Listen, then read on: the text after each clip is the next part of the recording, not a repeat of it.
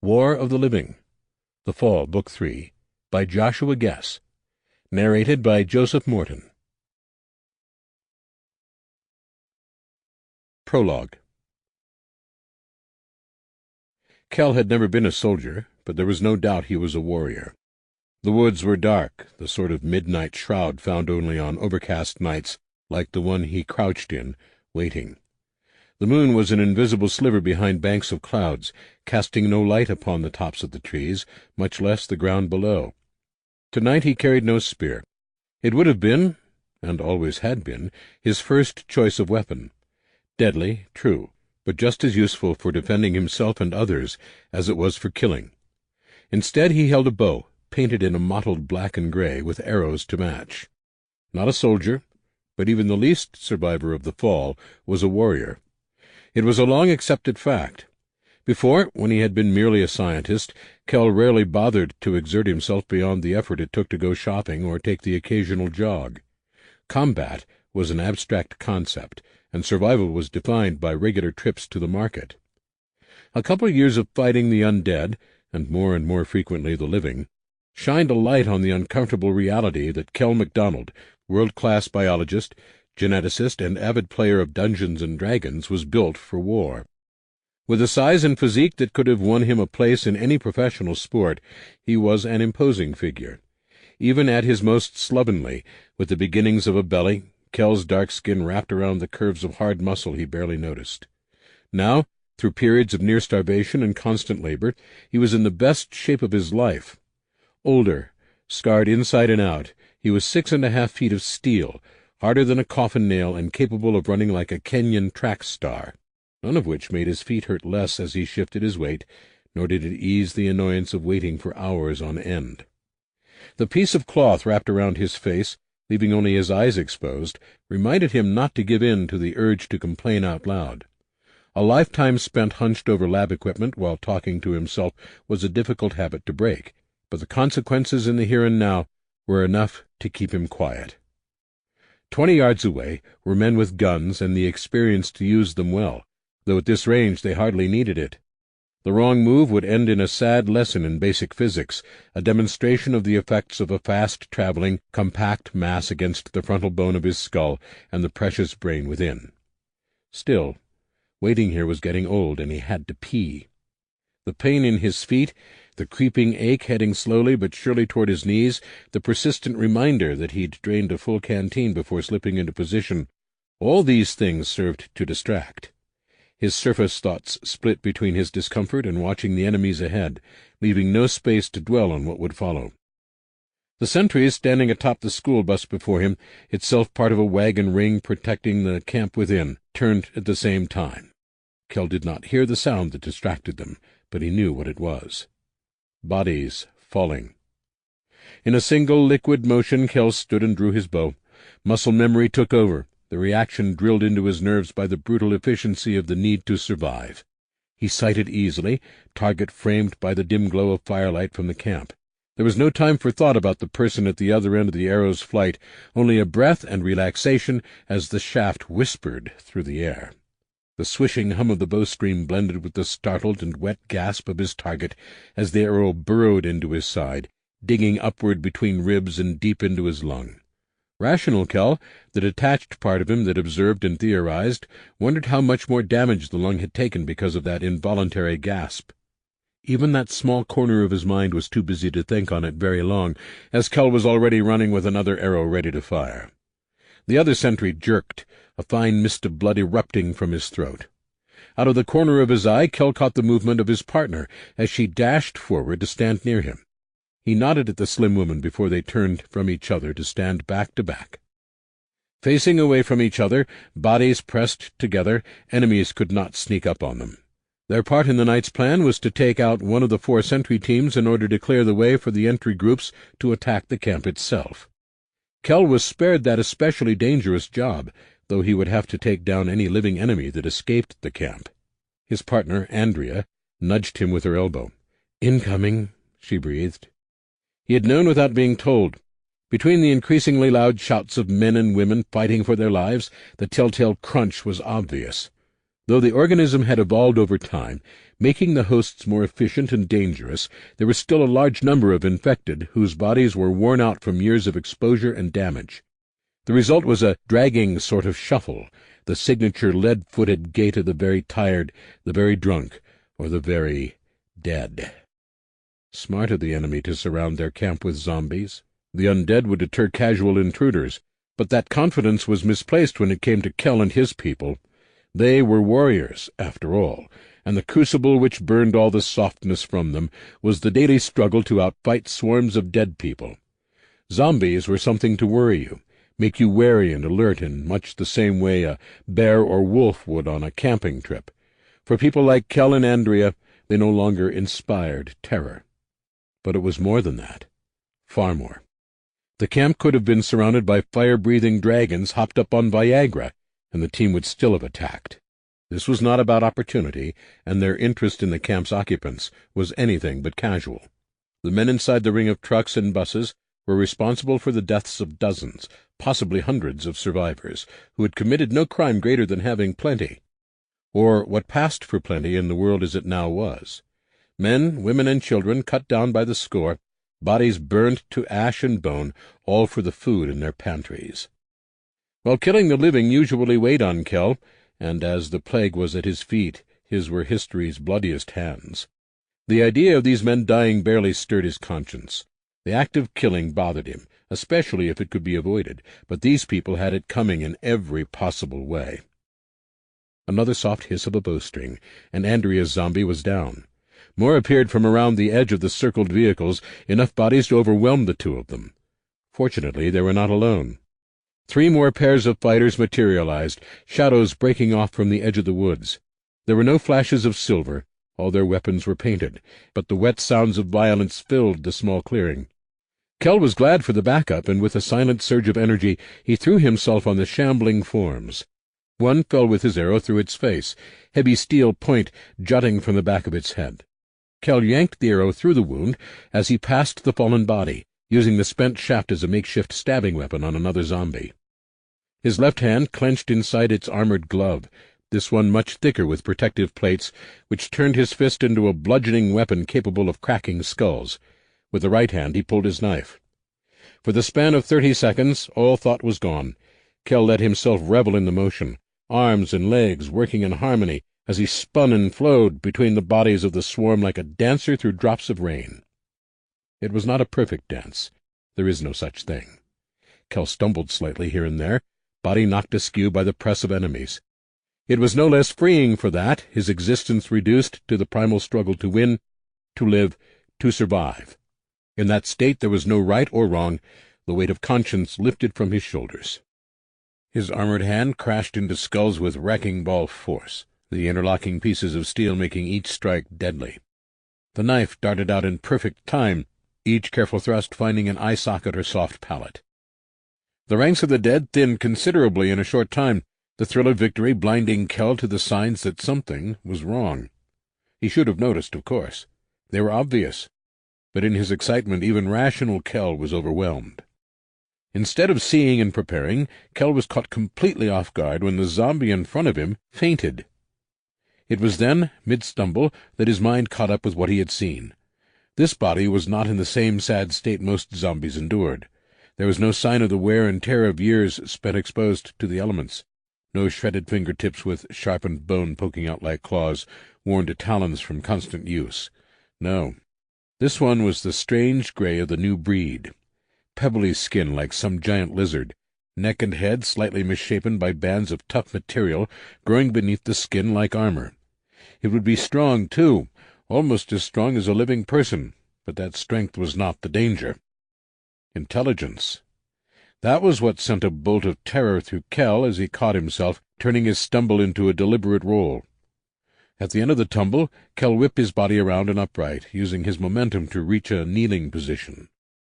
Brown eyes met those filmed with milky white, sending an involuntary shiver down his spine. The thing had recovered from his surprise roll, and was now watching Kell with the careful eyes of a waiting predator. There was something resonant in that gaze, not human intelligence, but beyond animal without a doubt. New breed had been seen using tools, even building crude structures to reach their goal, which was universally a meal made up of living people. Even more terrifying was their ability to, on some level, actively think and plan. This one had been acting like a regular zombie, blending in with the crowd, until Kell cleared the way enough to put himself in danger. Thankfully, there were no other new breed around. They worked well in packs and showed a surprising degree of teamwork and coordination. One-on-one, they weren't a match for healthy adults unless they got stupidly lucky. Kell feinted with his blade, drawing the zombie's attention to his thrusting right hand, which he pulled wide to his right at the last second, turning the thrust into a sweep. As expected, the new breed followed the movement with its eyes, body beginning to follow. As his armored gauntlet swung around to crash into the thing's head, Kell thought he saw something like understanding strike the zombie, as if it realized at the last moment that its own maneuver was being used against it. Then Kell's steel-clad fist thundered against its head, and the zombie dropped to the ground. The window of the bus popped open, a black-clad form sliding through it with practiced ease. The man flipped as he dropped, getting his feet under him and raising a submachine gun. His fingers froze on the grip of the weapon, the gun itself stopping in its upward arc. Kell stood with his bow at full draw, the tip of the arrow a yard from the escapee's eye. Andrea was in an identical posture. "Put it down slowly," she said, nodding toward the gun. The soldier hesitated, just a fraction of a second, but it was there. The barrel of the gun raised only slightly, but it was enough. Kell shifted his aim, stepping to move his body instead of his arms, and put an arrow through the man's forearm. To his credit, the soldier stifled the ear-shattering scream he should have let out, instead voicing a muffled shriek as he dropped his weapon. Andrea darted forward to kick the gun away, dropping her bow to grab the arrow transfixing the soldier's arm on both sides of the wound. She torqued it slightly, driving the man to the ground in pain, then used her leverage to work his arm around to his back. Kell moved in to help her secure zip ties around the injured man's wrists. He left the arrow where it was. Awkward and painful, but it would keep their captive from getting any ideas about escaping his bonds. All around the outside of the camp, people gave all clear signals. The zombies were cleaned up for the moment, though the smell of death and blood would inevitably draw another swarm like flies to honey. Inside the ring of vehicles, the sound of gunfire had ceased. The battle there hadn't lasted long, though that was no indicator of its severity. His side brought 80 seasoned fighters, several of them ex-military, but though they outnumbered their enemy 2-1, the sides were evenly matched. Kell's team might have been at a disadvantage were it not for the element of surprise and the cover of darkness. The enemy force was mostly comprised of soldiers, dangerous and skilled, but Kell's people knew the wilderness like elves out of Tolkien. It was that experience which gave them the upper hand, and the victory when all was said and done. Well, that and a healthy dollop of luck. Can't ignore good, old-fashioned luck. A nearby truck started, its engine rumbling to life. The sound made Kell jump a little. The sharp ticking of the motor as it heated and the thrumming of the pistons seemed unnatural and loud. That the gunshots and screams of dying men didn't elicit the same reaction was not lost on him. Every day brought a new understanding of what you could get used to, if you had no other choice. Kell shook his head, banishing the thought. It was good to question your moral track every once in a while, if only to gauge your distance from the center. Dwelling on those questions never ended well. The harsh reality was that the world would keep trying to kill him and the people in his community, leaving them little choice but to do everything they could to survive. Simple as that. The leader of the assault walked through the widening gap as the truck pulled away, breaking Kell's reverie. Everyone called the man Dodger, a name earned during his military service, and the reason everyone called him that was because he refused to answer to anything else. Normally laid back, Dodger was a different man on the battlefield. Gone were the laugh lines around his mouth, the fine web of wrinkles at the corner of his eyes now deepened by anger rather than a smile. His posture was tense as he walked up to Kell and Andrea. Dodger's entire demeanor changed when he laid eyes on the prisoner. The anger and frustration evaporated, as though it had never been, replaced by the elation of a child at Christmas. "You guys caught one of them?" he asked, though it wasn't really a question. "Things got heavy in there. We didn't think there were any survivors." Kell frowned.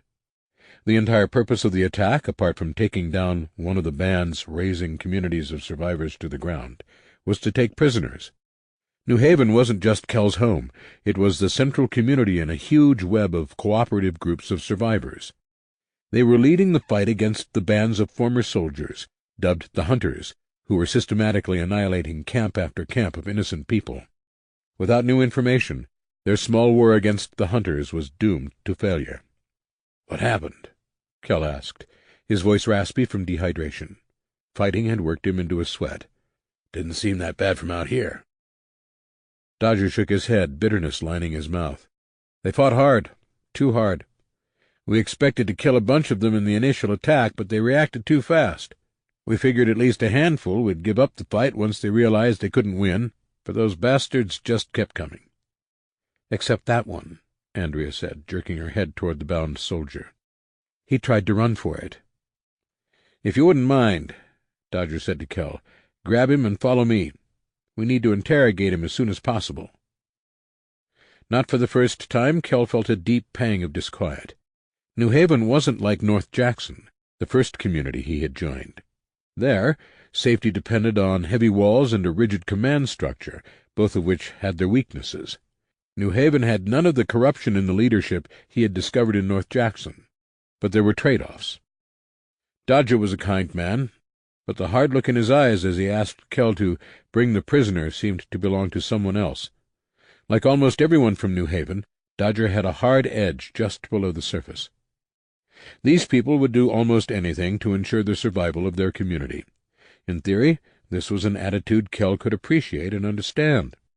They weren't a bloodthirsty lot, just resigned, willing to do what they must without hesitation. It was seeing this in practice that filled him with doubt. His new home was full of good and decent people, but they were being pushed by the Hunters and other aggressors right up to the limit of what they could handle. Kell's fear was not that New Haven was full of evil people. It was for what they would become when finally pushed too far. Part 1. Autumn. The Reaping. 1. 2 days after their successful assault on the Hunter camp, the strike force began to plan the next. The prisoner, faced with being impossibly outnumbered and utterly at the mercy of his captors, relented after only mild questioning, giving them invaluable information. Dodger didn't take his word for it. Scout teams were sent out immediately to verify his claims. It didn't take long. The captive, a font of information named Martinez, confirmed several suspicions about the mysterious group. The Hunters worked from a central hub, a massive compound a few hundred miles west of New Haven itself, and hidden well enough to be effectively invisible unless you were right on top of it.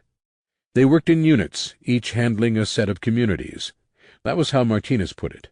Handling, as if raising the homes of survivors was as simple as taking out the trash.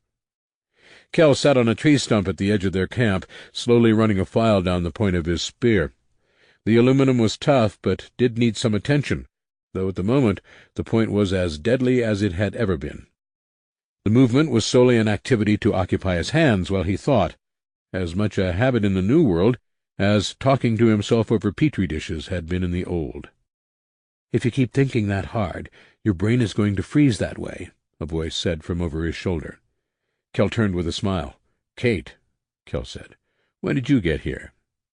The small woman threw a heavy duffel to the ground, then plopped onto it. Flexing her back, she yawned. "Just now.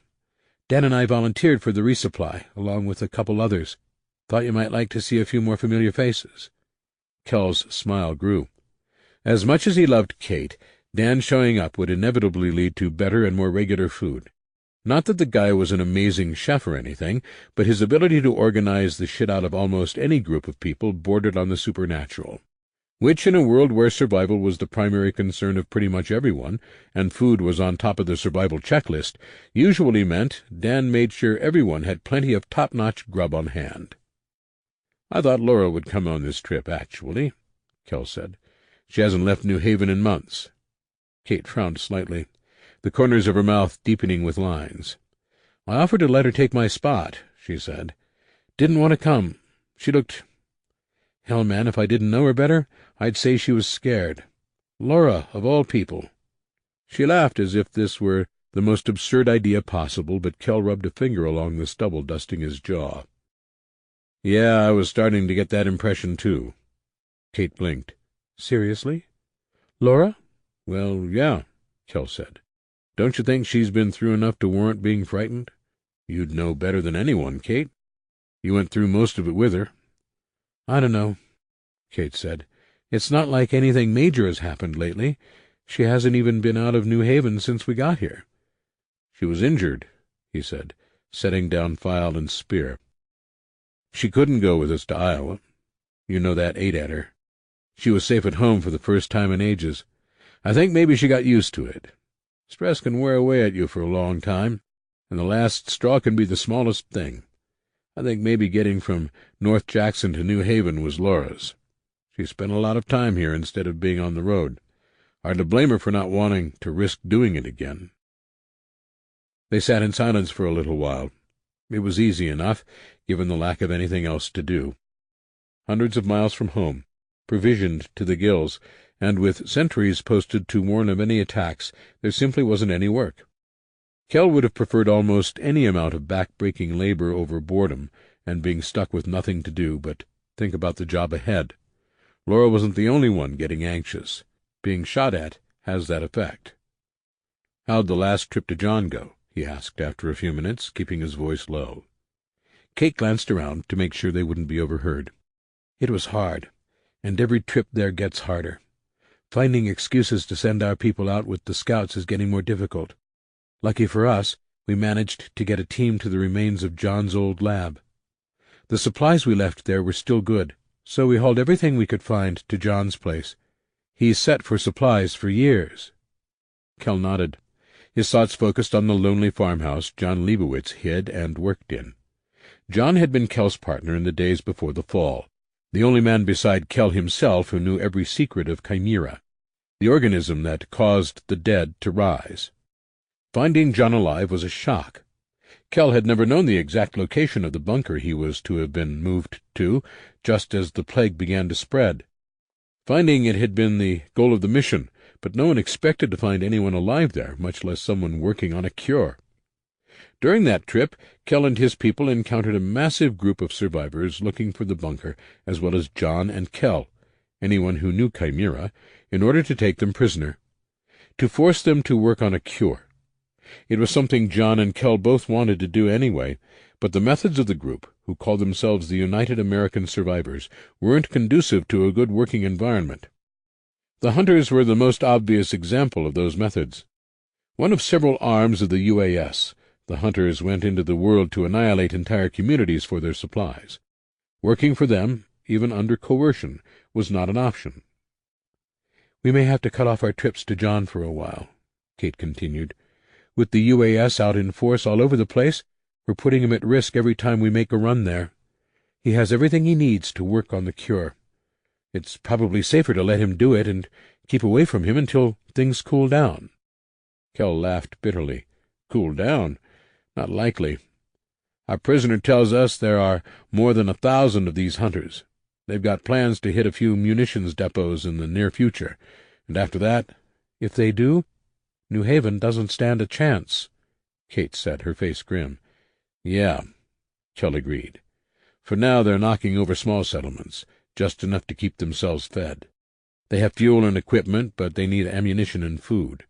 The prisoner gave us a rough timetable for all of their major moves." Glancing around at the camp, Kate nodded. "Everyone's ready to leave at a moment's notice. No tents, no gear that isn't easy to grab and go. Looks like we showed up right in time." "It wasn't coincidence," Kell said. "Dodger is planning the attack right now, and he needs everyone he can get. You and the rest of the supply crew aren't heading back home. You're fighting with us." Kate grinned. "Good. It's been too long since I had a good fight." Her enthusiasm pulled a smile from him, but it was tempered with caution. The last fight was still fresh in his mind, the memory of adrenaline pumping and blood rushing loud in his ears. What they were doing, attacking in the open, hours away from any possible rescue or support, was risky beyond imagining. They did it because the choice was between taking that risk or letting those small communities die. Kell thought of those people, most of them farmers now, working from dawn to dusk to feed themselves. Families, many of them. People with loved ones. A memory sparked and caught in the back of his mind. A wife and child long lost. He would not allow that to happen to these people. He refused to let the hunters take from them what had been taken from him. Though he had reservations about the sheer volume of blood being spilled in the conflict with the hunters and by proxy the UAS, Kell still felt a thrill of excitement that the conflict was at least changing. The original plan had been for him and his group to leave New Haven shortly after relocating John to the safe house. That had been early in the year, and now November loomed. The conflict had been stagnant for months, and however distasteful it might be, picking this fight was the only way to disrupt the status quo. The problem was the hunters and the UAS, of course. So long as they were looking for someone to capture, someone who knew the plague well enough to possibly create a cure, it was a bad idea for Kell to join John in his work. Will Price, the leader of New Haven, frequently made this point by referring to the old saw about eggs being in one basket. Kell tried not to get his hopes up that the fight would be over quickly. Instead of dwelling on the possibility during the hours of travel to their next destination, he instead stood in the back of the truck and enjoyed the scenery. This time of year brought a riot of colors, the trees exploding in reds and yellows, with bluish evergreens dotting the landscape here and there. "How far to the staging area?" Kate asked, raising her voice above the sound of the engine and the wind. "Not far," Kell replied. "They're camped 10 miles out from Oakwood, a little group of about 30 people." Kate screwed up her face in thought. "Why does that sound familiar?" "Oakwood is one of our refineries," Kell said. "They're the westernmost outpost we're affiliated with. New Haven supplies them with food, clothes, everything they need. In return, they turn our crude oil into gas." "I thought the hunters didn't need fuel," Kate said. "They don't," Kell replied. "We have the huge oil reserve up north. The UAS has one in the south. But it's a good strategic target. Wouldn't kill us, but it would strain our supply lines. Not to mention Oakwood keeps several tons of food in storage at all times, just in case." And that, Kell suspected, was the real prize. The UAS was big and getting bigger all the time. Moving across a third of the country was costly in fuel and manpower, yet the UAS did it constantly. His first encounter with their people had been early in the year. It was a group of men and women out on a hunting trip, stripping the surrounding area of all game and shipping it back to the homestead. The actual number of the enemy was vague, but if there were less than several thousand of them, Kell would have been shocked. And that many people required a lot of calories.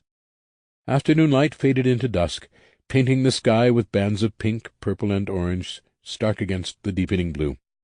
Along with the changing autumn landscape, it made for a breathtaking sight. Darkness fell just as the convoy reached their campsite. Kell was one of a handful of people who had stayed awake the entire day. Most of the group slept as best they could after their efforts the previous night. Some would grumble and complain about taking on another group of hunters so soon, griping about exhaustion, but they would manage just as well on the repeat performance. It wasn't something he could discuss with them, that odd stamina. Most survivors never noticed a difference. The physiological changes brought on by the chimera, grown through their bodies like moss in the cracks of a stone, were subtle. For all that, the changes added up one by one, rendering each person into something slightly better than they had been before. Kell could go without sleep for more than 2 days before his mind began to falter. He was stronger, faster, and could keep a high level of activity for much longer than any point in his life to date.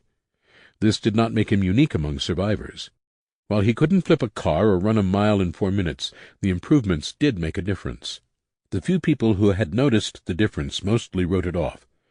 Rationed food brought weight loss, and the demanding life of a survivor made you strong or killed you. And those people weren't entirely wrong in their rationalizations.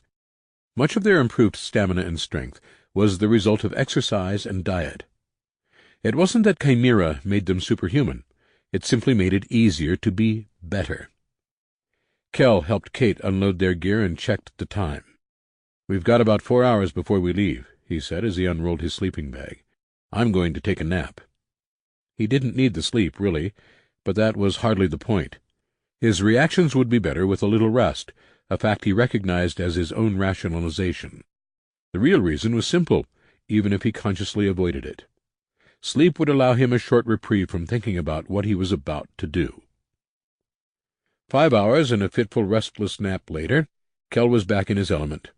He moved slowly on his belly, inching forward along the path laid out by the scouts. Their report had been exhaustive in its detail, from guard rotation patterns to the habits of the men inside the camp. Though many groups of hunters were made up of military men and women, it was the opinion of the scouts that the majority of this group were conscripts, survivors. But not survivors as Kell and his people knew them. It was taken as a fact of life that anyone who had survived the fall to this point was tough. The world eroded away the weak parts of a person, leaving only the strong core behind. Kell thought of it like water washing away the dirt around the base of a tree to expose the sinewy roots below. These men were different, and the same could be said of the UAS soldiers he had met back in March. It was the same game plan then as now, with the head of the operation manned by experienced soldiers, the rest made up of ordinary people. People who had, for whatever reason, managed to avoid the perils of living with the dead. The hunters seemed more capable in this area, but there was an unmistakable sense of difference about every group of them he had seen. They wore clothes that didn't bear the scars of constant repair from spending time in the countryside, hunting or gathering. They weren't hollow-cheeked with hunger, all reserves burned away. Just the opposite. In fact, many of them looked like they had just stepped from the old world, with its easy meals and lack of back-breaking labor. The hunters were more adapted to survival than other members of the UAS, but they were still different. It was that difference that gave Kell and his people their edge. He slid into his final waiting position and pulled out his night-scope. Through the battery-powered device, the darkness was stripped away to reveal the tiny shapes of distant men perched atop a ring of vehicles. Just as advertised, the sentries were watching, but not particularly alert. It was hard to tell from so far away, but the man directly in front of Kell appeared to be having a conversation with his immediate neighbor 15 feet away. Both sentries were alert, but both glanced away as they chatted. Their eyes were naked to the night, though both were smart enough not to look at the fire casting light upward from the center of their ring of vehicles. Kell would have shaken his head were he not trying to remain as still as possible. These guys took their job seriously, but were lulled into a false sense of security by too many quiet evenings. Wherever they came from must not be a place where fighting other living people or even zombies was much of a concern. The hypothetical locale appealed to him for that reason, if for no other. Heads began to appear over the edge of the vehicles, men climbing from inside the ring of metal to relieve the current group of their duties. Every guard Kell could see was standing, presumably giving the brief report that all was well in the night. Several were in the act of handing over their rifles when a deafening salvo of gunfire split the night. Kell let the scope fall on its lanyard around his neck, surging to his feet and into a dead sprint. His long legs ate up the distance faster than any of the other bodies exploding from the brush. Shouted orders echoed from the camp as the bodies fell, a mist of blood still wafting down. Windows began to open along the ring of trucks and buses. Kell did not slow or even swerve, though he knew hidden shooters must be aiming weapons at him from behind those dark portals. More gunfire sounded from well behind Kell, the sharpshooters taking aim squarely in the center of the windows. His heart hammered in anticipation of a bullet slamming into his body, but the plan went off perfectly, at least on his side of the camp. There was no way to know if the other runners were being covered as effectively. Tossing his spear from right to left hand, Kell snatched a cylinder hanging from his belt. The small circle of metal attached to its end was tied to him, removing the need to pull it with his other hand. The grenade gave a soft ping as he slid to a stop and lobbed it over the vehicles in a smooth arc. He was running again as soon as the weapon left his fingers, repeating the process with a flashbang. This he threw into the nearest open window. The snipers from his own side would have begun moving forward by now, their covering fire gone. That was fine with Kell. He was right up against the wall of steel, running along the outside. To fire at him, a shooter would have to hang out of the window. If one of them were stupid enough to do that, they'd deserve the length of pointy aluminum he would shove into their face. Several more grenades later, Kell stopped and hunkered down, shoulder pressed against a school bus as he worked. This was the most dangerous part of his job, at least until he breached the makeshift wall. Running toward the camp had been a risk, but at least then he was mobile. He could have ducked, taken a rolling dive to the ground, or changed direction. Kneeling on one knee, spear laying on the dying grass, he slid the pack from his shoulder and worked quickly. It only took him 10 seconds to yank the scaling rope from his pack by the hook. They were a very long 10 seconds. As much as he disliked the killing he had to do, Kell imagined he would like being shot in the head much less. With an easy swing, Kell tossed the heavy hook, 3 pieces of bent and sharpened reinforcement bar welded into a grapnel, over the edge of the bus. He couldn't hear the hook slap into the earth over the swelling gunfire, but he felt the tension go out of the line. Carefully but quickly, he pulled the rope until it caught on the edge of something. Kell leaned his weight on it until he was sure it would hold. Keeping tension with one hand, he unhooked a heavy tent spike from a belt on his leg and drove it into the ground, stomping it down before securing the rope. Kell flattened against the side of the bus, crouching below the windows as he faced outward. Unwilling to trust the stake entirely, he kept one hand on the rope, pulling it taut as groups of fighters closed in on him. Several nodded as they approached, taking defensive positions and covering others as they climbed the heavy knotted rope up the side of the bus. In short order, the entire group was up. 2 of them grasped Kell by his wrists and hauled him to the roof. He caught a brief flash of the nightmare inside the camp. Bodies and body parts lay just outside smoking craters. Men shot wildly at the attackers swarming over the tops of vehicles, only to be mowed down almost instantly.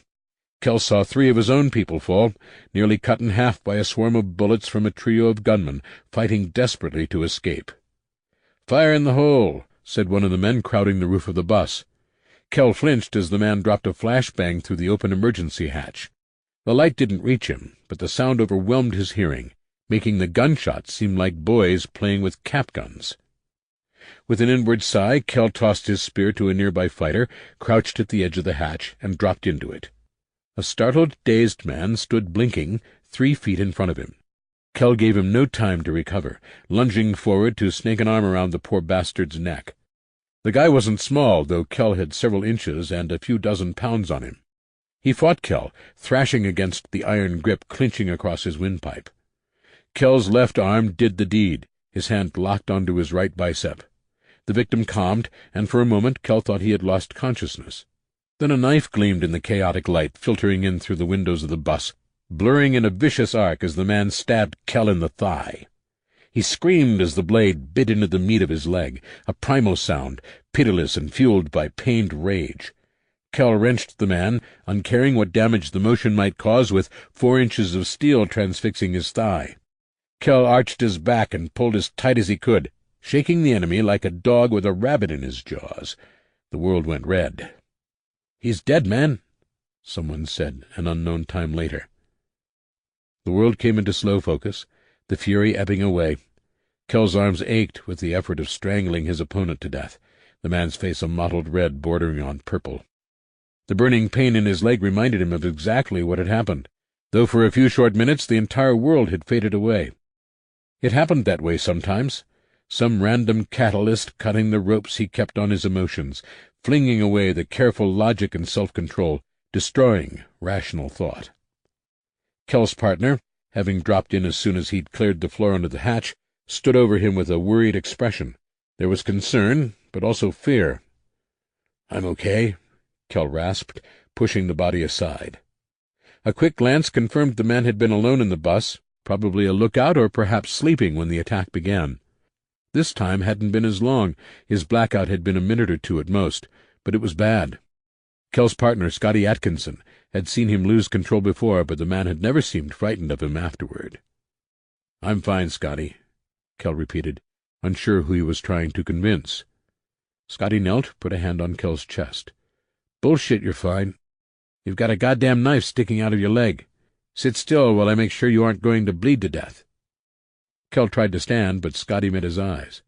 The stare was even, without anger, but it held the silent accusation that if Kell was stupid enough to try to stop an experienced medic from tending his wound, that medic would hit Kell on the head with a heavy object until the patient relented. Kell sat back. Scotty worked quickly, cutting the slit in Kell's pant leg wider so he could work. In a few minutes the wound was cleaned, glued shut, and bandaged. The sounds of gunfire and small explosions rocked the night the entire time, but no bullets pierced the walls of the bus to strike them. Like most vehicles running the roads, the bus was armored. Kell chuckled to himself. The enemy's own protective measures were keeping him safe. "All right," Scotty said as he stood. "I think you're good to go. Try not to strain it. You know what? You're probably going to overdo it, so why even bother? Just go as easy as you can until we can get you sewed up." Kell grimaced as he came to his feet. "The fight's not quite over yet," he said. Though judging from the fading gunfire and thinning screams, it was close. "Let's see what kind of trouble we can find." They crept from the bus and into the camp itself, Kell wondering who had his spear. 2. Though Scotty held his gun ready, Kell didn't think it was entirely necessary. One look around the tiny battlefield made it clear that their side had won once again. The black-clad bodies dotting the piles of corpses were a testament to the fact that it wasn't a bloodless victory. "Jesus," Kell said. He ducked on instinct as a burst of gunfire erupted, followed by a second, then silence. "We're losing people too fast," Scotty said. "How many of these cells are there, do you think? 10? 20? We keep going like this, and we won't have enough people to fight them before we're even halfway through." Kell nodded as he picked his way through the dying battle. There was a lot of smoke, a few small fires, but not much movement. His people either stood guard, watching for stragglers, or knelt amid the dead to make certain they didn't rise again. It was brutal, grisly work, but it needed to be done. Kell looked away as they passed by one such worker. He didn't need to see the thin spike going in the eye or ear, maybe through the back of the mouth and up. The smoke began to thin by the time Kell and Scotty made their way around the rough circle of vehicles to find a gap where someone had moved a truck. The chaotic rush was wearing off, the glandular samba beating inside his body finally evening out. How much time had passed? It had only seemed like a few minutes, but in the thick of it, time could be tricky. At least 15 or 20 from the progress he could see. Through the gap he saw that the cleanup was well underway. A handful of fighters crouched around prone bodies, enemies who had evidently made it outside the camp. They themselves were surrounded by a ring of dogs, each silent. These weren't friendly pooches begging adorably for table scraps, though some might have been exactly that only a few years before. Every line of them was muscle, every bone and sinew tense with the controlled urge to kill. They were one of Dodger's innovations. Knowing some enemies would try to run, and knowing they couldn't be allowed to contact the other hunter groups, Dodger brought dogs from home to run them down. Canines also had an instinctive and incredibly violent hatred for zombies, which made it easier to secure their campsites. Kell itched to study exactly why that was the case, but had to suppress the scientific curiosity. He patted one of the dogs on the head as he walked by, eliciting a strangled noise from Scotty, who eyed the dogs nervously. The dog shifted its eyes at Kell, clearly performing a cost-benefit analysis of affection versus dereliction of duty. He made it easy for the pooch by not slowing down as he limped past the gathering, heading toward the empty field beyond. The plan was to have their vehicles set up near any opening in the camp wall, among them the small mobile clinic for treatment of injuries. Kell sat in the grass and waited. Scotty, who had followed Kell from their previous home in North Jackson and who had proven his loyalty as a friend many times, stood nearby. He shifted his weight, glancing at Kell for a few seconds before scanning back the way they had come. After a minute of this, Kell reached over and gave the other man a healthy slap on the calf. "You're the worst mother hen ever," Kell said. "Go see if anyone needs a medic. I'm good here." Scotty opened his mouth as if to argue, but stopped. "You're just going to make me feel stupid if I argue, aren't you?" he asked. "Absolutely," Kell replied. "Fine," Scotty said. "I'm supposed to anyway. You're sure you're okay?" "Yep," Kell said, then flopped onto his back. "I'm good." Scotty left. Kell figured it was best not to mention the blood running down his leg. It would just make him worry. Kell sat up on his elbows a short time later, a commotion near the entrance to the camp growing louder. The noise was so loud at first he thought some hidden enemy had attacked. Then Dodger came around the corner, hauling an older man along. A swarm of New Haven fighters followed close behind, laughing and cheering like they had just won the big game. The prisoner wore handcuffs, his silver hair matted with dried blood. His face was scraped, the first dark circles of bruises blooming on his cheeks and around his mouth. Older he might be, but the man hadn't given up without a hell of a fight. Dodger spotted Kell sitting in the grass and swerved toward him. The herd of fighters kept pace, and Kell noted with a small jolt of happiness that one of them carried his spear. It was bloody from tip to butt, and Kell found himself both jealous someone else had used it and thankful it had come in handy. "Kay," Dodger said as he pulled in close, "mind if I leave this guy here with a couple guards? We're not quite done checking all the hiding places. I want him out of the line of fire." "No problem," Kell said with a shrug. "Who is he? I thought we weren't worrying about prisoners this trip." Dodger gave a fierce smile. "He's their commander. Caught him myself. He's going to tell us where the rest of the hunters are deployed." "The fuck I am," the prisoner said, speaking for the first time. "You'll have to kill me." The words were solid, certain, and his voice had the unmistakable ring of a man who does not fuck around. Even so, his eyes darted and moved, the crow's feet at their corners deep with concern as he scanned for any avenue of escape. Kell met those eyes, the dim moonlight glinting from them, and in that brief moment the prisoner's face lost all trace of fear. It was traded for astonishment. Kell's heart began to hammer. "Anyway," Dodger said, ignoring the prisoner's protest, "I'll leave a few guys here." Actually," Kell said, thinking quickly, "you might just send Scotty back out here. My leg is hurt and the glue must have broken open. I think we can watch one old guy between the two of us." Thankfully, Dodger didn't seem to sense the tension in Kell, though it felt like every line of his body was screaming his fear at 100 decibels. "Sure, no problem," Dodger said. He motioned for the group to disperse, but waved over the man holding Kell's spear. "Give that back to Kay and hang out here until Scotty shows up." The man nodded and did as he was told, standing 15 feet away as Kell sat up and leveled the spear at the prisoner, who had been roughly pushed to the ground nearby. "It's you," the older man said, his voice pitched low. "I can't believe it. They showed all the group leaders pictures of you, told us who you were, but we all thought you were dead. Jesus." Kell glanced at the guard, who stood with a pistol in hand but was staring toward the camp with obvious impatience. "No idea what you're talking about," Kell replied in the same low voice. The old man smirked. "Yeah, that's why you're whispering. You're him, that scientist. They told us to capture you alive at all costs if we ran across you. Went through a lot of trouble on some of the raids, too, having to hold up while we checked to make sure some other huge black guy wasn't you." He might have been lazily discussing the weather instead of the targeted destruction of survivor communities. Kell heard no malice in his voice. The commander spoke in the plain manner of all soldiers who had seen and done enough to make the act of killing commonplace, even normal. Kell ran across the attitude depressingly often, even in New Haven. Especially in New Haven. Biting back further comment, Kell waited.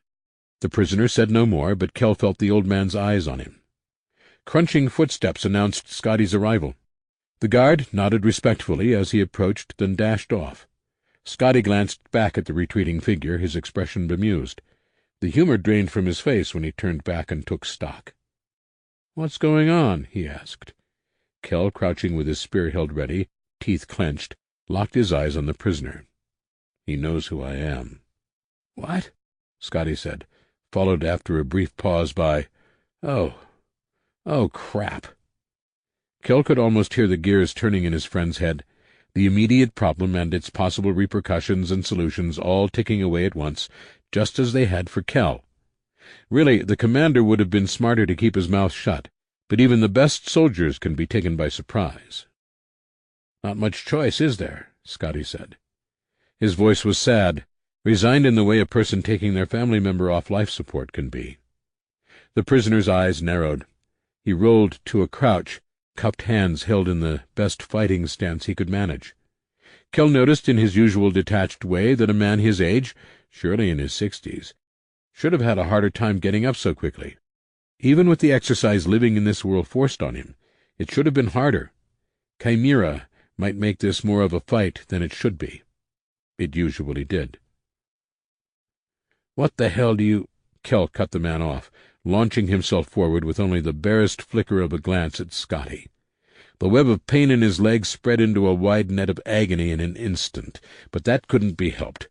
There was little space between them to start with, and in half a second there was none. The spear did not find its target, which was the eye of the enemy commander. Instead, Kell found himself wrenched to the side, tumbling over his own weapon as it was used to throw him. Out here in the dark, away from the eyes of the busy soldiers doing the last bit of cleanup, no one would see him die. No one but Scotty. Kell tried to continue the roll, using his momentum to escape the death he felt hovering over him like an old friend. But the dew-slick grass betrayed him. His ankle went sideways, all his weight going into the roll, which then became a fall. A hollow snap came from his right collarbone as he and the earth said hello. Momentum carried him over just enough to put him on his back, the weak light of the moon peeking out from behind a bank of clouds. Thin as the light was, there was more than enough to gather on the shaft of his spear, across the links and bracelets of the captive hands which held it. He should have used that quarter-second to flex, to roll, to do anything to escape the slim spire of metal descending toward him. He would have, but the pain of the broken bone rolled over Kell when he landed on his back, driving out all thought and turning the danger in front of him into an abstract. This is where it would end. One of the last 2 men alive capable of curing the plague, gone. If there was something past this, at least he would be with his family again. Except that he imagined his own sins would send him somewhere much warmer. Kell MacDonald possessed a remarkable mind, a mind capable of working in directions and at a capacity that put him in a rare class of intellect. Chimera added to this, smoothing neurological function even as it copied the wondrous organic operating system that was his brain. Those 2 factors worked together, clearing his head just enough to recognize his impending death. Regret and relief had just begun to flow through him in an even mix when Scotty shot the prisoner in the head. The sound brought people running within seconds. Kell had just begun wiping the bits of brain and shattered skull from his face when sets of hands gripped him, a babble of voices echoing across the field. There was blood in his eyes, and it was not his own. "I'm fine," he mumbled. Someone slipped a hand under his arms and pulled, moving faster than he could protest. He screamed and was promptly dropped. The pain left him in a partial haze, just aware enough to enjoy watching Scotty, still holding his pistol, dress down the handful of men who had sprinted to help. The rest of him was trying not to move, cradling his right elbow as he lay on the ground. Kell shook his head, focusing on Scotty's voice. "The guy went for the spear. He knew what he was doing, too. Flipped Kay onto his head. I think he broke something. The guy was getting ready to stab Kay, so I shot him." Well, I worked because, except for the very relevant fact that Kell had started the fight, it was all true, which was a blessing for Scotty. The guy was a decent fighter, one hell of a field medic, and as good a man as you could find nowadays, but a terrible liar. Mama Atkinson raised him right, but for the wrong world. "We should have had someone else here," one of the soldiers said. "No," Kell croaked from the ground. "One handcuffed old guy? He didn't look all that scary. Shit happens. We're both, well, alive at any rate. I could use some pain meds if anyone has some. Think my collarbone is busted." Scotty took over the scene, the firefighter in him coming to the fore. Kell was thankful for it, and for the lack of suspicion on the part of the surrounding men. Guilt burned in him, making it seem as though one of them would turn on him at any moment and accuse him of murder, but he pushed the thought down. Of course they had no idea. The guy had been a prisoner, a valuable one. Soldiers tried to escape capture all the time, and with Kell injured and Scotty carrying minimal weaponry, it would have seemed a perfect opportunity. And the honest assessment was that once the guy realized who Kell was, he probably would have tried to escape for real. This way no one else found out Kell's identity. The next 15 minutes were hectic for everyone but Kell. Scotty sent a soldier off to retrieve the backup crew, including their medical bus. Dodger appeared and began to ask questions as Scotty cut away Kell's shirt to take a look at his collarbone, and was waved off. "It can wait until he gets looked at," Scotty said. "A few minutes won't matter." There was steel in Scotty, Kell observed again. No doubt about it. Whatever questions Dodger had did in fact wait, and more than a few minutes. Between flashes of pain that caused him to burst into waves of sweat, he watched people clean up and manage the scene. Bodies were piled and burned, dogs set in pickets to discourage the undead. The wounded were treated, Kell included, and someone wonderful, injected him with something that made him not care a bit about his broken bone. Eventually a consensus formed among the medical staff that the break wasn't something any of them could fix. The bone was bent upward in the middle but still in one piece, a partial break that would require surgery to straighten but could otherwise be left alone to heal. Kell, medicated as he was, shrugged, which hurt like hell. Scotty slapped him on the back of the head. Eventually Kate showed up. Blood splattered up her boots and across the cuffs of her pants. "You okay?" she asked as she approached the section of grass where he lay on his back, his only cover a thin blanket. "Why aren't you in the tent with the rest of them?" She jerked a thumb at the hastily erected green tent a few yards away. "Not enough room," Kell said thickly, trying to work moisture into his mouth. "The damn pain meds always did that. A lot of people hurt this time. We need to do better. Fight smarter." Kate raised an eyebrow. "Funny, the look on your face when you were talking about Laura made me think you didn't want to fight at all." Kell smiled at her weakly. "Fighting I don't mind. It's the killing that's the problem. But we don't have a choice. If we're going to do it, we should be better at keeping our people safe." "Yeah," she said, her carefree facade cracking to show the concern beneath. "We're getting lucky. About all we have going for us is surprise." "Well, that and being able to pick off a lot of them at guard change. Taking down a quarter of them in one shot probably saved our asses," Kell said. "You're right," Kate said. "We do need to fight smarter. Or better yet, not fight at all if we can avoid it. We also need to stay focused and keep taking out as many as possible before the actual fight. I mean, hell, that one prisoner almost got you. If it hadn't been for Scotty—" Kell felt the heat rise in his face. Not for the first time, he was thankful for his dark skin, which hid the blush, though it would have been hard to see on anyone in the dim lantern light. "About that," he said, glancing around to make sure no one was close enough to hear. Then he told her. There was never a question of keeping it from her, even if Kell thought she would take it badly. Not that there was much chance. Kate had once killed a man who held a grudge against Kell. Granted, the guy had tried to shank him in the kidney in the middle of a zombie attack, but Kate made her move in cold blood. She wasn't at all put off by the conversation. "And you're sure he knew who you were?" she asked when he finished. "Yes," Kell replied, shaking his head. "You should have seen him, Kate. He was shocked speechless for a minute. He didn't know how to react." She crouched next to him, resting elbows on knees as she steepled her fingers in front of her lips. Her fine brows knitted together thoughtfully. "It's probably good you were hurt, then," she said after a long pause. "We can't risk anyone from the other camps figuring out you're alive, and this will keep you away from the enemy. No chance they'll recognize you if you aren't fighting." The same thought had crossed his mind, though with a healthy dollop of guilt. "I want to help," he said. "You will," Kate said. "You will sit around and mope like you always do, then have a brilliant flash of inspiration on how we can kill these guys without getting whittled down to nothing. Then I'll figure out a way to share this genius insight without making you look like the genius you are, thus avoiding suspicion." Kell chuckled. "When you say it like that, you make it sound predictable," Kate said.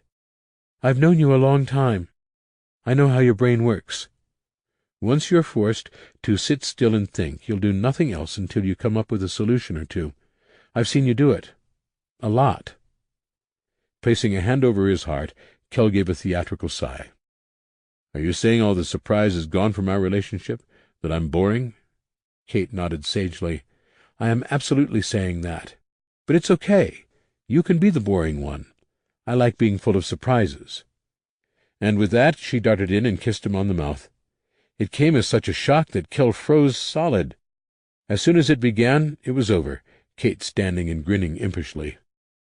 "Besides, when you do something unexpected, prisoners get killed. I think you better leave the impulsive behavior to me." 3. Kell set out the next attack, which was their last assignment before heading home. According to their prisoner, there were only 3 hunter groups in the local cell. Dodger was certain the prisoner told the truth, though given the need to limit how much any soldier knew, it was possible other groups worked nearby, and the man simply didn't know. With a fairly important bone broken, there was no way Kell could fight. He might have managed to fire a rifle with a little tinkering, but his lack of finesse with guns made the idea worthless. Instead, he spent the night of the final attack hobbling carefully around the bus carrying the wounded.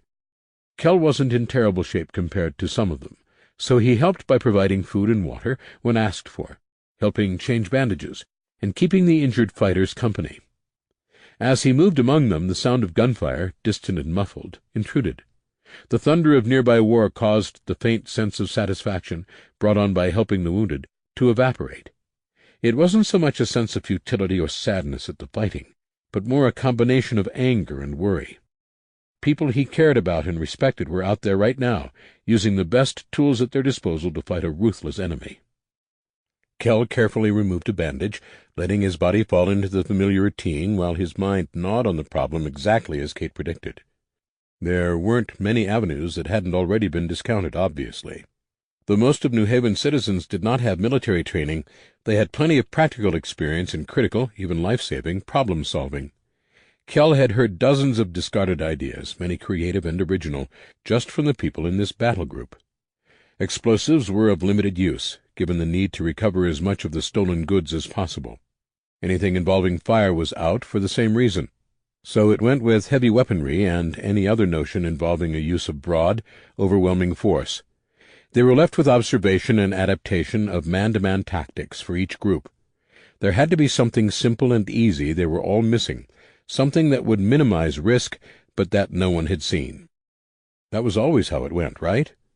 The obvious solution stared you in the face until you finally wised up and focused on the small picture right in front of you. Kell finished changing the bandage and trundled back to the station where the supplies were kept. He tossed the used bandages in a plastic container and poured a little bleach on them, sloshing the pan around before putting it aside. The work wasn't hard, even with his arm in a sling. His hand worked fine, and, more important, so did his brain. The trick was to work within the limitations, using the injured side for fine manipulation and the other for the heavy lifting. It was all about using what you had to get the job done. As he lifted another dressing kit and turned to move on to the next patient, Kell stopped. An idea burst into his brain fully formed, a simple but devastatingly effective plan. It contained elements already deemed too risky by the people in charge, but Kell's version sidestepped most of the objections he could think of. Kate was right, as always.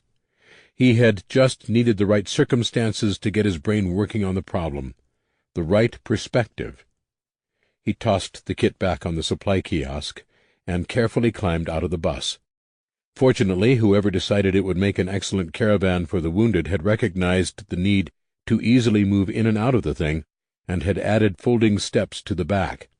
Even so, his entire shoulder buzzed with pain as he dropped the final 18 inches from the last step. The vehicles were spread in a wide semicircle several hundred yards from the enemy camp.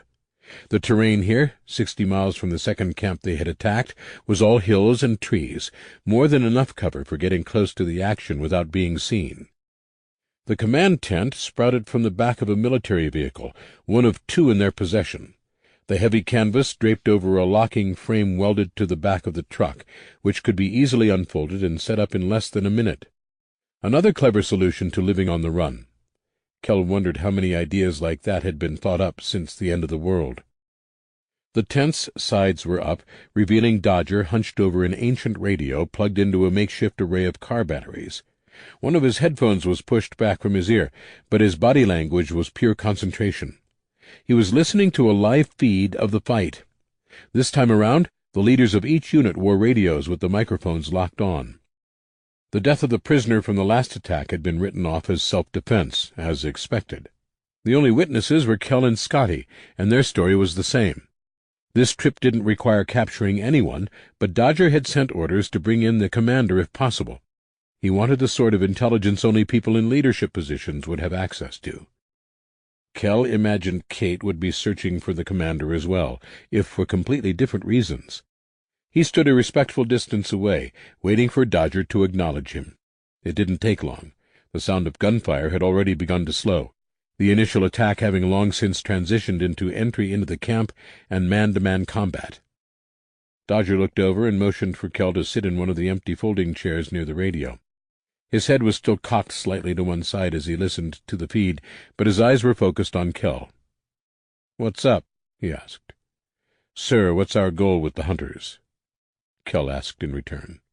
Dodger blinked in surprise. "As far as I know, we're going to stop them from taking out any more communities. It'll be a long, drawn-out fight until we push them hard enough that they retreat back to their main camp. So, just to make sure I'm understanding you, we're going to kill them?" Slightly exasperated, Dodger nodded. "Yeah, man. Didn't I just say that?" "No, you said we're going to fight them," Kell said. "We don't have to do that if we just want to kill them." Dodger waved one of the guards over, handing the man the headset. "Put this on," he said. "If you hear anything go wrong, if anyone gives one of the emergency signals, you yell for me. I'll be just over there." He hauled Kell 20 feet away, stopping out of earshot. The man's face was intense, curious, and a little frightening. "I'm listening," he said. Kell talked. The convoy driving back to New Haven was much larger than the one that left. There were less people. They had suffered losses, but the number of vehicles had hugely increased. Many of the injured were in good enough condition to drive, and thanks to the fuel reserves carried by the hunters, there was no need to leave any useful set of wheels behind. Trucks carrying the supplies raided from communities by the hunters rode alongside several new assault vehicles. One trailer held all the weapons Kell's group had liberated from their defeated enemies, along with a huge stock of ammunition. Other vehicles were brought on their own merit, a modified and armored tanker for fuel, and one for propane. Anything and everything of value had been piled together, every useless bus and truck drained of fuel in order to return as much value for the trip as possible. It remained unspoken that no amount of loot could replace the lives lost, but those deaths had not been in vain. The purpose of the trip was to bloody the hunters, to show them that New Haven and its allies would not allow the attacks to continue. Kell, sitting in the back of a truck atop a pile of reclaimed clothing, thought they had managed that goal admirably. "I can't believe you just went up to Dodger and casually told him you could make chemical weapons," Kate said, not for the first time. "It wasn't like that," Kell replied, shifting his weight in a futile attempt to get comfortable. "I poured the bleach and the idea hit me. I had to say something before we got home, put the idea in his head so he had time to think about it. If it works, we'll be able to stop the attacks in one try." Kate grimaced.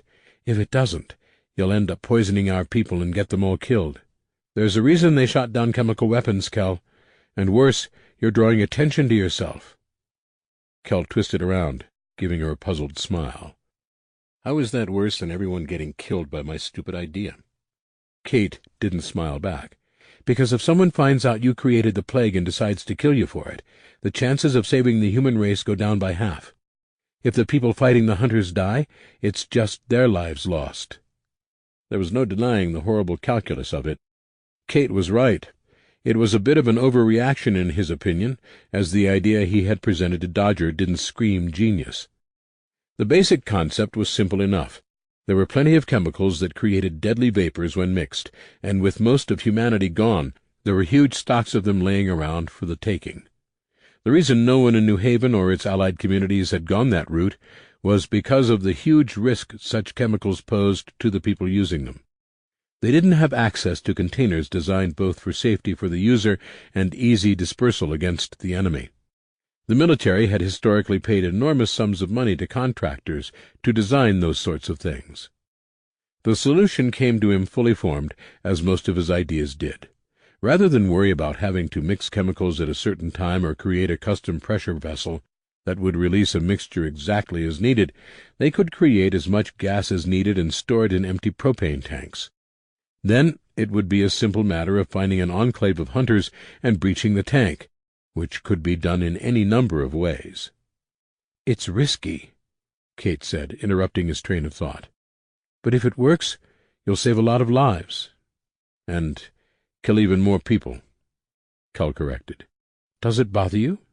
Kate asked, a curious glint in her eyes. Kell paused. The necessity does, but these guys are as bad as anything we've faced. They don't get the benefit of any second thoughts.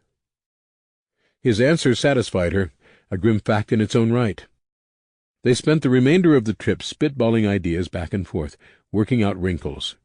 Kate was more interested in determining the best way to release the gas from its container, while Kell racked his brain for every scrap of chemistry he could recall. There were a lot of possibilities, each requiring a tremendous amount of work. "Weren't you thinking about doing this when we took on that band of marauders back up north?" Kate asked later that day. "Yep," Kell replied distractedly. "Why is it a better idea now than it was then?" "Because then we had to worry about killing the prisoners," Kell explained, "and we didn't have raw materials or the manpower needed to make it work correctly. If Will and the New Haven Council get behind this, it will be doable. Risky, sure, but so is another head-on fight." She didn't argue the last point at all. By the time they returned to New Haven, Kell had begun to doubt his idea. After debating the pros and cons with Kate for hours, it seemed impossible that someone hadn't presented this exact plan before. Propane tanks had even been used as weapons, which was how he had gotten the idea in the first place. There was no welcoming committee waiting to greet them. Under normal circumstances, there would have been any number of volunteers at the gate to help the wounded and see to the needs of the weary travelers. The threat raised by the hunters demanded an increase in security measures, however, and every available hand was working on the defenses. People swarmed the walls and the land in front of it, setting traps and reinforcing the rough stone as best they could. The truck Kell rode in stopped just inside the gate, one in a long line that would be tended to as needed. He stood, stretching before attempting to climb over the tailgate. His broken collarbone was going to make everything harder. His feet hit the grass, but before Kell could take a step, Dodger called out to him. The man motioned for Kell to climb into his vehicle. "Come on," Dodger said. "I need to report to Will, and I want you to tell him what you told me." "Sure," Kell said, climbing into the truck. It was a short drive, of course, a distance they could have walked in 5 minutes. Kell was thankful to avoid that, since his shoulder was throbbing and his body aching from 2 fights in as many days. They waited only a few minutes as Will finished up a meeting, and were ushered into his office as soon as the previous guests made it through the door. Will motioned for them to sit. "How'd it go?" he asked without preamble. Kell sat quietly as Dodger gave his report. It was detailed, but not overly so, a concise summary of their encounters with the 3 hunter groups. Kell even learned a few things by listening, facts he hadn't been aware of as a fighter on the ground. When Dodger finished, he gestured to Kell. "Kay came to me with an idea," Dodger said. "Told me we could make chemical weapons to kill the hunters without fighting them." Will leaned back in his chair. "Did he?" Dodger nodded. There was a strange smile on his face. Kell was reminded of cats and canaries. "Yes, sir. He even had some thoughts on how we could deliver the gas to the enemy without risking even one of our soldiers. It's like he's some kind of scientific genius or something. It's a little suspicious, you ask me. I think he's hiding something." Kell's heart began to pound, but before his brain could begin to process a reaction other than base fear, Dodger lost control and broke down into laughter. Will, seated across from the two of them, smiled as his defense coordinator wiped tears from the corners of his eyes. "Sorry," Dodger said after he regained control of himself. "Sorry, man, but it was just too good. I couldn't resist messing with you a little." Confused, it took Kell a few seconds to understand. When it finally dawned on him, he turned to scowl at Will. "You told him who I am?" "Of course I did," Will said, an edge in his tone. "Did you think I would let you go on a trip this dangerous without the man in charge knowing what he'd be risking by putting you in the middle of a fight?" Will shook his head in frustration. "To be honest, I told him about an hour after I found out who you were. Dodger is in charge of the defenses. He needs to know everything I know if he's going to do his job well." Kell fumed. "What right did you have?" "I had every right," Will cut in. "You asked me to protect your identity, Kell. I've done that. But you're also a member of this community, which means I also have a responsibility to ensure your safety. Since you're also a tremendous resource, I have to make judgment calls. Things like telling Dodger who you are so he understands that the knowledge you hold is irreplaceable. You volunteered for this duty, and I let you go. And it's because Dodger knew your identity that he didn't stick a gun in your hands and send you into the middle of the fight." A heavy silence followed. Anger still boiled in Kell's chest, but was joined by guilt. He had volunteered, after all. There were only so many people good with a bow who could also get in close enough to use it without making noise. It was part of his duty to the community to do the job if he was suited for it.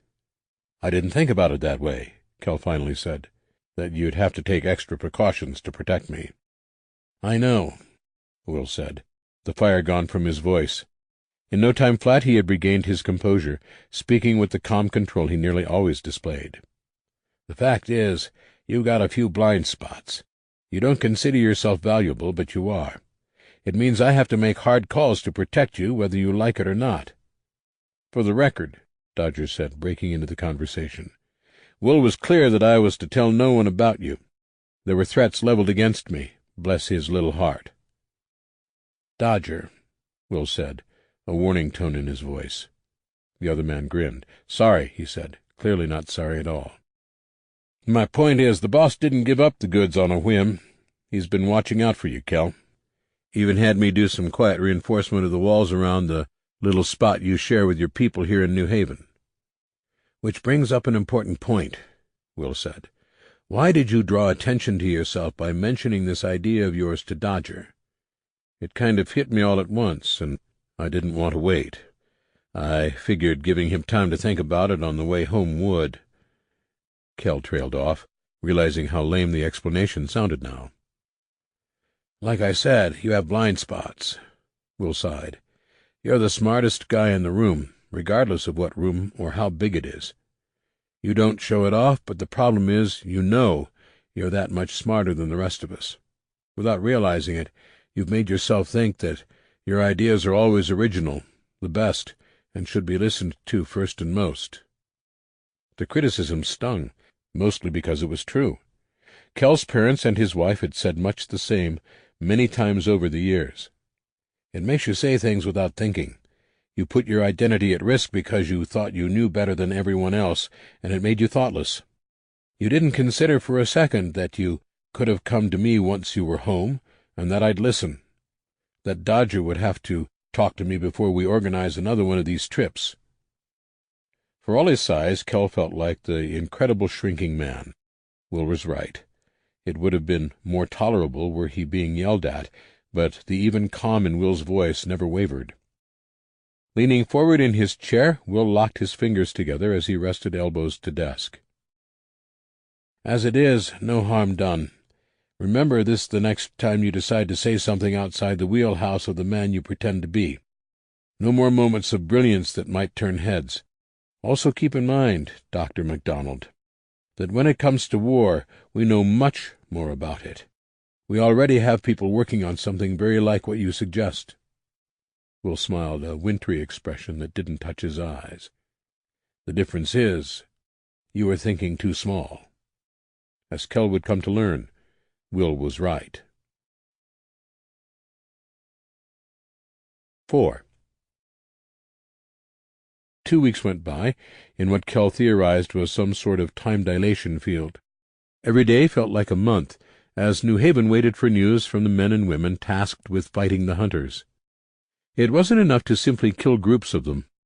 Though communications between the cells was non-existent, it had been decided that the sudden death of hundreds of their number might cause the rest of the hunters to scatter, making it all but impossible to end the threat they posed once and for all. Will consulted Kell privately on the specifics of the weapons they would use, and as a result he stayed informed. Most of those 14 days were spent doing very little except heel and lurk around Will's office, as he was doing now, waiting for news. The collarbone, only broken partially through its diameter, was healing fast. Every day brought less tenderness and more function. Will wasn't in the office, as he often wasn't. New Haven had 3 portable cellular transmitters, military devices that still bounced a direct signal across satellites. One was with the assault forces, leaving the other 2 for New Haven's use. Kell waited for Will to return from his hourly trip to the nearest transmitter. Kell had asked several people how the communications network functioned, but their answers had been complex and technical. He'd stick with nice, simple genetics, thank you very much. A familiar scrape of boots on beaten grass grabbed Kell's attention. Will was jogging toward him, a triumphant smile on his face. "Come in," Will huffed as he trotted by. "Good news." The interior of the office had changed over the previous few weeks. Set inside an old shipping container, the place was normally a warren of papers and books arranged by a system known only to Will. Now those distractions were swept aside, literally, into a haphazard stack, taking up fully 1/4 of the space. Laid out across Will's mammoth desk were layers of laminated maps. The topmost was marked with the positions of the recent and hopefully last group of hunters their team was to have dealt with. "What's the word?" Kell asked. Will bent over the map, hastily wiping away dry erase marker before adding new notations. "It worked," he said. "We hit every group with chlorine gas, but just enough to scare the shit out of them. Instead of leaving a bunch of bodies behind and making them run, we put every group on edge. Just got the report that last night's attack was a success. They retreated back to their base as soon as they got a whiff of the stuff." A surge of relief swept through Kell. "And we have confirmation? We know where it is?" Will grinned. "Yes. Our prisoner was telling the truth. 2 scouts followed the group home. We have ourselves a target." "Oh, thank the Lord," Kell said. Will glanced at him, surprise on his face. "That's a little more relief than I expected." "Things change," Kell said. He swept a hand over the map, taking in a multitude of small red dots. "All these communities are gone. Families wiped out for nothing but their supplies. We've lost, 600 people in the last week alone?" 712, Will rattled off, not bothering to check the tally. "Once they realized we found them, they stepped up their raids, though they weren't New Haven residents, so I don't know if saying we lost them is entirely accurate." "They were trying to get along without hurting anyone else, just like us," Kell said. "They traded with us. Losing them hurts us. If we don't stand together, we're all screwed." Will smiled. "You're not wrong there. The hard truth is that we can't let these people keep killing, no matter how much we dislike having to do the same. Unprovoked aggression isn't something we can tolerate. There just aren't enough people left." Over the next 3 days, New Haven transformed into a war camp. When the call to arms went out to Allied communities, so many volunteers showed up that temporary fences had to be erected outside the walls just to hold them. Most were from smaller groups who couldn't afford to lose those men and women permanently, so Will asked that many of them stay behind to guard New Haven while the main body of the assault force moved to attack. It was a brilliant piece of politics, Kell thought, allowing the smaller groups to feel like they had done something real in the fight, and they had come to that, without risking disaster by getting their volunteers killed. Other larger groups brought not only soldiers but weapons and other materials for the strike against the hunters. It was only when faced with the crowds of strangers that the sheer scope of the operation became real to Kell. Everyone did their part. Even the wounded worked as much as they were able. Kell, still healing, refrained from the heavy lifting his size would have normally demanded. Instead, he worked at packing food supplies for the trip. Hour after hour, standing in one spot on what was essentially a food assembly line, wrapping hard bread in plastic and tucking it in a pack before handing it on to the next station. Sometimes, after taking a break, he would come back to find his place taken and would be placed at a different part of the line. After stuffing 1,000 tiny loaves of bread into 1,000 bags, any break from the monotony was a blessing. As it turned out, the food was the easy part. Kell spent many more hours loading bullets into magazines, which was its own special sort of hell. The work seemed easy at first, since he could do it while sitting, but after the first few dozen rounds went in, his fingers began to ache. Then his hands hurt, then his arms. Somewhere around the 20th full magazine, his left pinky started to spasm. Still, he kept going. No one else was quitting because they hurt, and it needed to be done. The larger part of the preparations had long been finished, of course. There had been vehicles in need of overhauls, fuel to parse out, assignments to manage, and 1,000 other details and items.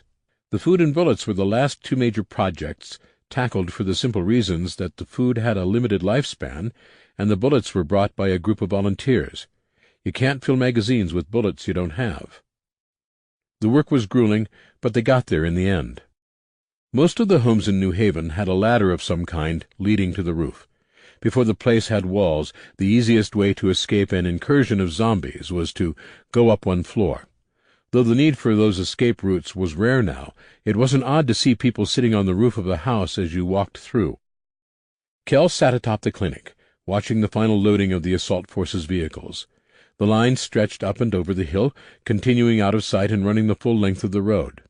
It was a staggering display, easily the largest group of people Kell had seen since before the fall began. The men and women passing packs of food and ammo down the line, aided by a smattering of older children, were not somber. Though he couldn't make out words, he could see the laughter, the smiles. Though they prepared for a dangerous job, still those people found moments of joy with one another, even though most were strangers. Kell smiled. A rattling caught his attention, the ladder tapping against the roof where the connection was a bit loose. Laura's head popped up over the edge, red hair burning bright in the fading autumn light. She picked her way across the old shingles, careful not to slip. "Guess you're feeling better if you can climb up here," Laura said. "It's not done healing, but it works," Kell replied as she sat next to him. "Come to watch the convoy leave with me?" Laura shook her head. "I was walking past the offices and Will flagged me down. Asked if I'd seen you, and wanted me to let you know that there's a spot waiting if you want to go with them." "They aren't leaving for another hour or so." "I don't know what good I'd be," Kell said, surprised. "Can't get around quietly like this, and I can't fight or draw a bow." Laura caught his eye. "Maybe you should go ask Will about it, then. I'm just the messenger." He began to haul himself to his feet, but stopped. "What about you? No interest in going with them?" It was the closest he had come to the topic of her remaining behind during the previous outing. "Not really," she said. There was a reluctance in those two words, as if uttering them was a fight. "What is it?" he asked. "Are you okay?" "I'm fine, Kell," she said. "I just don't have any urge to put myself in the middle of that fight. Or any fight, according to Kate." The words were out of his mouth before his brain could register them, and he regretted saying it at once. Laura, however, only smiled. "We'll talk more when you get back." Will, as it transpired, wanted to give Kell the chance to see the fight with the hunters through to the very end. He had guessed as much, but a brief conversation later, Kell found himself tucked into the cab of Dodger's truck, contemplating everything he knew about the job ahead as the miles sped away beneath him. The trip wasn't long as such things had been measured in the world as it had been, only a few hundred miles. The massive convoy of vehicles moved along a route marked and patrolled by their scouts, kept free of zombies by the more adventurous members of that group who led the undead away from the roads before circling back. The armada would stop long before entering hunter territory. That much Kell knew, though the details of the attack itself were a mystery to him. Even now there were long-range sentries keeping eyes on the hunter compound. Groups of men and women would break off from the main body at some point after they stopped, people with the quiet grace to move through wilderness undetected. It was a job Kell could, and would, have done under other circumstances. The hunters were surrounded by sentries, ranging out nearly a mile from their home in 3 concentric circles. Rather than carving out a slice just big enough for the assault force to use, which would risk a patrol running into them and ruining the element of surprise, every enemy sentry and scout would be neutralized. There would be no warning to the hunters that anything was coming. No time to prepare. The buzzing, vicious anger he felt toward the hunters wasn't well suited to a long and thoughtful trip. It was impossible to keep up the intense levels of rage he needed to insulate his mind from the logical implications of what they were about to do. That was the great tragedy of it, indeed the tragedy of the human condition writ small. It was impossible for members of the species to avoid killing each other, no matter how few of them remained. It was a snake pit of thoughts he tried to mentally retreat from, but couldn't. The warring factions of his emotional and logical selves argued the point endlessly. The hunters needed to die. They would kill their way across the eastern third of the country otherwise. But they were people too, each of them individuals and with a unique set of characteristics, from experience and knowledge to genetic profile, all incredibly valuable to the human race. Around and around it went, until Kell wanted to beat his head into the dashboard of the truck. All that saved him was the undeniable fact that the hunters would accept no terms. They would not negotiate or back off. They were not interested in trade or the normal sorts of compromise used by reasonable people. What they wanted, they took, and they left few survivors to tell the tale. The evidence was clear, irrefutable.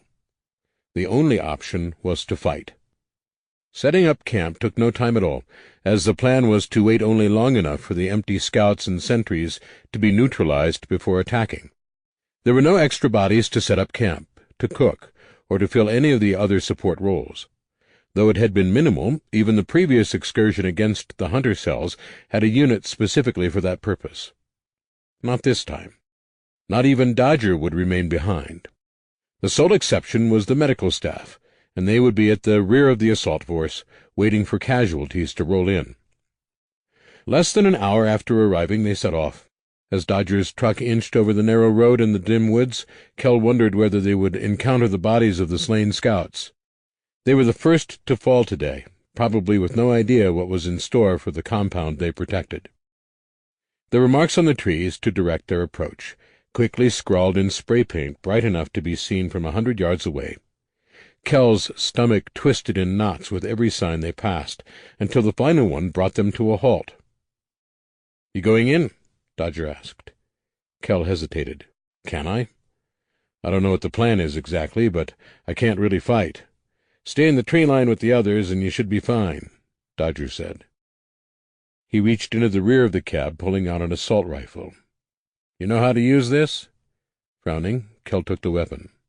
"Yes, but I'm a pretty bad shot." Dodger smiled, though it was tinged with sadness. "Today that won't matter." 5. Kell trudged through the woods, though it was a quiet sort of trudging. The group Dodger assigned him to was led by a man from New Haven named Troy. Kell couldn't recall meeting him before, but Troy had given Kell a respectful nod in greeting. "Seen you fight on the wall back home," Troy said. "Glad to have you." Thanks," Kell replied. It made sense. A man his size stood out almost anywhere, but especially when running along a narrow catwalk, stabbing zombies in the face. "Did Dodger give you the details?" Troy asked. Kell shook his head. "Okay, well, we need to stay quiet. Once we get in sight, we open fire." Kell blinked. "That's it? We just sit there and shoot at them?" Troy nodded. "That's all you'll be doing. Other people have other jobs, but you don't need to worry about them. Point your gun, pull the trigger, and don't get shot." And that had been that. Kell didn't bother trying to get more information, as Troy had already walked off to take the lead of their column. The walk wasn't all that far, though the woods were incredibly dense.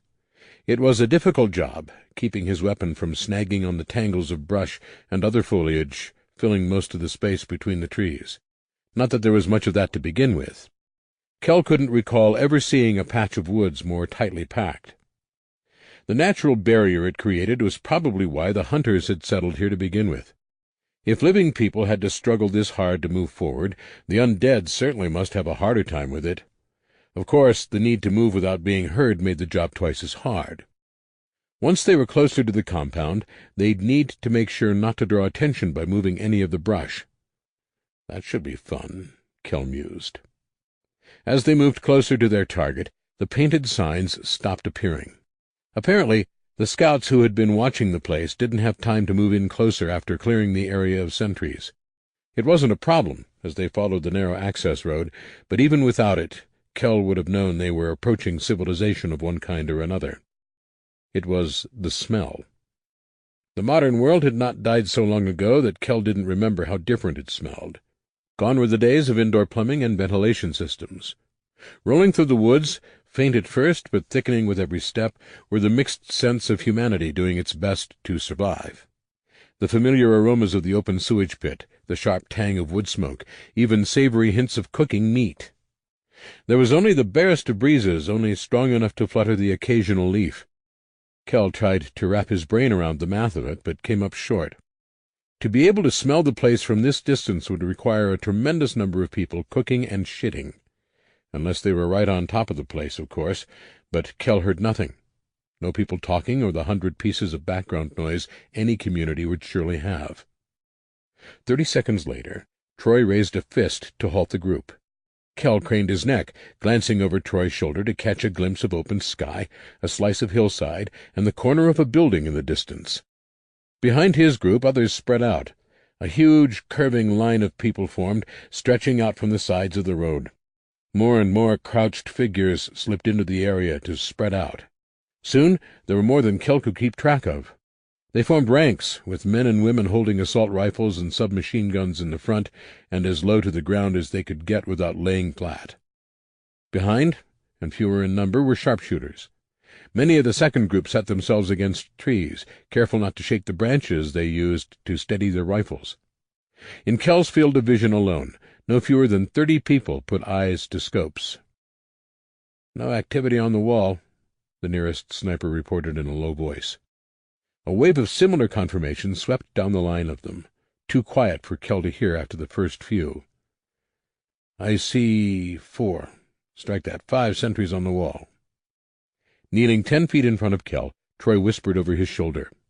The person behind him did the same, and so on until the order was passed to Kell. "When you hear shots, move forward until you can see the main gate, and fire." Ice in his stomach, heart beating against his ribs like a jackhammer, Kell was so tightly strung that he nearly jumped when the sound of gunfire erupted from the far side of the clearing. "Now!" Troy barked. Kell moved forward with the front line of shooters, keeping as low as he could. The man next to him managed to slip between 2 ferns, finding enough space to lay on his belly to shoot without blocking his line of sight. Kell wasn't as lucky. He knelt and leaned against the trunk of a tree. Steadying his elbow on his knee, he took a measured breath and aimed.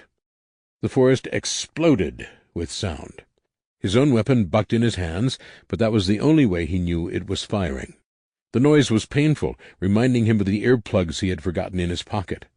The wall of sound was almost a form of sensory deprivation on its own, a wall of sonic force suppressing any lesser noise. For a moment there was return fire from the wall as the guards there reacted.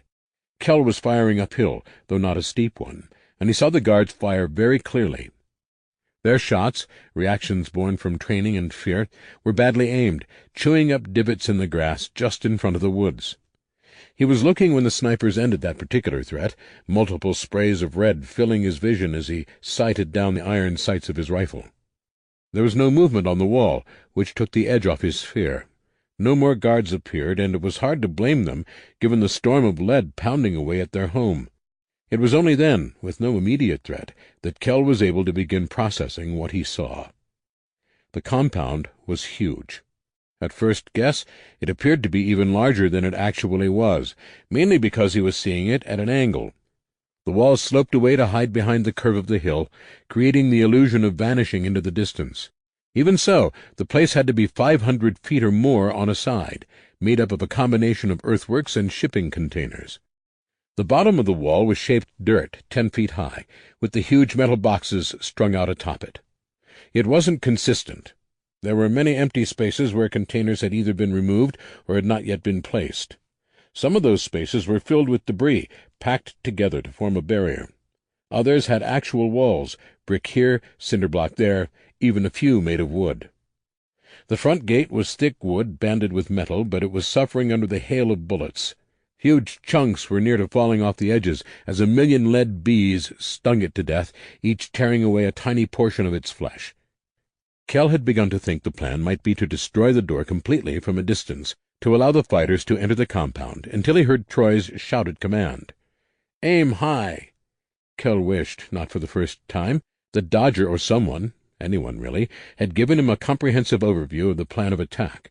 He stopped firing long enough to glance around, trying to gain some insight into what Troy was asking, and discovered several of the other front-line shooters around him doing the same. The mystery was solved when he looked back up the hill. From around the perimeter, men and women emerged from the woods. There were perhaps 20 of them that he could see. none carrying more than a pistol, even that holstered as they ran. All wore bulging packs which bounced heavily as they scrambled up the hill. Kell tilted his gun at a steeper angle, aiming for the top of the wall. They were no longer firing at full speed. Now the shots came in bursts, though no order had been given.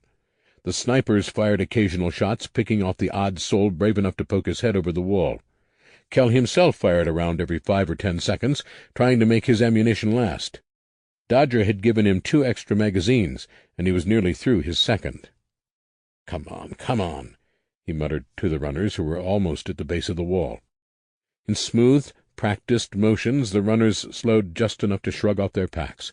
Kell watched in fascination, forgetting to shoot, as the one nearest him yanked the zipper open and whipped her pack in a high arc without missing a beat. Once the package was away, she spun on her heel and sprinted back to the tree line. Whatever was in the packs, it clearly wasn't explosives as Kell had half expected.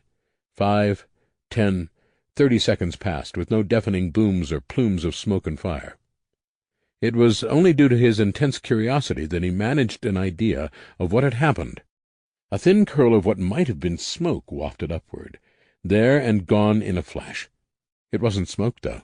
Not the kind made by fire. It was a sickly pea-green. Gas. They had thrown ampules of gas.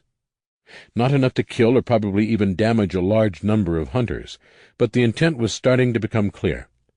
Kell's people were doing everything they could to keep the enemy from climbing the walls, driving them into the center as much as possible. "Cover the truck," Troy ordered. Kell was 20 feet from the access road and felt the rumble through the ground. He glanced at the vehicle as it passed by, and in one terrible moment he knew what was about to happen. Kell raised his weapon, firing randomly at the top of the wall, though at this point it seemed unlikely anyone was going to appear. He was less worried about enemies raining bullets down on them, impossible at the moment, than he was for something larger and worse. Grenades lobbed over the wall might be a problem, but the smallest that came to mind.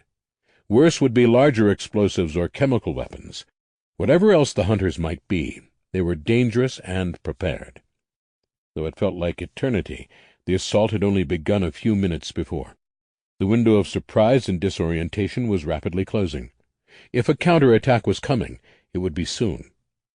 In the corner of his vision, the truck gained speed, lumbering up the access road. It was heavily armored, especially along the front and top.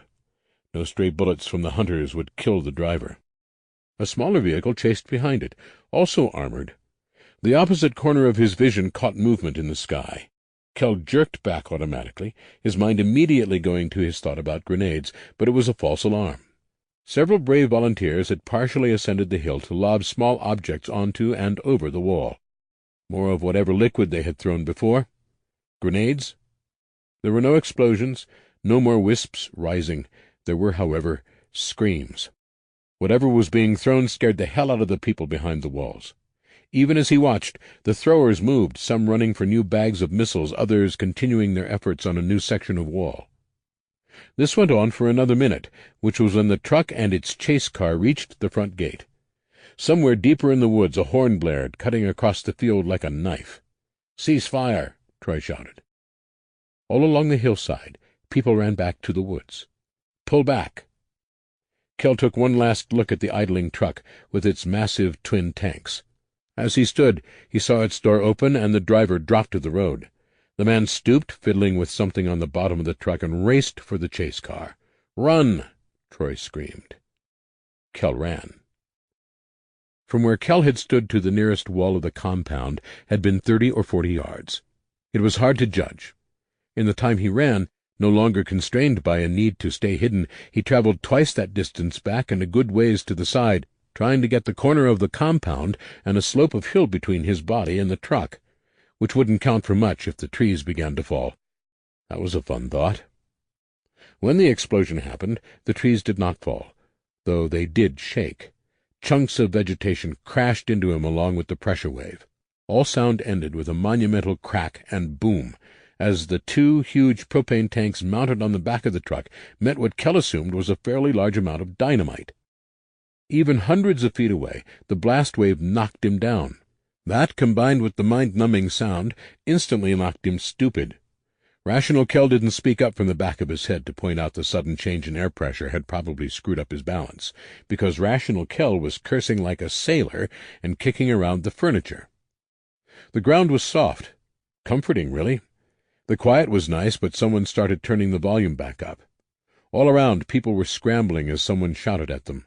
More people appeared from other parts of the woods, many of them carrying or even dragging bulging sacks full of hard objects. Vehicles began to roll up the road. Kell could tell because headlights swept over him. It was a testament to how shaken his brain was that this deduction felt like utter brilliance. Reality asserted itself once more as he carefully stood. Bodies streamed around him, and a slight gust of wind brought the smell of burning wood and cooking meat once over. "Oh, God," he said, before bending at the waist to vomit on the leaves, one hand on the trunk of a tree. People. He was smelling people burning. The explosion had done its grisly work well, clearing enough leaves from trees, along with a great number of branches, to give him a decent view of the hill. New Haveners and the volunteers with them swarmed to the base of the wall like ants attacking a carcass. With desperate heaves they threw object after object over the lip. Some were water balloons, and those semi-solid orbs Kell recognized. New Haven used thermite as a weapon often, as it was simple to make, and filled balloons with it. Other people tossed Molotov cocktails or small glass jars filled with liquid. Every time one of those went over, a whoosh of flames and smoke followed. The front of the compound near the door was just gone. 50 feet of wall had vanished in an instant. The truck was also nowhere to be seen, though a blackened twist of metal dangled over the side of the crater left in the hill might have been part of its frame. Fire raged where the door had been, obviously spreading throughout the compound on its own, but helped by the people feeding it from the outside. Gunfire filled the deepening dusk in scattered bursts, coming from the other side of the compound where the fire had not yet spread. As Kell stumbled forward to stand on the edge of the woods, he could see the scene in his mind clearly. People would be running from the fire in a desperate attempt to escape. They would use any means, risk any danger to clear the wall. Outlined against the bright fire raging behind, they would make easy targets. Every staccato blip of gunpowder-made thunder was another life, another death. It took a long, long time for the fire to spread to every corner of the place, but eventually night fell, and was filled with a funeral pyre almost too large to comprehend. Kell watched the entire time. No one bothered him, told him to help. He stood there in stunned denial until the last embers of day had guttered and died. But the work was not yet finished. The smell of burning bodies and the chorus of screams brought visitors, many of them. Though the compound was situated in a location chosen to prevent the undead from approaching, they had rung the largest dinner bell imaginable. They filtered into the woods in ones and twos at first, cut down by watchful sentries or clumping into larger swarms when missed. They appeared in larger numbers as the night wore on. The number was impossible to gauge. There could have been 100 or 1,000, it didn't matter. The only number Kell cared about, other than the unknown assigned to the dead inside the compound, was how many he had to face at once. He fought. He moved as he had never moved before. It wasn't anger which drove him, or hate, or even a need to escape a mournful sense of finality. It was purely a need to move, to fight something that deserved it. His collarbone burned, punctuated by brutal knives every time he moved quickly or met resistance. As he was fighting with his spear, those razor-edged pains were nearly constant. He didn't care. Everyone else worked in groups. Here, 4 men and 2 women used homemade shields to fend off zombies, while 2 members of their group stabbed over them from the safety of the shield wall. There, a dozen people, whip-thin and hard as old leather, all swinging machetes with the careful control of jungle guides. Kell worked alone. Unlike the rest, he didn't stay in one place. He darted from group to group, stopping only long enough to drive the point of his spear into the temple or eye of a zombie, to kick the legs out from under them, to put an armored fist across their face. The familiar boiling anger inside him was nowhere to be found. There was no fear, no shock, no trigger to yank the chains off his self-control. He fought with an even, cold efficiency. As he loped along the vague circle surrounding the bonfire atop the hill, he came across a young man who also fought alone. There were bodies all around, all zombies. 3 undead remained, but the man was in trouble. His weapon, which appeared to be a simple metal bar, had snapped. Kell carefully avoided low-hanging branches as he rushed in. The man drove the foot of steel in his hand into the face of the nearest zombie, but the price of getting so close was falling into the thing's grip. The blow wasn't enough to kill it completely, and the pair went to the ground. Kell thrust his spear toward the closest of the 2 zombies still standing, but his aim was thrown off by a slick spot on the forest floor. Just a few inches, but it was enough to send the point of his weapon down 1.5 feet as he tried to correct. The spear burst through the chest of the zombie and stuck there. Kell pulled, but he knew the split second it stopped, the thing was hopelessly seized, caught between bones. "Shit," he breathed, pushing on the spear instead. This did nothing to hurt his enemy, but the advantage of 6 feet of aluminum being firmly stuck was the leverage it gave him. His push turned into a swing as the zombie began to tilt dangerously, then graduated into a hard shove. The tottering dead thing tripped and fell into the other zombie, still on its feet, taking both of them down. He glanced around for another weapon. He hadn't brought his knives or ice axes, none of the arsenal he usually carried around. There hadn't been any reason to think he would fight hand to hand. Stupid. Reckless. He saw a straight dark shape amid the dead leaves, dark against the night around him. Kell dove for it, snatching it from the ground. As he came up, the zombie, not doing its best impression of a kebab, rushed him. The gray skin, the smooth motion. It was new breed, and he hadn't noticed. The damn thing had recovered from its fall fast enough to nearly catch him off guard. He swung the metal bar with his right arm, his collarbone screaming as the heavy rod cut the air. A horrible wet crack filled the night as it connected with the zombie's neck, an almost surprised expression on its ghoulish face as vertebrae shattered, and the force of the impact reduced its spinal cord and the chimera entwined within to so much jelly. Kell hopped over the body to the zombie he had stabbed, who was now pinned to the ground in what he had come to think of as the gross butterfly position. It happened sometimes when the spear got stuck after passing through the back. Another whack across the face with his bar, and it was still. The young man struggled to push the zombie laying atop him away. The thing was dead. Judging by the damage to its face and the sheer volume of disgusting ejecta covering the boy's hands and face, he had reamed the broken piece of steel around in his enemy's face until it died. Kell slipped a boot under the zombie's shoulder and gave a pushing sort of kick, flipping it most of the way off. He put out a hand, which the young man took. "Thanks," the boy said out of breath. Kell nodded in return. "Out here alone? Where's your group?"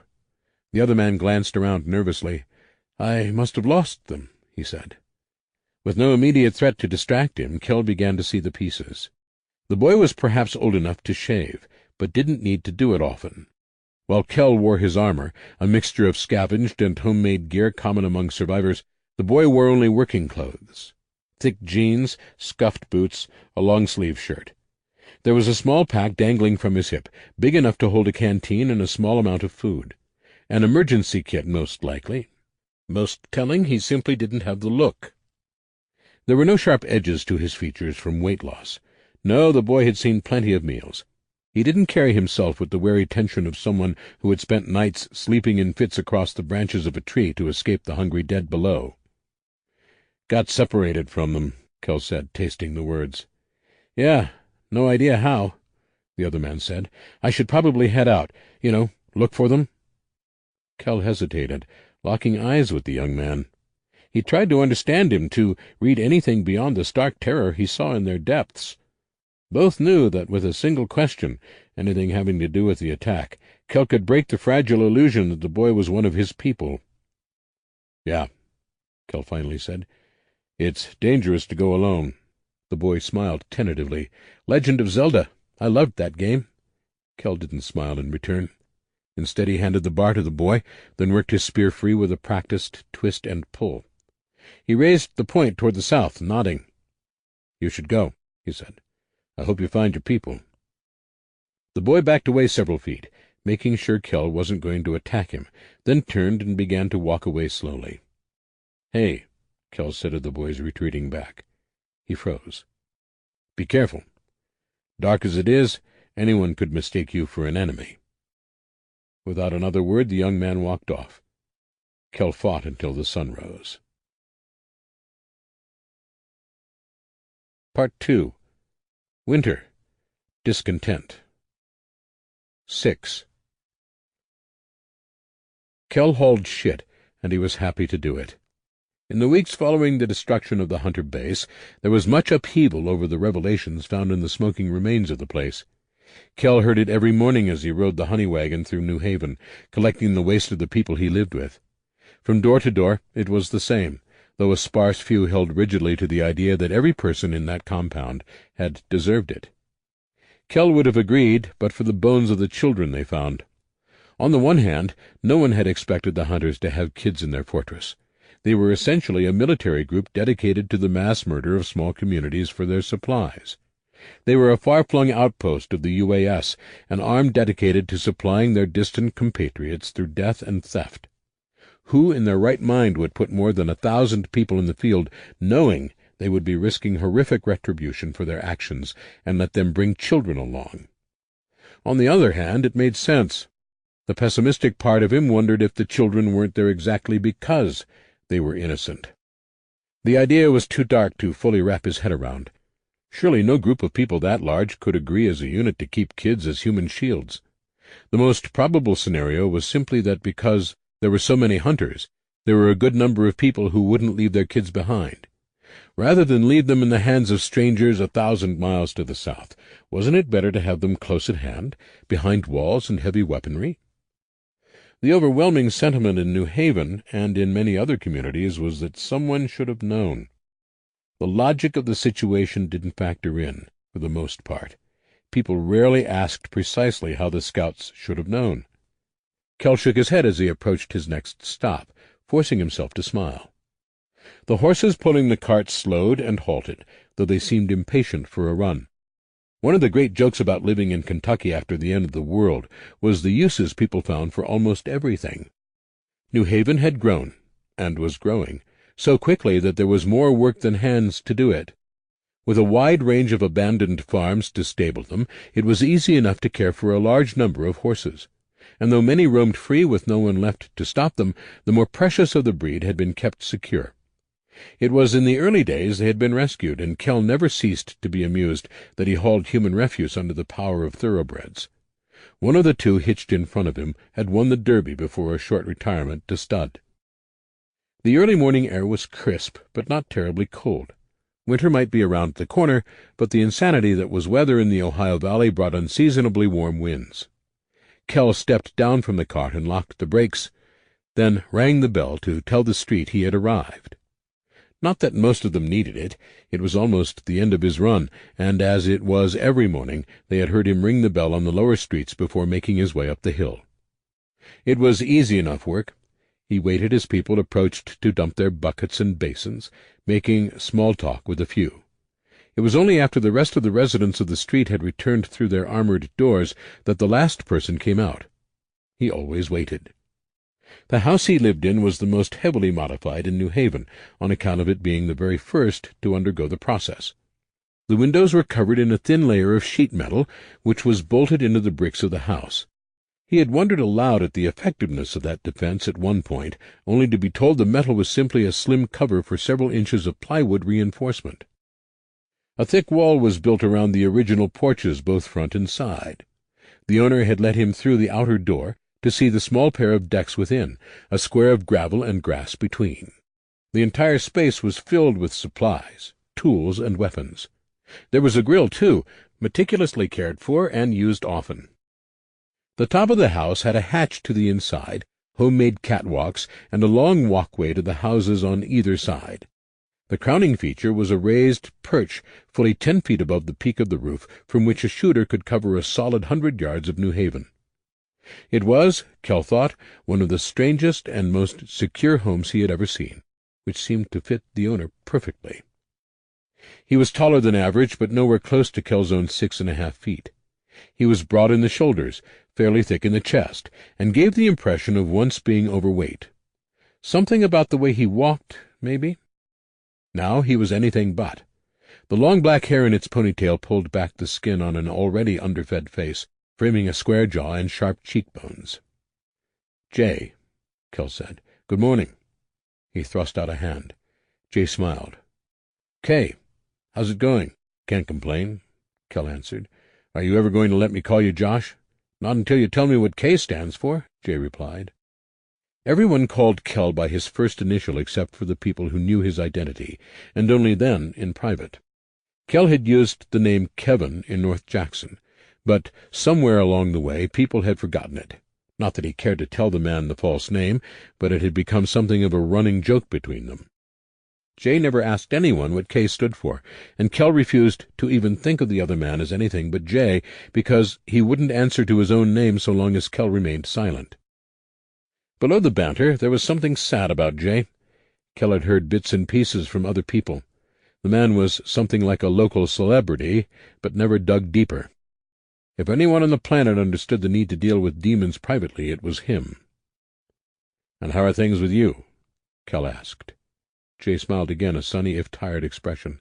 "Not terrible. I'm working on all kinds of stuff, but there's never enough time. Busy is good, though." "Well, if you ever want help, let me know," Kel said. Jay snorted. "As if they'd let you. I mean, my entire job is paperwork. I write about this place, work on the survival manual, and keep records. I don't get to do anything else. You think they'd give up another able body for that?" "You never know," Kel said. Though his shift only lasted 4 hours, Kel was one of several people who did the job around the clock. New Haven had spread across multiple neighborhoods, walls going up to enclose street after street as they took in people by the hundreds and beyond. It was a relief to finally hand over the reins and have his part done. He watched the cart trundle away under the hands of his relief, and took a moment to stretch. The damn thing was death on his back. Halfway to the RV he called home, Laura found him. "Where are you headed?" she asked, as she swooped in behind him, hooking her arm in his. "To find some lunch," he replied, "then onto the wall for guard duty." With her free hand she produced a brown bag as if by magic. There was something suspiciously like a grease stain on it. Laura waggled her eyebrows at him. "I suspect you have ulterior motives," he said, eyeing the bag. "I really do," she said, giving the surely delicious mystery bag of food a little shake. "But I also have this, so it evens out." New Haven was enormous, it was true, but there were surprisingly few places to just sit. Almost all the yards were taken up with gardens, even now flush with autumn-sown vegetables that would get you a good thump to the head if you walked on them. The streets were an option, but there were people walking along them constantly, not to mention the odd vehicle here and there, which was how they found themselves having a small picnic at Kel's guard post. They were alone on the narrow platform atop the wall. They sat with legs dangling over the outside of the wall. One of the other guards at a nearby post gave them a strange look, but after Laura gave him a cheery wave, the man shook his head and turned away. There were a few zombies below, but the section of wall they sat on, close to their small encampment, was 10 feet high and had a finished section of buffer around it. The undead could only watch them in frustration. The bag contained a mouth-watering combination of barbecue and fries. One of the advantages of rebuilding society was the keeping of livestock and people with the ingenuity to make favorite foods possible despite technological hurdles. For a while they sat in comfortable silence, the same kind of well-worn companionship he had shared with Kate during his first excursion against the hunters. The three of them had been inseparable once, though more and more often Kel found himself with one or the other rather than both. "I told you we'd talk," Laura said after finishing the last bite of her food. Kel paused. There was something in her tone, a stone just beneath the surface. "Yeah," he replied, chomping another handful of fries. "But it's not a big deal. You don't want to fight, I get it." The stare she fixed on him was beautiful in its parts. One half was steel-cutting glare at the implied challenge to her bravery, the other a sort of wide-eyed bewilderment usually reserved for especially slow children. "It's not that I don't want to. I just don't want that fight." "You think I did?" Kel snorted. "If I had known, I wouldn't have gone." "Kate knew," Laura said. "So did I. Difference is, she went." "What?" Kel said. Laura sighed. "Smart as you are, it's easy to forget how naive you can be about some things. You see this place," she said, jerking a thumb over her shoulder at New Haven, "and you think that because these are good people, they can't do terrible things. You don't let yourself see the forest for the trees." Kell said nothing, choosing instead to shovel more fries into his mouth. Laura continued, "When we saw how things were going at North Jackson, we decided to move out of the main building and into the woods. You didn't realize what was going to happen. I should have told you, or Kate should have." Swallowing carefully, Kell shook his head. "I didn't even know she went. Never saw her while we were out there, and she didn't say anything after. That's because she knew how you'd react," Laura said, nodding. "That once you saw the destruction, all the death, that you'd want to leave." Kell surprised her by laughing. "Is that what you think? That I want to leave?" "You don't?" Laura asked, eyebrows raised. "Not because of what we did," Kell said. "I still want to join up with John and work on a cure. But Will is right. It's too dangerous with the UAS out there. Both of us in one place is too risky. But no, I don't want to leave because of what happened with the hunters." Laura studied him carefully as he gazed over the wall. "I don't get it," she finally said. "You've always reacted so strongly to that kind of violence. I thought—" "You thought I would be disgusted and tear off in anger," he finished for her. "A year ago, I would have, and I feel shitty about it. Thing is, almost everyone else here does too. Had we known there were kids, maybe we'd have tried something else. But we didn't. We had no way to know. I mean, we couldn't exactly ask them, could we? The attack hinged on getting close without them having the faintest clue." His jaw clenched. "Will has a map of every community they hit, large and small. They killed children, too. Thousands of people over the last 8 months, gone. With what we knew, there wasn't any other way." "I know," Laura said. He turned to face her. "You figured beforehand that we'd have to kill them to a man, and you didn't want to be a part of it if you could avoid it. I understand that. I wish I'd have known. But if you expected me to want to leave afterward, why didn't you tell me? Do you want to stay?" Laura smiled crookedly. "You're halfway right. I didn't want to go, and I didn't tell you because Kate asked me not to.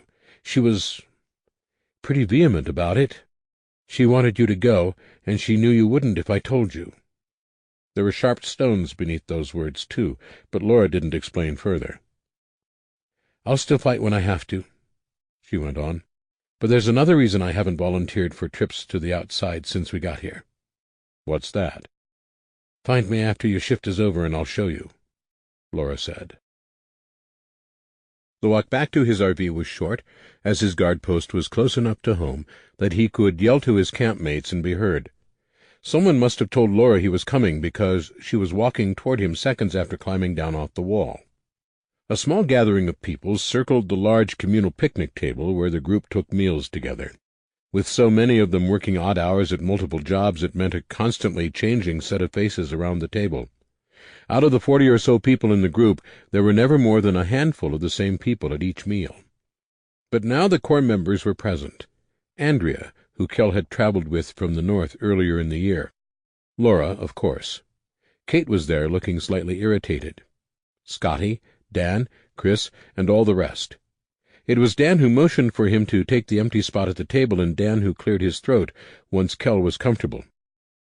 "So," he began nervously, "Laura told us you want to wait until Will gives us the all-clear to go. That's good. Really good, actually. It gives us a lot more time. She thought you'd want to leave after—" He trailed off, clearly uncomfortable talking about the bloodbath at the Hunter compound. "Well, at any rate, we have more time, so that's good." He smiled, pleased with himself. Kell raised an eyebrow at Laura.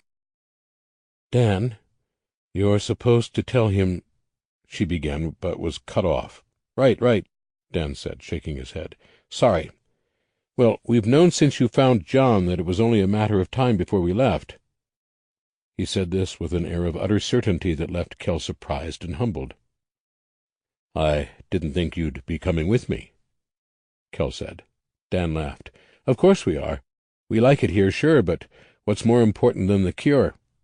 And don't think it's just us being altruistic either. We benefit from it just as much as anyone else." Kell smiled. "So what is it you've been doing that you'll have more time for?" "I've been working out all the schedules in between taking part myself," Dan said. Basically, we've been planning for the trip since day one. Everyone here has been training for the day when we have to set up our new home out in Iowa. Training? For what? You've all survived. What sort of training do you need? Laura spoke up. Well, for the last 2 months, I've been taking classes at the clinic, for one thing. I'm also doing some work in the armory, learning how to weave chainmail. Before that, it was working steel at the forge. There was a 2-week class on the best way to get high yields for crops. Don't forget the archery class, Scotty piped in. That wasn't just archery, Laura said, pushing a lock of red hair behind her ear. I learned to make bows and arrows, too. That was a pain in the ass. Dave, the guy in charge of construction, has been showing me, Scotty, and some of the others the best way to build from raw materials, Chris said. We've done classes on pottery, combat, basic technology, like building wind turbines, all sorts of stuff. Dan snorted. And it's been a pain in my ass making sure everyone has the time between their duties in the community and here, too. Kell put up his hands. Wait, hang on. Are you seriously telling me New Haven offers all these classes and I didn't know? Sure, Laura said. Most people are required to take a minimal number of them. First aid, everyone gets. But I'm way past that. I've begun basic surgery lessons, mostly sewing up wounds so far. Frowning, Kell let his hands fall to his lap. Then why wasn't I told to take them? Dan laughed. Because Will knows who you are. You want to lay low so he doesn't put you out there more than he has to. People would notice if you didn't do guard duty or some other job, but the classes change all the time. No one thinks twice about never seeing you in them. We assume Will expects you've spent your time at least theorizing about how to create a cure, Laura added, which I'm sure you've been doing. That much was true enough. Kell spent hours laying awake, most nights, ideas running through his brain without much concern for his need to rest. So, what then? You guys are all trying to waste time, if you ask me, Kate said. Before, the group had been fairly animated, people nodding in agreement or whispering to each other when one of the classes had been mentioned, probably referencing some shared experience. Now, though, they went still and silent as one. No one spoke up.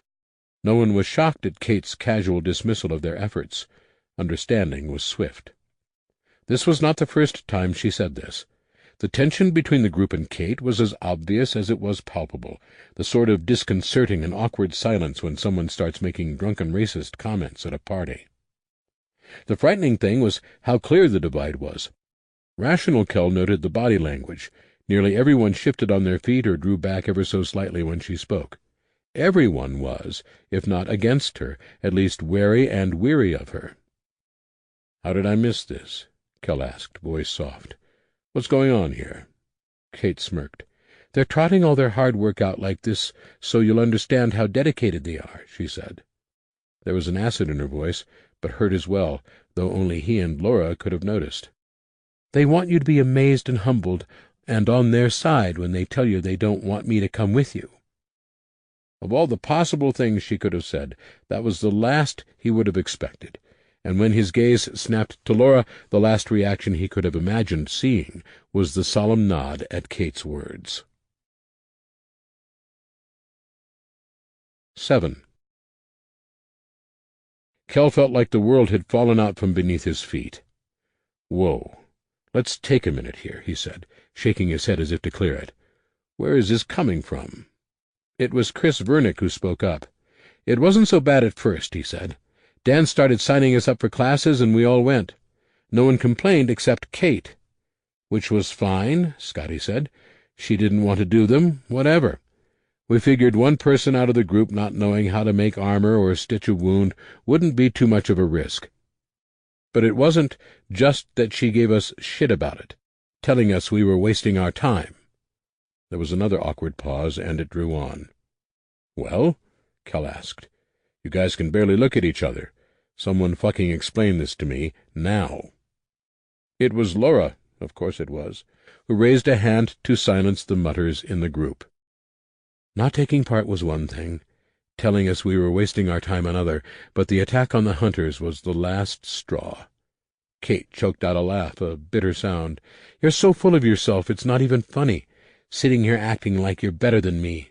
Laura grimaced. "You didn't want to join the rest of us, Kate. We were fine with that. You just wanted to go out and fight." "That's what I do," Kate spat. "The rest of you can set bones and knit sweaters, but I'll be out there keeping people safe from being attacked in the first place." Laura bristled at that. "We've all fought, but that's not the reason." For the first time Kell saw something like fear in Kate's eyes. "Laura?" he said. "She threatened us," Laura said, grim. Her eyes never moved from Kate's. "She told several of the group not to warn you what the attack plan was, what Dodger and Will had planned for the hunters." Her voice cracked at the end, though whether from anger or fear Kell didn't know. "She came to my bunk one night while you were on duty after we had argued. I said I was going to warn you, and after I fell asleep she came in and sat on me. She never put the knife to my throat, but she had it out. She told me not to say a word, and I didn't." Kell stared at Kate, whose expression had clouded as Laura spoke, solidifying into an unreadable mask. "I've worried about you for so long," he said to her. Surprise flickered across stormy eyes, but she said nothing. "Right after I found you, for weeks and months, you were so jumpy, so angry and scared. I spent nights listening to you cry and scream into your pillow. How you wished you could have killed the men who—" "Stop," Kate said, her voice flat. "The men who captured you," Kell pushed on. "The men who tied you up and beat you, raped you and sold you. You could barely look at me for so long. I'd begun to worry you weren't going to be able to function in any kind of group." The people surrounding them functionally ceased to exist. The quiet was so perfect. "You changed," Kell said. "You got better. You took risks, threw yourself into fights you should have avoided. When you killed Philip after he tried to stab me, I rationalized it. I didn't want to see." "I said, stop," Kate growled. "You thought I'd run after we killed the hunters. You tried to manipulate me into leaving for Iowa," Kell said, the steel in his voice masking the anger flooding into every part of him. "I could forgive you for that, even though leaving now would put all of us at more risk. For myself, I could forgive almost anything." He pointed at Laura. "But what you did to her, that's unforgivable." "I didn't even hurt her," Kate said, the storm in her eyes breaking. "She's been sitting on her ass while I've been out there fighting, trying to cut away to John." "Didn't hurt her," Kell said, shooting to his feet. "Laura and everyone else have been doing everything they can to make sure we can survive out there, by ourselves for the long term. And you've been doing exactly what you've loved to do since I found you in that trailer. You've been finding every chance you can to kill, to hurt. Except you can't wait, can you? You can't sit idle while there's one more trip to take where you can prove to everyone how dangerous you are, how no one can fucking hurt you." Kate jerked as if slapped. "Fuck you, Kell." He rolled on as if she hadn't spoken. "That's all fine, Kate. You don't want to wait until it's safe for the rest of us, I get that. You're broken and fucked up, and you've put yourself back together the best you know how. I understand why you have to risk yourself. But you held Laura down and threatened her, and I won't have a goddamn thing to do with you after that. You two fought like hell to escape men who did exactly what they wanted just because they could, and I can't believe you'd act like them even a little." "I'm nothing like them," Kate shouted. "Nothing. I wanted to leave because the longer we stay here, the harder it's going to be for everyone to go." Kell shook his head. "No, I don't buy it, and you don't either. They've been working themselves to death preparing for this. They haven't had time for anything else, and I, like an idiot, missed it. I missed you chomping at the bit. I missed how much you can't stand to be still because your own thoughts eat you alive. That's why you do it, isn't it?" It was everything he suspected, all put on the table at once. Kate was stronger than anyone he had ever met, and that was the problem. She couldn't reconcile the indomitable will that had driven her to escape, to fight, with the permanent scars of her experience. Like a depressed person who couldn't understand on an emotional level that depression is something impossible to simply choose not to feel, it rubbed at her. The pain was always there, tearing at her. "I don't have to listen to this crap," Kate said. "I wanted to get out of here so you could work on the cure, that's all. Fuck your psychological bullshit, Kell, and fuck every one of you, too. She turned and marched toward the center of New Haven, not looking back. And just like that, Kate was gone. Son of a bitch, Laura said beside him. Laura handed him a cup of coffee a short while later, and it smelled like heaven. "What is this, hazelnut?" he asked. Laura smiled faintly. "Best thing about the end of the world is all those empty Starbucks just waiting to be looted." They sipped in the silence of the RV for a few minutes. "I'm sorry I brought all that up," Kell finally said. "I was in the moment, and I wasn't thinking about how it would affect you." Laura waved away his words with his free hand. "It's fine. I'm not embarrassed or anything." Kell almost choked on his coffee. "I didn't think you'd be embarrassed. Hell, I thought I might have hurt your feelings." She gave him a level gaze. "There's not a day I don't think about what happened. You can't remind me of something I can't forget. And it's not like everyone in the group doesn't already know." She took a thoughtful sip from her mug. "You're right, you know, about Kate." "In what way?" Laura cocked her head. "I've spent a lot of time at the clinic. Some wounds you can't just sew up. Did you know? You have to let them heal from the inside first, so nothing gets trapped in there and festers. That's kind of how I see it. Kate and I went through the same ordeal, but I didn't close up. I faced it, let it heal slowly. She just let it scab over and get infected.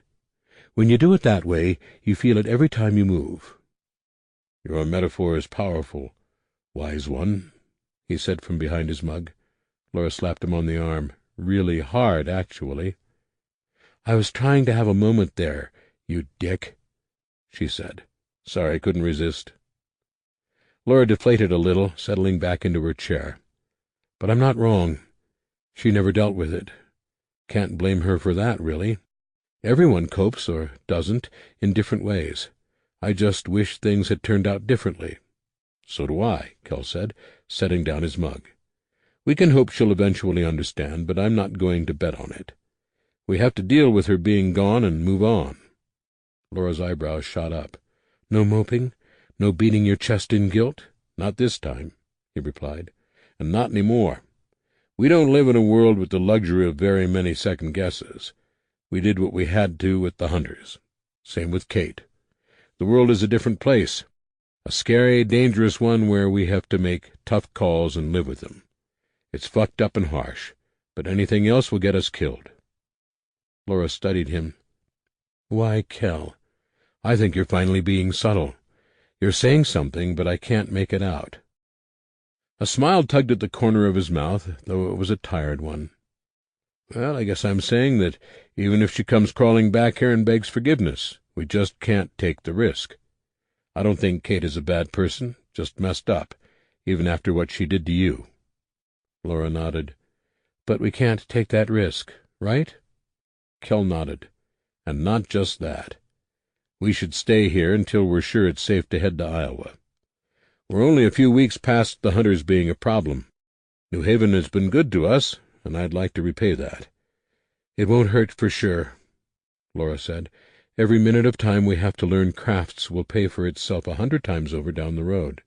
How long do you think it'll be before Will gives us the all-clear? A few more weeks?" Kell laughed. "Seriously? Man, now you're the naive one, and I get to explain things to you. Man, it feels weird from this side." "What are you talking about?" "Come on, Laura," he said. "You know the facts as well as I do. Put them together. Thousands, maybe tens of thousands of people in the UAS. More showing up all the time. We've interrogated their people. We know they're starving. We know they doubled down on the hunters when we stopped their other supply lines. Now they don't have any way to wring supplies from the north, us, and they can't keep a starving, rioting population under control for very long. So what are the options?" Laura put her hand over her eyes. "I'm such an idiot. The thing with Kate scrambled my brains." "It's okay," he said brightly, patting her on the knee. "You'll go back to being more politically perceptive than I am tomorrow. For today, we should probably warn everyone in the group about what we're likely to face in the next few months." "War," she said. "War," he agreed, the word tasting of ashes in his mouth. "Even if they don't take a single crate of food from us, It's a win for them, because we won't have any choice but to kill their people when they come for us. And they absolutely will. They can't let a challenge like the total annihilation of the hunters go unanswered." She took a deep breath. "So either we kill their soldiers, reducing their number of months they have to feed, or they kill us and take everything we have." "Yep," Kel said. "And you know the really messed up thing?" "More messed up than fighting a war after the end of the world?" "Oh, yeah," Kel said.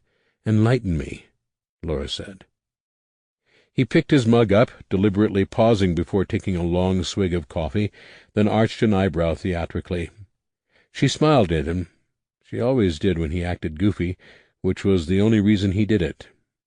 "Go on," she said. "Don't keep me in suspense."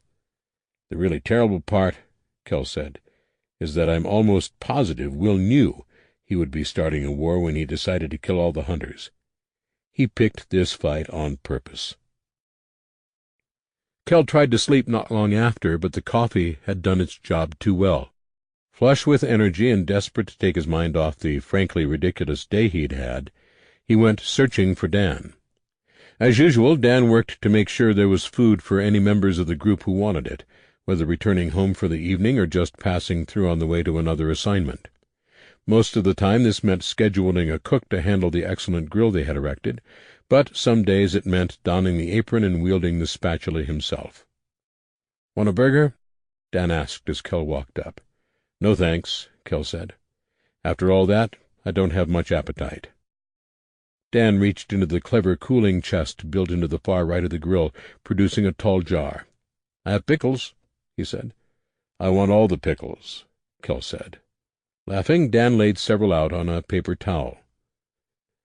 "So what's up?"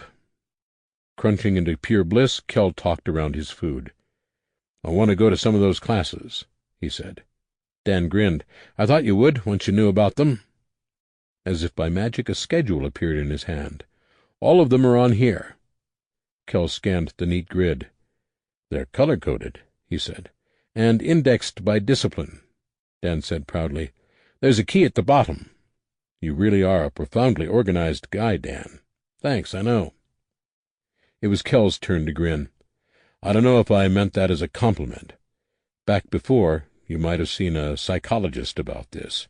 "Psychiatrist," Dan corrected.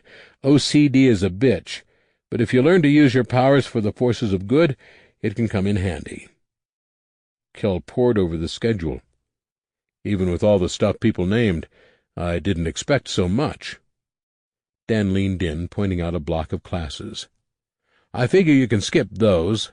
They're mostly biology and physiology." His finger glided across the page, resting on a set of boxes outlined in black. "Those are all combat of one kind or another. Of course, you can do whatever you like. I just thought you might want to brush up a little."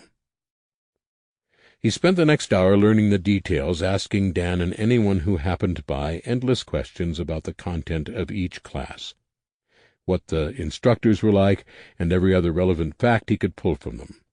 When all was said and done, there were too many things he wanted to learn and too few hours in the day. Kel pared it down to 3 classes a day. 2 were temporary things, introductory courses he would need to move forward. 1 was physiology, despite Dan's assumption he wouldn't need to attend. Dan was half right. Kel didn't actually need the class, but skipping it would open up questions about his background. Better to attend and pretend to have done a basic class in college, covering for any accidental cleverness in the subject. The other temp class was first aid, a bedrock requirement for the 3rd, much longer set of classes. Kel had no desire to do surgery or treat patients on a regular basis, but it seemed criminal not to learn what he could just in case. They would be in Iowa eventually, all but cut off from any help.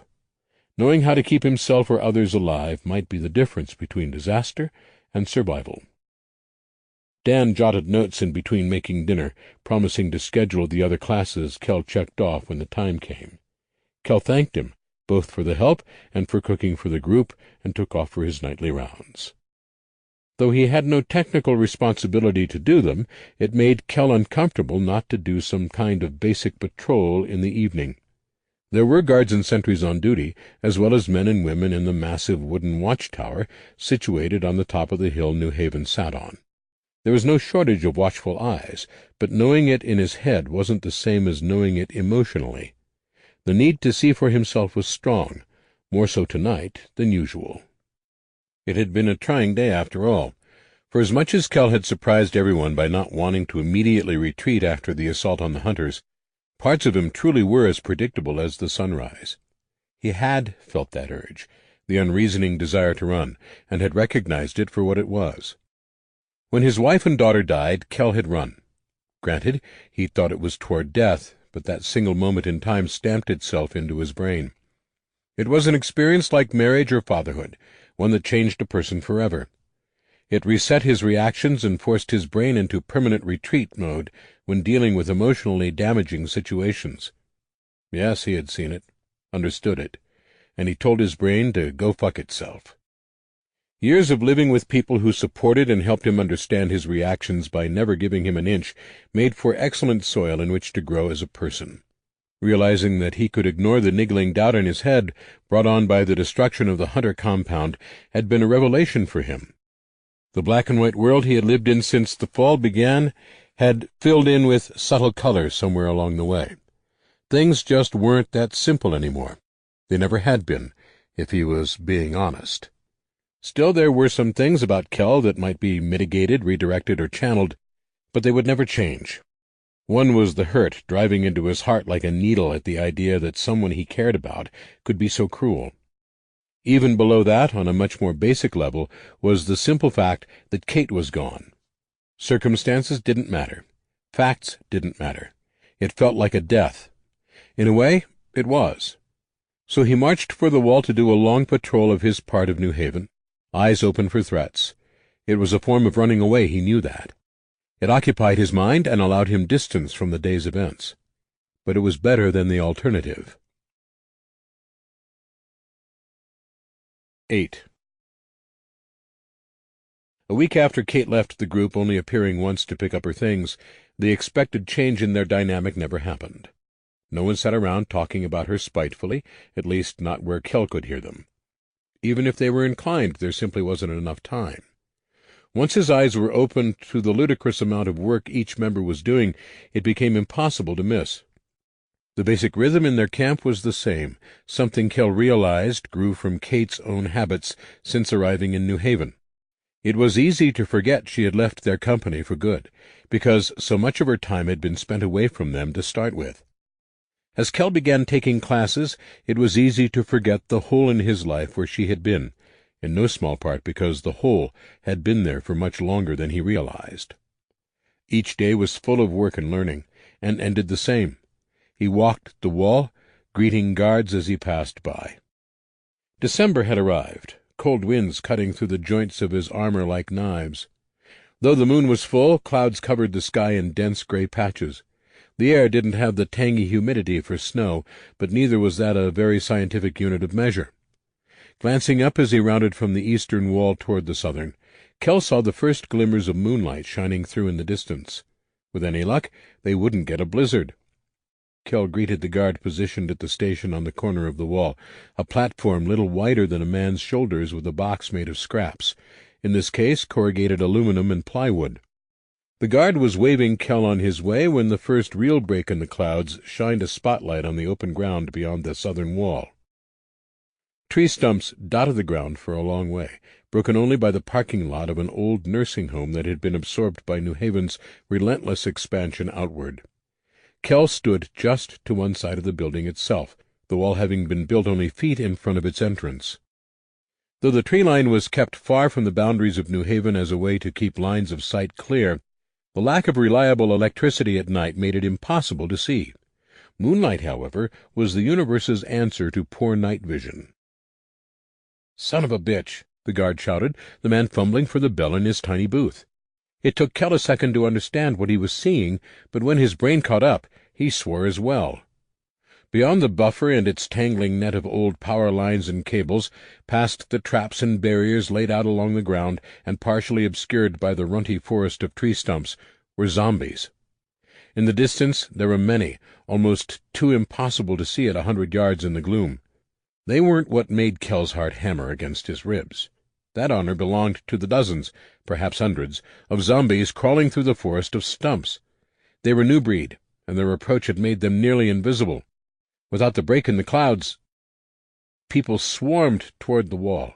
Some were already awake, others groggily pulling on jackets and, in one case, trying to run and put on a boot at the same time. Kell ran to the nearest emergency light post and flipped the switch, precious battery power surging into the floodlight and washing the scene in a pale yellow glow. Others did the same, bathing the land beyond the southern wall in day-bright illumination. The buffer cast a web of long shadows across the zombies, who began to rise as they realized their cover was blown. Kell took a sharp breath, the air hissing through his teeth. The new breed were smart, very smart, but this group sent a shiver down his spine. There were hundreds of them, spread as far and wide as he could see. They didn't clump together in easy-to-kill groups, and many of the ones in the back were dragging logs. That fit with their pattern, as the new breed were known to use tools to clear protective barriers. Not that it would do them much good with the buffer, but the fact that a group in front had enough strategic capacity to realize they would have to create a distraction in order to bring the rear units and their logs forward was enough to make his blood run cold. That observation set off alarms. It was nothing specific, just a general sense of something being off. His eyes scanned the approaching swarm, looking for something. What was it? There. One of the zombies was moving too well, with more dexterity and coordination than it should have had. The new breed were nearly human in their movements. This one was human. Shit, Kell breathed. He must have seen it without realizing it at first, but now it was obvious. There were living people, swathed in dead flesh and ragged clothes, spread among the dead.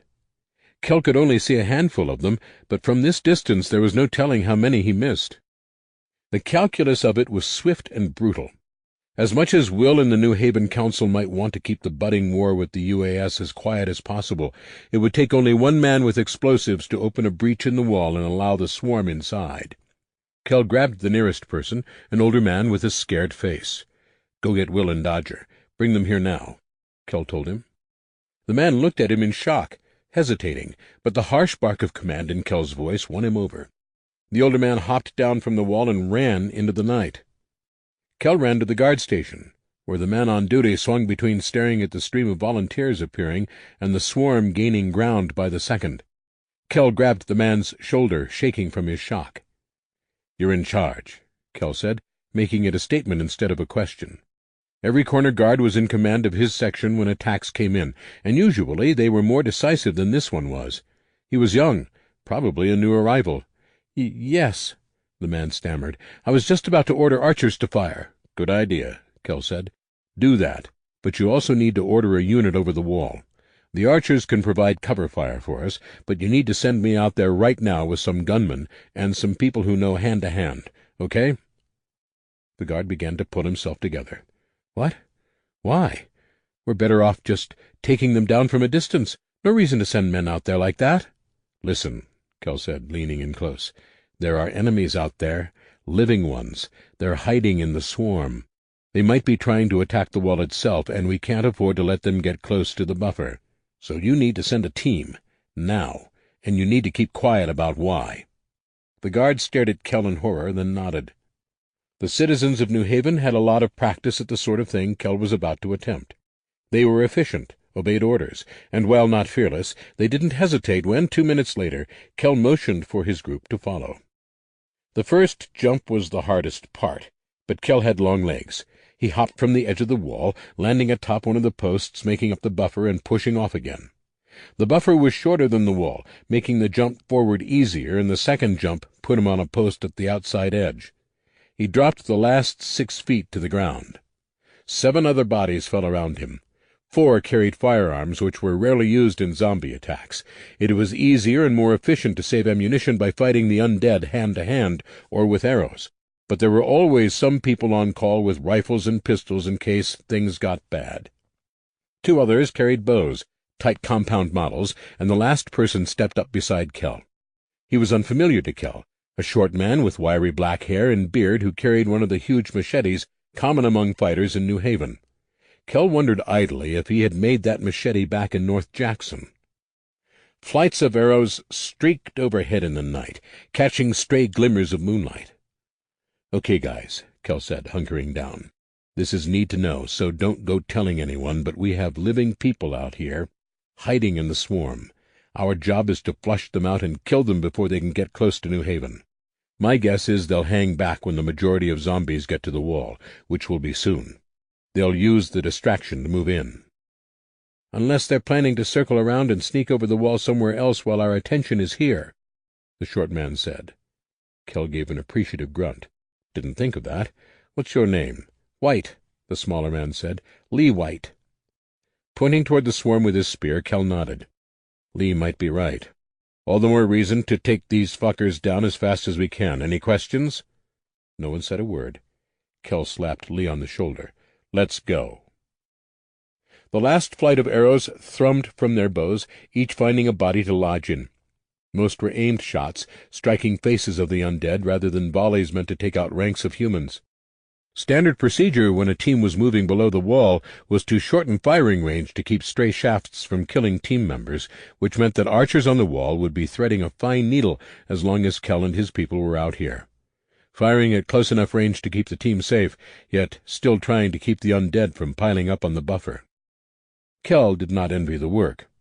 He had left hasty instructions with the guard in charge of the assault, telling him to pass on the details to Will or Dodger only. There would be other teams among the undead in minutes, men and women in vehicles used to mowing down their enemies without leaving the armored confines of their rides. That wouldn't work so well this time, should one of the living people decide to take out a truck by throwing a grenade in the back. Kell had warned against getting too close, which left his group on its own. It wasn't that bad. Lee moved at Kell's right like a ghost, quiet and smooth. He held himself with the fluid strength of a soldier, and despite being much smaller than Kell, probably average height, but at Kell's size everyone was a child, he had surprising strength. The first zombie Lee kicked was knocked completely off its feet, going flat in the air. The man swung the machete before the body even hit the ground. Kell only killed the undead when he had no other choice. They were on the edges of the swarm, moving stealthily south and avoiding engaging the enemy wherever possible. Every 50 feet, one of the gunners fired a shot or two, trying to provoke a reaction from the enemies hiding in the swarm. They had to have let the swarm move forward without them, Kell said between heavy breaths. They moved in with the new breed, but they'll let them get all the attention before doing whatever it is they're here to do. "There," Lee said calmly, pointing with his machete. Kell looked just in time to see a man shrug off a tattered coat, using it to wipe zombie gore from his face. He was near the edge of the swarm, in an island of relative calm. The lack of zombies nearby had probably given him a window to move out toward his objective. There were zombies milling between them, however. "I'll make a hole," Kell said. "Move through after and take your shot when you're close enough." Ignoring the sputtering protests following that, Kell hurled himself toward the roiling mass of undead. The first few zombies saw him coming, but knowing them did no good. Kell lashed out with a kick, bowling the nearest into those behind. He kept his spear near chest level as he moved, not bothering to kill as he scythed through the ranks. If he slowed enough to aim death strikes, the sheer mass of human flesh would overwhelm him. So he danced on the outside of the swarm's arm, knocking a body down here, kicking in a knee there, occasionally slamming the butt of his spear into the head or neck of a zombie. "You're insane," Lee said, stepping into the fray. His voice was perfectly calm, as if he were talking about the weather, though there was a smile on his face. Shots rang out as they mowed a space clear. Kell's head snapped to where the target had been crouching, waiting for his moment. The man was still there, but on his hands and knees, grasping at his chest as blood poured on the dead grass. Another shot, and a large portion of his skull disintegrated. "That's one," Kell shouted above the fray. The group pulled back from the edge of the swarm, resetting themselves for the inevitable surge of undead, which, as it turned out, didn't happen. "What the hell?" Lee said, machete resting on his shoulder. The swarm ignored them, even the zombies they had knocked down and pushed around. One or two glanced at them as they moved toward New Haven, but seemed drawn forward by something. Kell had a good idea what was happening, but even if he could have told them, It wouldn't have made much difference just then. "They don't want to attack. Let's not complain," Kell said. "Come on, we should pull back a little and see if we can find the rest." 9. The swarm spread across the southern face of New Haven like oil on rocks, seeping into every crack. Though only 20 minutes had passed, there were already signs of trouble. From where they stood hidden by a copse of trees, Kell and his team could see the armored trucks keeping their distance. The good news seemed to be that Kell's message had been passed along, keeping the vehicles safe. The bad news was, well, bad, because the normal course of events would see those trucks wade in among the zombie horde and kill them in droves. "Look," Lee said, "small swarm cutting across the field." Kell saw, though they were too far away to make out any humans hidden among the dead.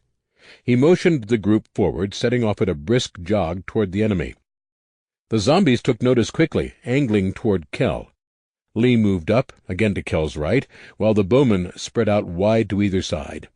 When the first zombie gave a gurgling hiss and leaped forward, broken teeth gaping wide, he gave no thought to his next move. He stepped to the side, letting the zombie stumble past and into the 4 men behind him. It was the body behind the attacker Kell was interested in. That body pulled a knife and thrust for Kell's midsection. If the attacker expected surprise, he was disappointed. Kell saw it coming and deftly slapped the tip of the spear into the outstretched hand, knocking the knife away and taking a little skin in the deal. He let the spear move on instinct, raising the tip and stepping into the thrust in one smooth motion. The silver point transfixed the man through the throat. Kell yanked his weapon sideways and made a really big hole. There was a cartoonish amount of blood. What seemed like gallons of the stuff arced from the man's neck as he fell, dousing Kell and Lee from the knee down. It never failed to interest him that people with neck injuries always brought their hands to the wound, no matter how grievous. There was almost nothing left, yet the dying fellow dug his fingers in as if he could somehow stem the flow anyway.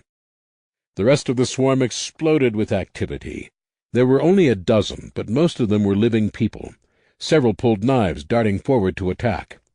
Kell screamed as he rammed his spear completely through the closest foe, using its superior reach to stay unharmed. He dropped to one knee, flexed with his entire body, and flung the enemy over his shoulder like a bale of hay.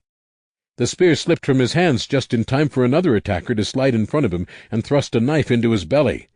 Kell heard someone shout, "No!" and gunfire erupted everywhere at once.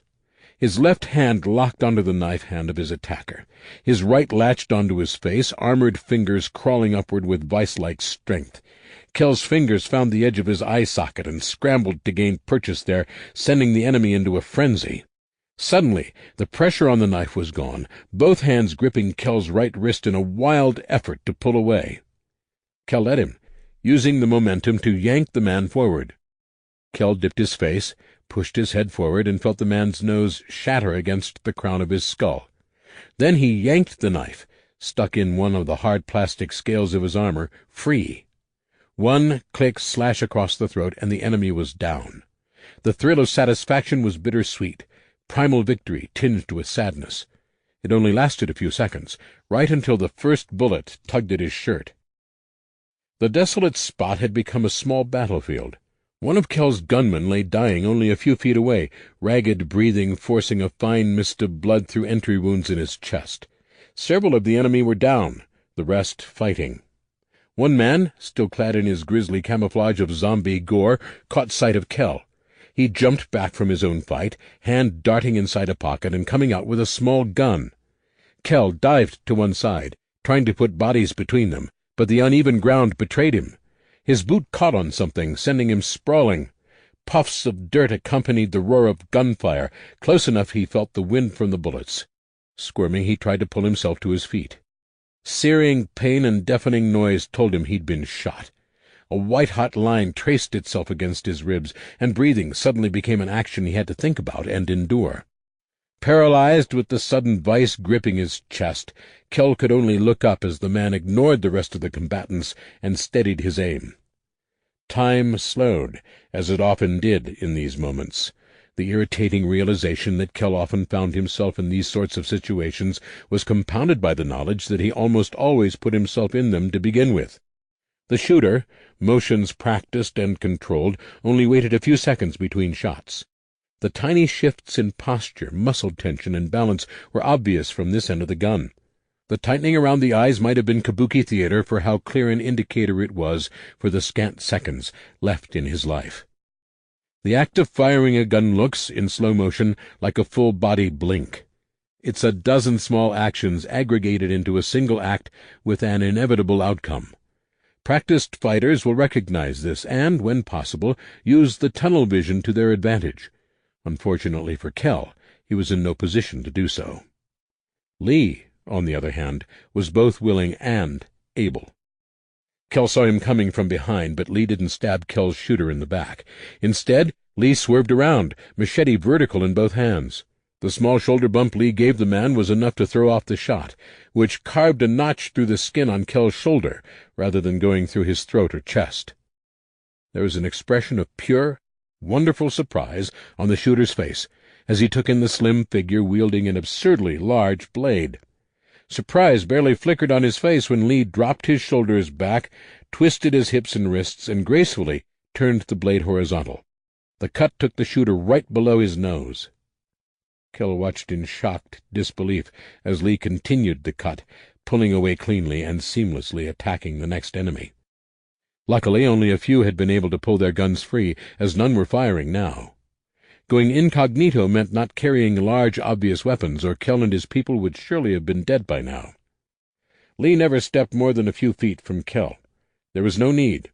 Like most fights, this one lasted only a few minutes that felt like days. Most of the enemy were down.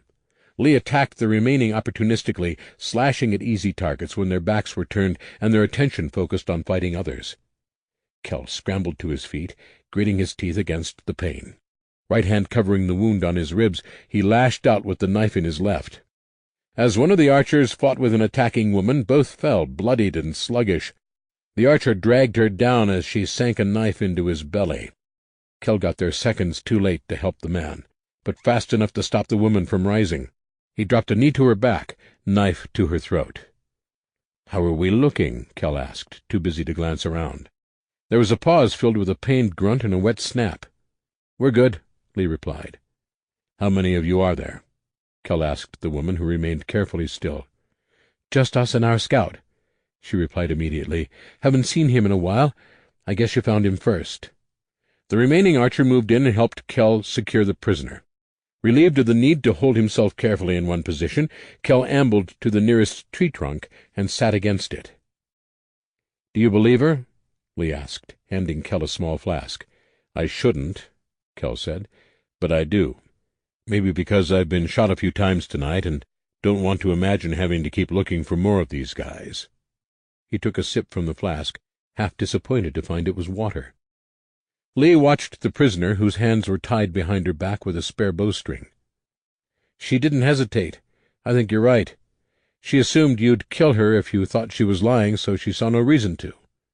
Kell nodded, then met Lee's eyes. "You saved my life. Thank you. That sounds kind of lame, but you're shot and it's hard to think of the right words," Lee suggested. "Been there before. And you don't need to thank me. That's my job." Kell watched Lee organize the surviving members of the group, effortlessly taking control while making sure everyone was safe, constantly scanning for danger. Somehow he didn't seem like such a little man anymore. One of New Haven's attack vehicles found them after a few minutes of slow progress toward the wall. Kell had never been so happy to see a pickup truck in his life. He gladly accepted Lee's help getting in the back, where he relaxed, as much as possible, by laying flat and staring at the sky. "I wonder if we shouldn't have them do a quick drive around, just to make sure there aren't any more people hiding out there," Kell said. Lee opened his mouth to reply, but whatever he said was lost to Kell. Between heartbeats, the scene was gone.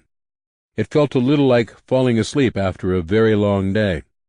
His vision fuzzed to black, and a moment later the light returned, only now he was laying in a bed and not in nearly as much pain. "Huh," he said.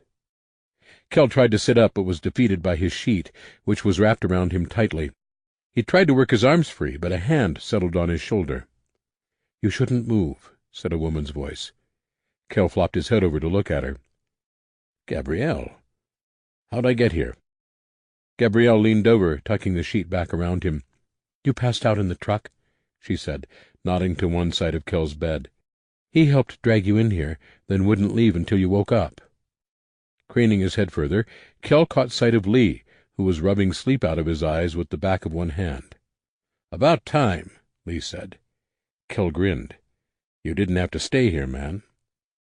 Lee stood and stretched. "That's a pretty damn uncomfortable chair. It was a trial. But you know what they say, we never leave a man behind." Lee tipped an imaginary hat at Gabrielle and made for the door. "I'll swing by after a while. I need a meal and a change of clothes." Still shaking off the cobwebs, Kell slowly looked around. "Am I in the clinic?" It was a private room, though fairly small. One window was, of course, boarded up tight. The other streamed morning light from behind him. Rather than a hospital bed, Kell was reclined on a queen-sized mattress. "Yep," Gabrielle said. "This used to be the master bedroom of the house. We keep regular beds back here for people with serious injuries. Yours was the worst of it, so lucky you. You get a room all to yourself." "How bad is it?"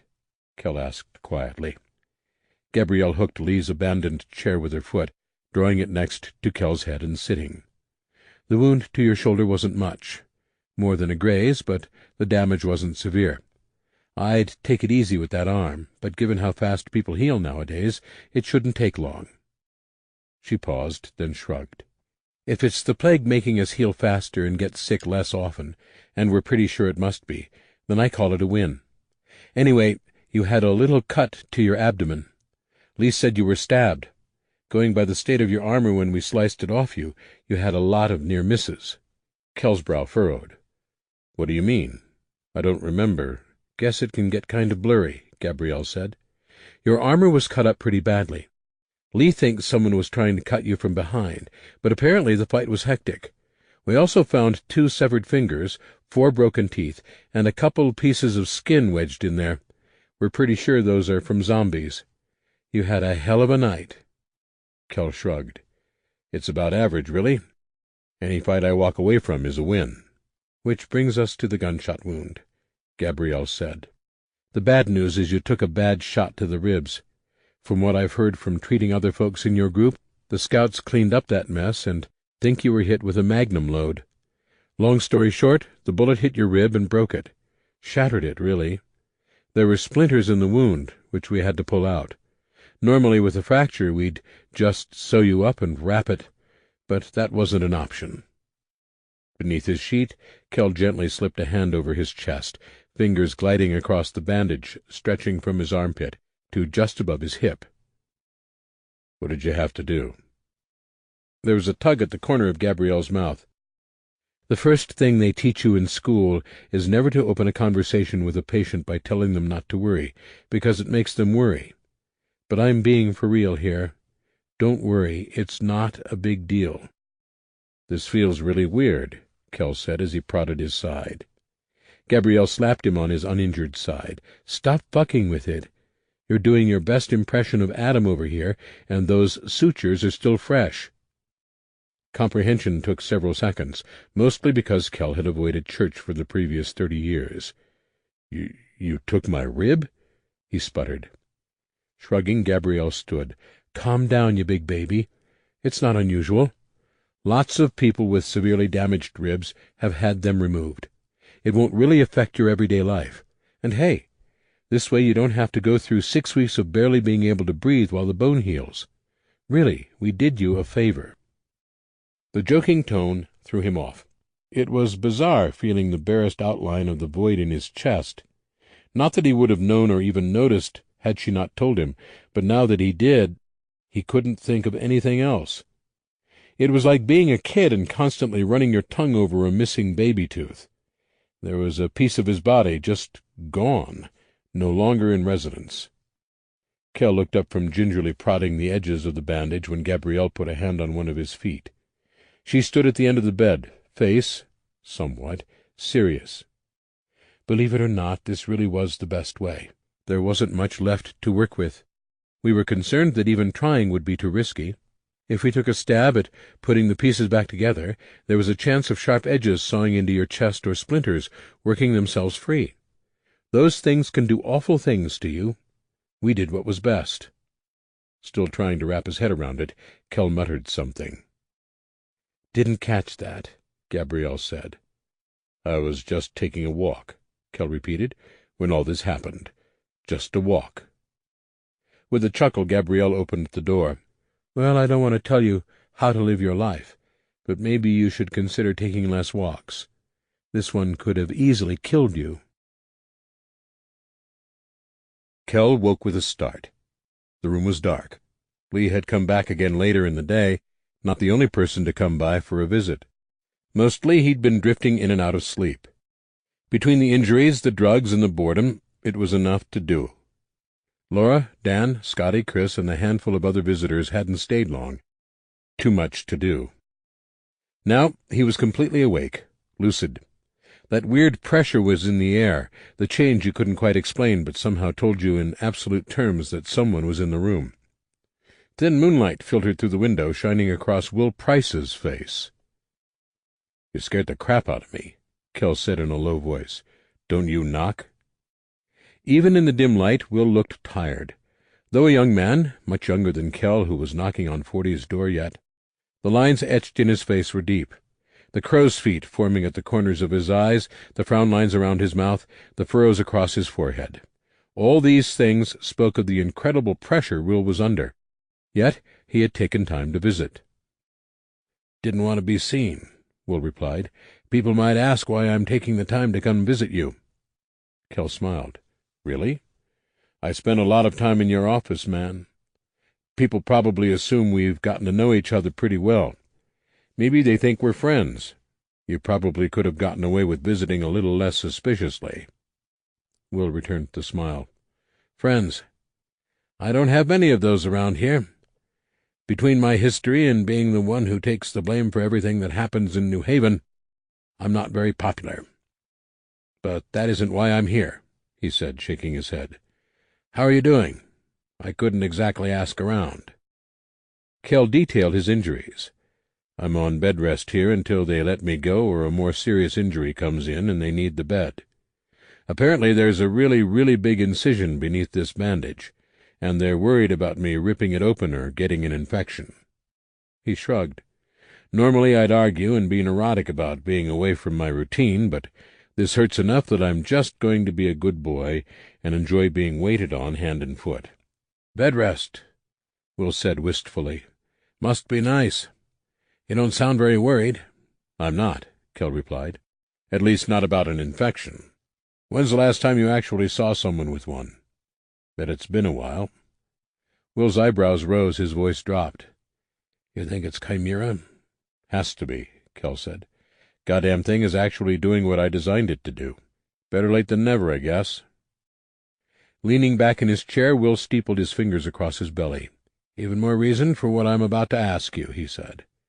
"You've got that tone of voice that tells me this isn't going to be a request, Will." "It is," Will said, "mainly because I can't make you do it."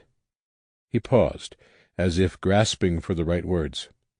"Look, I get why you went over the wall. We made damn sure people saw the hunters as a threat we eliminated, and we kept the UAS quiet. Some know about them, sure, and a lot more are suspicious, but nothing concrete. You were trying to help keep that information from causing us problems, right?" Kell nodded. "That, and I didn't want one of them to blow a hole in the wall." "Which I also appreciate a lot," Will said with a grin. "Point is, I get why you did it. I'm not even saying you should have done any different. Keeping people from panicking is vital, and finding out an army is out there gunning for us would do the trick. Our long-range scouts tell us the UAS are trying to make some political statement, something to scare our people into giving up before the fight even starts, spread propaganda. You know, all that bullshit people used to think worked in war?" Will sighed. "I appreciate what you did, but you could have been killed. You've volunteered for a lot of dangerous jobs, Kell, but this time you came too close. I need you to promise me you'll stay inside New Haven from now on. Down the road, when you're healed, you can do guard rotations, but that's as close as I want you to get to being outside those walls until it's safe to send you off to work with John." The crisp note of authority Will usually imbued his words with was notable in its absence. If anything, he sounded uncomfortable. That convinced Kell more than anything that this was something Will desperately felt was the right call. "Yeah, sure. I'll keep my head down," Kell said. "Thank you," Will whispered. "Like I said, I don't have many friends, and I don't know if you are one, but I think you could be. That's ignoring your value to every living person on the planet." Kell raised his hands. "Yeah, I've heard the spiel enough times. Spare me." "Sorry," Will said. "Speaking of friends, I have an easy job for you with one of mine if you want it. Since you can't fight at all until Gabby clears you, and I know you'll go insane with nothing to do, I found you some work." Kell snorted. "You're very altruistic all of a sudden." "Please, don't think of me as a hero," Will said. "I'm just a man like any other." "Full of shit is what you are." Will frowned theatrically. "That hurts. It really does. Anyway, do you want the job?" "What is it?" Kell asked. "I need you to help Josh out with his archiving, writing the survival manual, all that stuff. It's desk work." Kell thought about it for a few seconds, then shrugged. "Sure. I've actually talked with him about it once or twice already." "I know," Will said. "That's why you're perfect.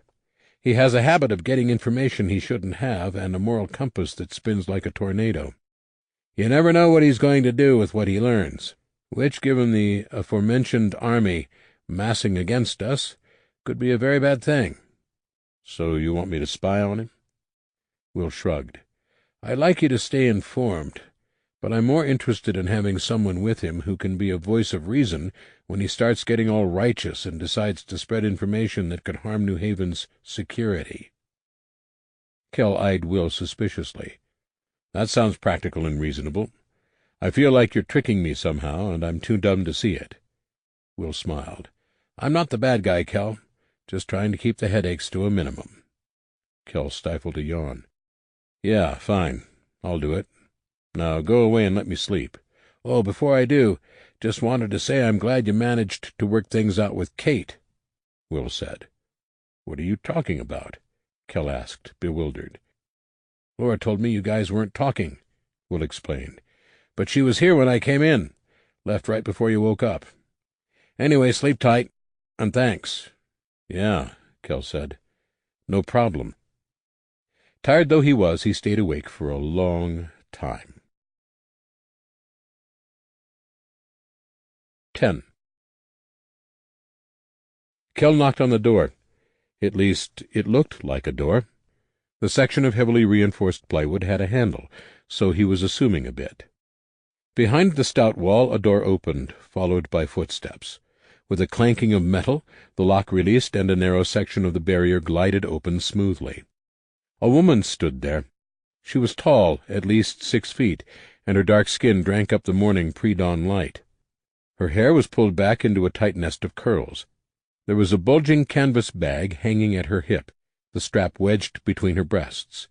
She adjusted it as Kell stood, staring at her. "What?" she asked. Kell shook his head to clear it. "Sorry, you just looked really familiar. Kind of surprised me." Her eyebrows lowered into a line, and she frowned a little. Kell thought it was supposed to be a serious expression, but the way it made her lips purse and her cheeks puff out made her look like a little kid making a face. It was cute, and the incongruity of something adorable standing in front of this small fortress was enough to make him choke back a laugh. "I'm Jess," she said. "Josh's wife. He's inside." "Oh, okay," Kell said. "I'll just go on in, then. Don't want to keep you." Jess held up a hand. "A few things you need to know before you go in there." Kell nodded, taking the words seriously despite how difficult her girlish voice made it. "He's depressed," she continued. "It comes and goes in cycles. Didn't start until after we didn't have pharmacies to fix his brain chemistry. He also has anxiety problems. Don't stress him out. If he wants to talk to you about these things, you're welcome to." Until and unless he does, don't say anything to upset him." "Sure," Kell said, bobbing his head in assent. Jess eyed him, then pointed back at the house. "Go on in. Keep it light. If I come home this afternoon and he's worse than when I left him, you and I are going to have a problem." Kell said. "Okay, but—" Jess slapped him on the arm. "Glad to hear it. Have a good day. Lock the door behind you." Confused and a little worried, Kell watched her stride away. Resigned, he shut and locked the door and walked across the walled area to the side door of the house itself. "Keep it light," he muttered to himself. "Sure, I murdered the world. It'll be easy." Kell opened the storm door, but before he could knock, the sound of dogs barking drowned out all rational thought. They must have been just on the other side of the door, and, from the sound of it, vicious enough to tear him apart. There was some muffled shouting amid the barks, which cut off as if someone had hit a switch. "You can come in now," a voice said. Nervously, Kell did, steeling himself for the inevitable mauling. Just inside lay a kitchen, the floor done in small white tiles of various sizes, a repeating pattern. Josh stood behind two dogs, both sitting on their haunches. Though they didn't appear on edge, neither dog was relaxed either. Both studied him with quiet severity, trying to decide if he would make a good meal. "They're fine," Josh said. "Just let them give you a good sniff and you're golden." He choked up on the leashes latched to their collars. Leaning down between them, he pointed to Kell. "Friend." Kell took a deep breath and crouched, extending a hand. The first to sniff him was the thicker dog, who looked like a mix between a German shepherd and a chow. His short muzzle wiggled, stubby whiskers flicking as he smelled. His mouth dropped open into a doggy grin. "Good boy, Bigby," Josh said. Emboldened, Kell moved his hand close to the other dog, a golden retriever so pale he was almost white. His lip curled, a low rumble filling the tiny kitchen. Josh thumped him gently on the top of the head. "Riley, calm down." Riley rolled his brown eyes toward his human, as if to protest this sort of embarrassing treatment in front of a guest. With a huff, the golden craned his head forward and licked Kell's hand, then lost all interest. "Just let me take the leashes off and we can get to work," Josh said. "Sure," Kell replied. He looked around and marveled at the number of modifications just within his field of view. There was a ladder leading to a hole cut in the ceiling, which had to end in the hatch on the roof. Where a refrigerator should have been was a homemade box with copper tubes leading from it. There was a table, of course, but the walls were lined with shelves instead of cabinets, every one of them packed with food, all neatly labeled. The wall to the left of the door had a bar cut out of it, showing the living room. Two sofas made a V in one corner. There was a small wood stove, also homemade, at the end of one of the couches. Silvery piping led from it and into a jagged hole in the wall, which was filled in with some sort of foam. The windows were securely covered with plywood and metal, though they looked removable. More food and other goods were stored along one wall of the living room, though stacked around something Kell was surprised to see. "You still have a TV up?" Kell asked. "Why?" Josh stood, tossing the leashes onto a sofa. He leaned over and flipped a switch on the wall. The room, lit by several candles, was suddenly washed with light from the fixture on the ceiling fan.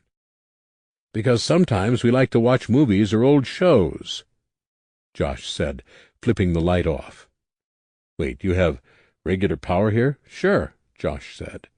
"The back half of the roof is all solar panels. The backyard has 2 wind turbines we built. Small ones, but still pretty effective. Oh, and we've got a stationary bike wired up as a generator for when it's not windy or sunny."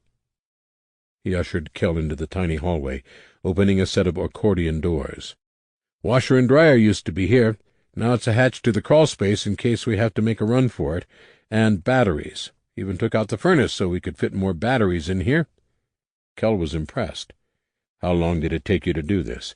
"Not that long," Josh said. "Most of it was easy.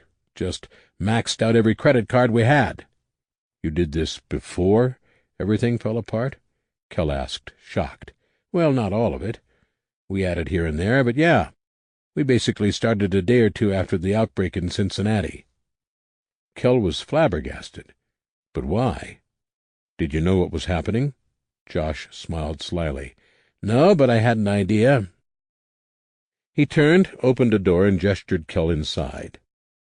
Strips of LEDs lit the room, which fell somewhere between an office and a shrine to pop culture. A large corner desk took up most of one half of the room. Another, smaller desk filled in the rest of the space along one wall. Both were piled with paperwork, as were bookcases which ran along the rest of the perimeter. Where there weren't desks or bookcases, there were shelves and pictures. Over the corner desk hung 2 framed movie posters, one for Night of the Living Dead, the other for 28 Days Later. Corner shelves sat between them, festooned with action figures, dolls, bobbleheads, cups, pens, sculptures, and numerous other objects with a common theme. Zombies. Wow, Kell said.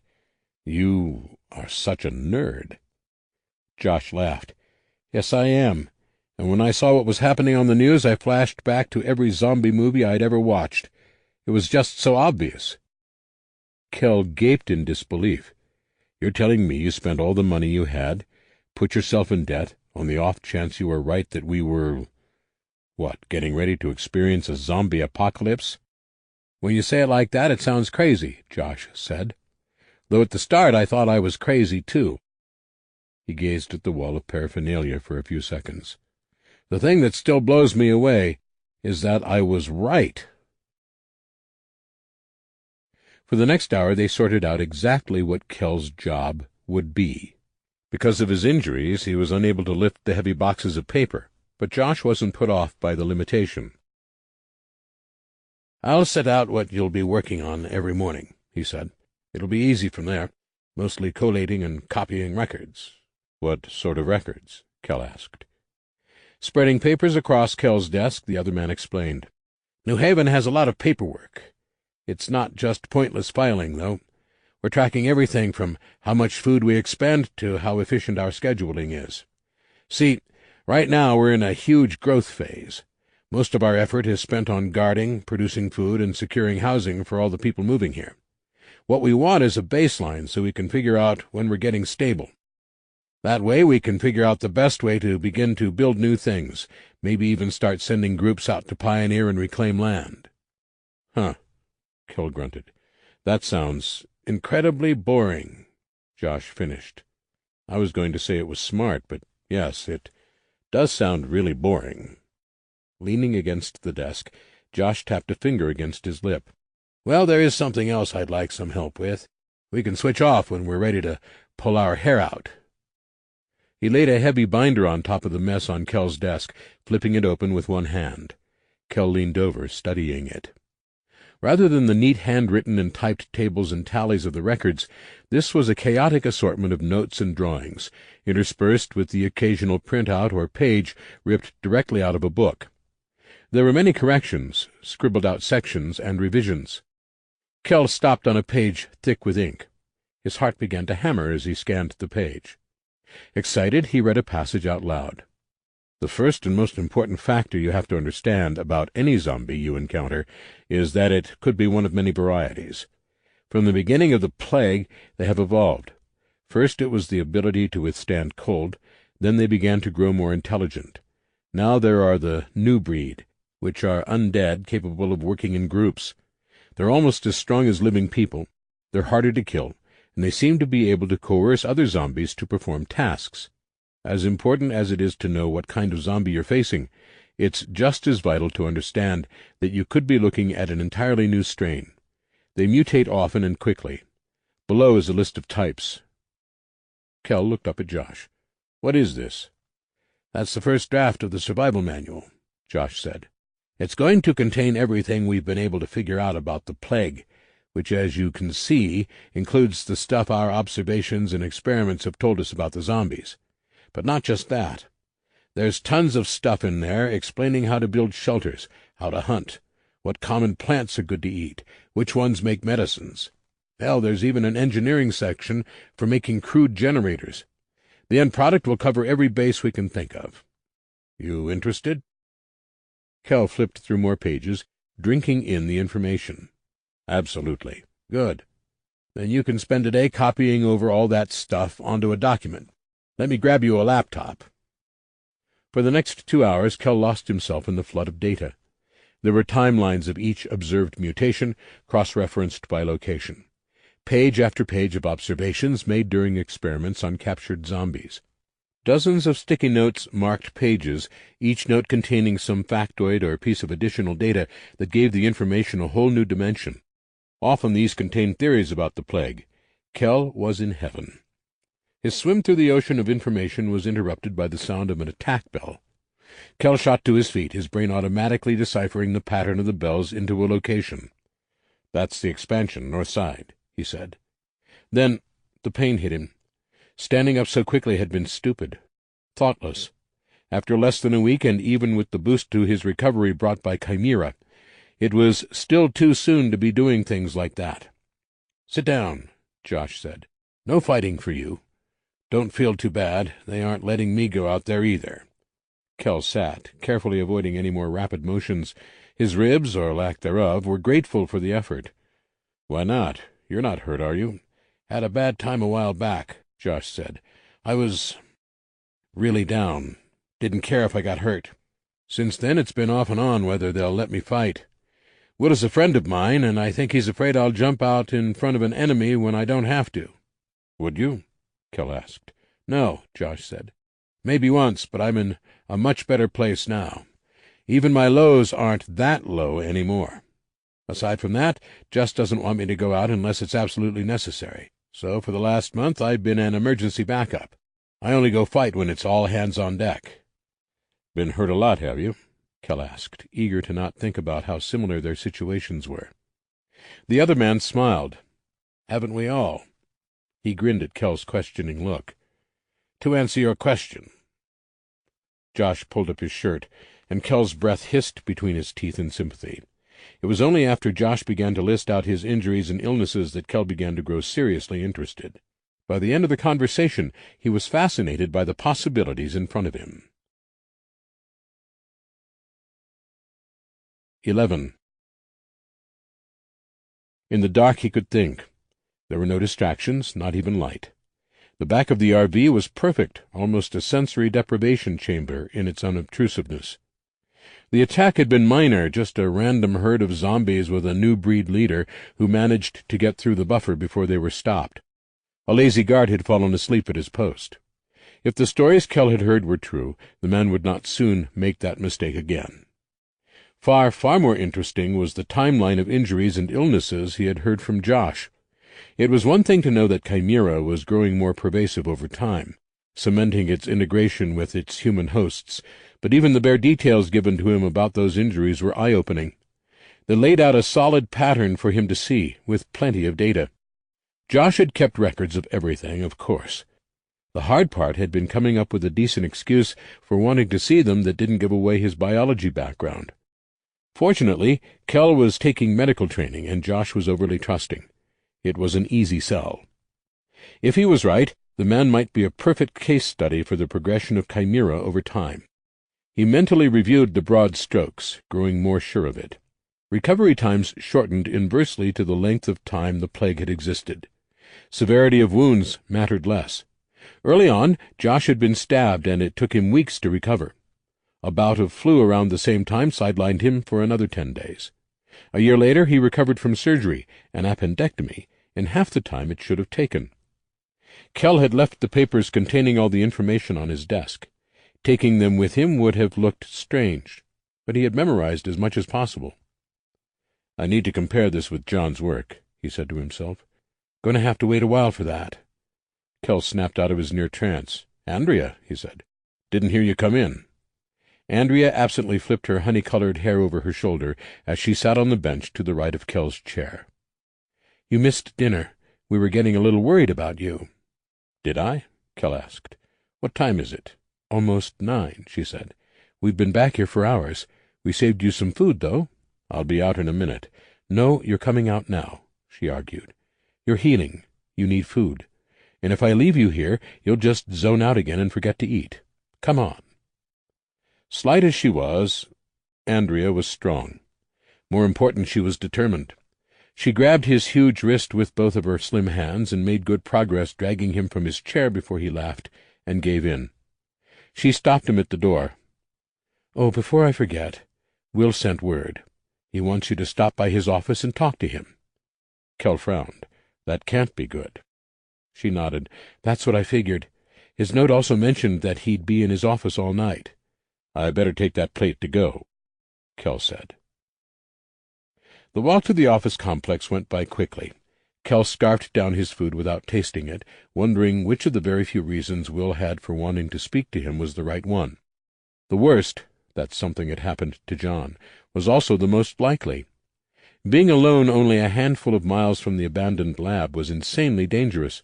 Their only hope was that the UAS thought John dead. Anything but that he could cope with. He had made the decision to move John, and he had promised to return quickly. That was a promise broken, which gnawed at him regardless of the logic behind the decision. Light spilled from the window of Will's office, the stout glass square in the door dancing with refracted candles. Kell tapped a knuckle lightly. "Come in." The sight of the room stopped him cold. Even at the height hunter activity, it had remained organized. Messy, sure, but not chaotic. Will kept his work handy, arrayed in usable pieces. This was definitely not that.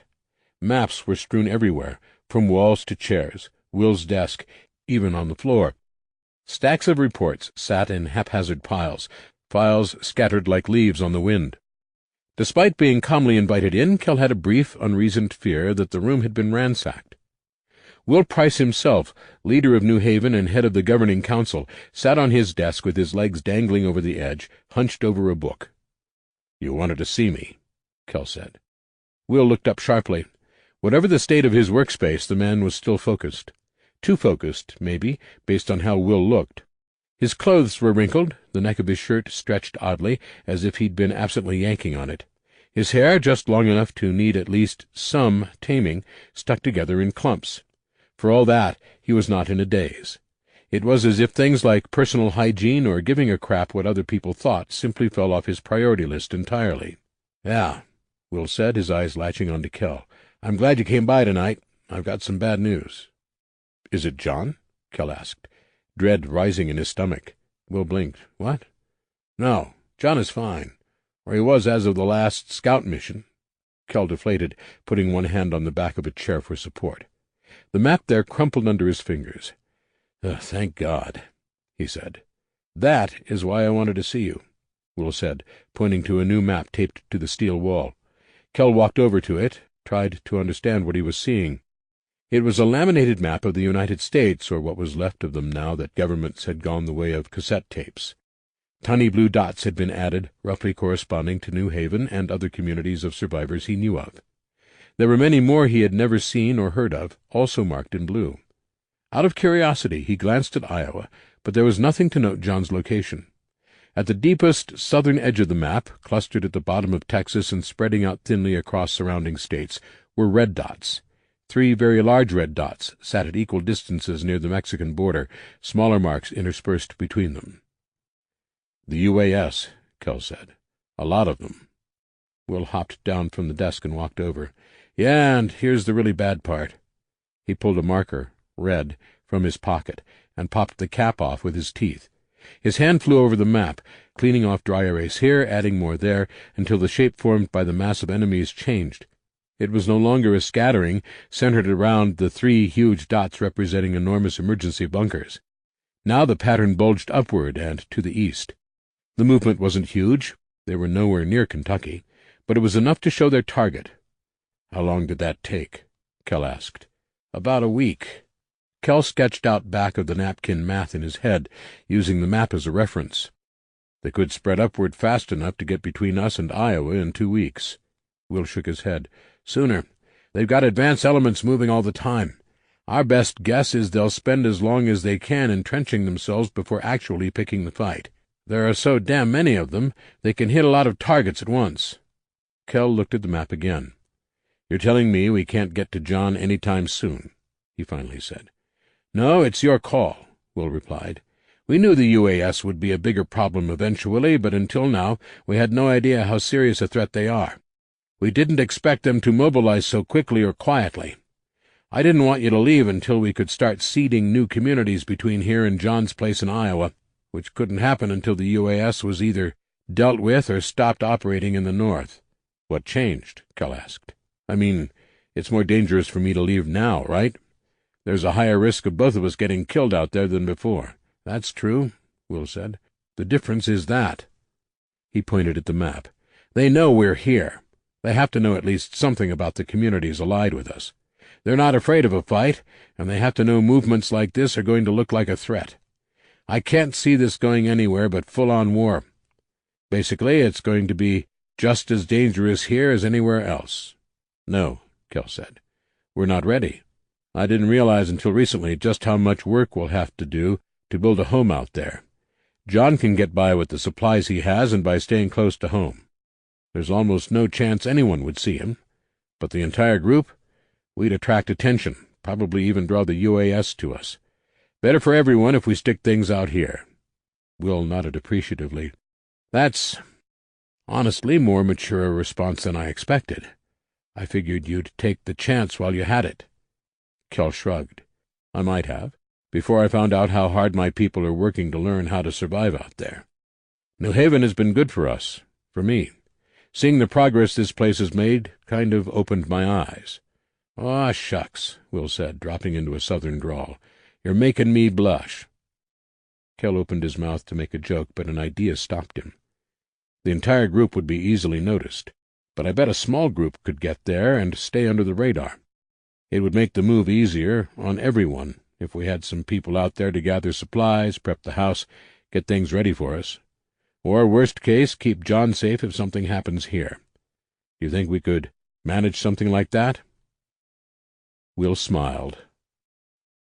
An hour and a hasty explanation later, Kell had his volunteers. At first, no one had been terribly excited to leave the group, especially after he explained how, one way or another, the trip was likely to be permanent. That attitude changed quickly after he mentioned the likelihood of New Haven coming under attack. There were a few young children in the group, and it was a small blessing none of their parents volunteered. Kell would have been heartbroken to explain the need for able-bodied adults for the early trip west. In the end, there were 4 in the group. Kell perched on the counter in the cramped RV's kitchenette, boots resting on the edge of a half-open drawer. The 4 men sat in the dining nook, with Laura standing on one side and Andrea on the other. "I know you'll all work together," Kell said. "It's going to be a lot to handle. Dan will coordinate the preparations. That means he'll be in charge. Scotty will work with John on gathering everything we'll need for medical care and day-to-day needs. Chris, you're our construction guy. Plan for a big group, and for it to grow larger over time." Kell turned to the last of the 4, the only volunteer he didn't know well. "Jim, I don't know what you've been studying, but I've seen you fight. Help out where you can, but keep these guys safe. John, too." Jim, a burly man who had the proportions of a Middle-earth dwarf, nodded. "Horticulture, mostly. I used to be a farmer." "Nice," Kell said. "That's going to come in handy. Do you think you'll be able to plan out our food supply and get things started?" "Sure," Jim said. "It's farm country anyway." "Good," Laura said. "The schedule is going to be tight, so we'll need to load you up with everything you'll need tonight. That way you'll be ready to leave whenever Will puts together a scout escort." "That'll probably be soon," Andrea chimed in. "If there's an army moving this way, we're going to have people all over the place, keeping an eye on them." Laura nodded. "Which will make it easier to explain where these guys are going. Will can use the scouts as cover." Jim cleared his throat. "Don't mean to interrupt, but can you tell me why you're staying?" he asked Kell. "A bunch of reasons," Kell said. "Partly because there are things I'd like to learn here. A little because I still think New Haven is safer. Doesn't hurt that we have the entire eastern third of the country to retreat to, where the UAS can't get us." He glanced around the tiny kitchen. "The biggest reason is because I think I can finally make some headway here. Part of why I want to work with John is because he has a lot more data than I do about the way the disease has mutated over time. But even his information is taken from limited samples." Jim's eyebrows came together. "You find something better?" "Oh, yeah," Kell said, a note of excitement in his voice. "This place has tons of records about treatments, tissue samples, even a timeline of extensively documented symptoms and physical changes. It's a treasure trove. I need time to study and copy as much of it as possible." Which was true as far as it went. He didn't tell them the sneaking suspicion crawling through his brain every minute since the medical records of Josh and every other person in New Haven had been put at his disposal. Chimera might not be curable at this stage. More vital, Kell was no longer sure it should be. 12. Kell watched the zombie intently. The zombie watched Kell watch him. It was creepy. "If Gabrielle finds out I'm fighting before she clears me, she's going to cut off something I'll miss," Kell said, never taking his eyes from the dead man. "Nah, you'll be fine," Josh said casually, waving his hand dismissively. "You're just my backup, and anyway, it's chained up." That was true. The captive new breed had a collar at its throat and a heavy chain leading to a steel peg in the ground. The testing area was behind the clinic, a backyard with its swing set and picnic tables long since removed. Nothing grew there now. The ground, packed dirt, marked here and there by the occasional stone. A tall chain-link fence surrounded the area, reinforced to a ridiculous degree. No zombie had ever managed to get out, not that a single escapee would fare well in New Haven for more than a minute or two. "Now watch," Josh said. He approached the zombie, whose attention shifted with the careful intensity of a stalking predator.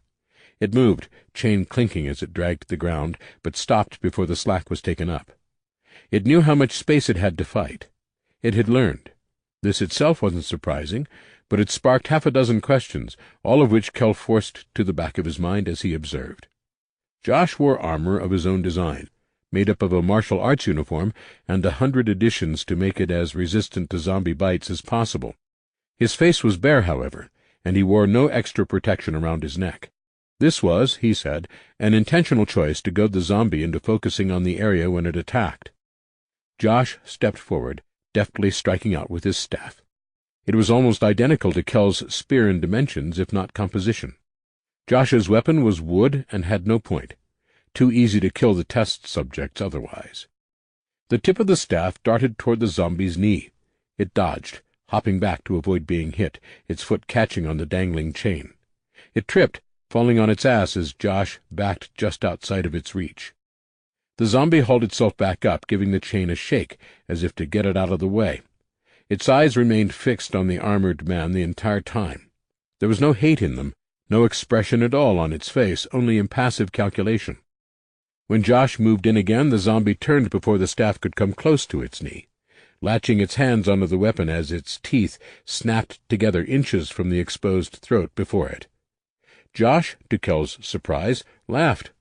It was more of a giggle, really. "You silly bitch," he said, letting go of the staff.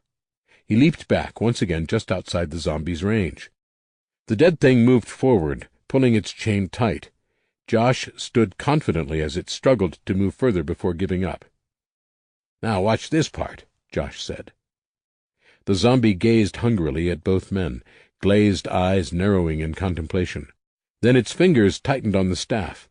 It took a clumsy swing, which Josh ducked, laughing again. "Has it done that before?" Kell asked, his curiosity piqued. "Nope," Josh replied, "but I figured it would. Damn things know how to use tools, and their problem-solving skills get better all the time. If they had better coordination, we'd all be screwed. That's why we've been studying them, so we can exploit every advantage. Eventually they'll figure out how to get over the walls in numbers." Kell opened his mouth to speak, but was interrupted by the rattle of the chain-link gate. He glanced over to see Kate standing with her arms crossed. She motioned for him to come over. "I know better than to get between two people when a woman has that look on her face," Josh said. "You go talk. I'm going to take my stick back from this asshole over here." Kell steeled himself as he moved toward her. Try as he might, he could never quite put her out of his head. Too much history there. "Kate?" he said, nodding. Her face was unreadable, though she gave him a searching look. "Your boys were delayed heading out. I know they were supposed to leave for John this morning, but Ewell broke her ankle this morning. They needed a replacement scout to go with them." It wasn't hard to figure out. "And you're the only other person who can make the trip because nobody is supposed to know John exists." "Yeah. I told Will I'd do it. I'm going either way, but I need to know if this is going to be a problem between the two of us." Kell stared at her for a long time. When he spoke, it was in a voice devoid of tone, of any feeling whatsoever. He chose his words with care. "Not if you do your job the way you're supposed to." Her eyes flashed. "Of course I will. I'm not an idiot. I know how important this is." Kell snorted. "I thought your friends were important, too." "Don't give me that shit." Kate spat, red spots blooming on her cheeks. "I didn't hurt anyone. I wasn't going to actually hurt Laura. You have to know that." Ice began to flow through his veins, a wave of cold fury so powerful it actually shocked him. "Maybe," he said. "Maybe not.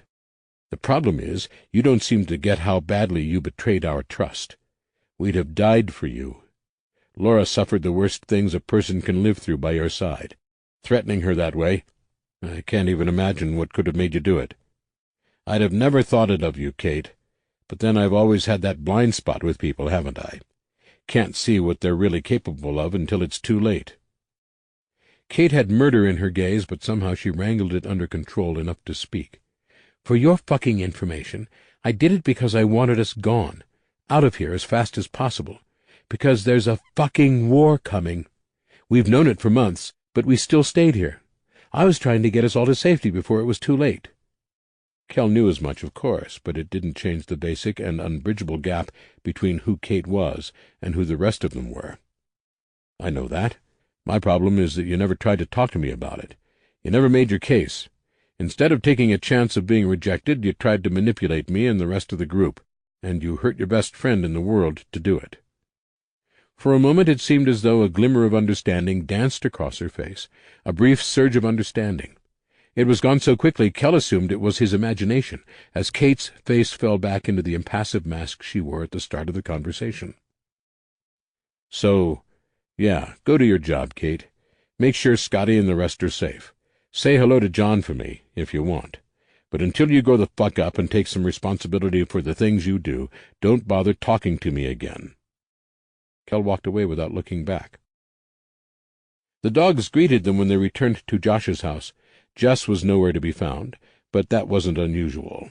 She spent most of each day overseeing an improbable number of agricultural projects. Kell rarely saw her unless he came to the house, especially early in the morning.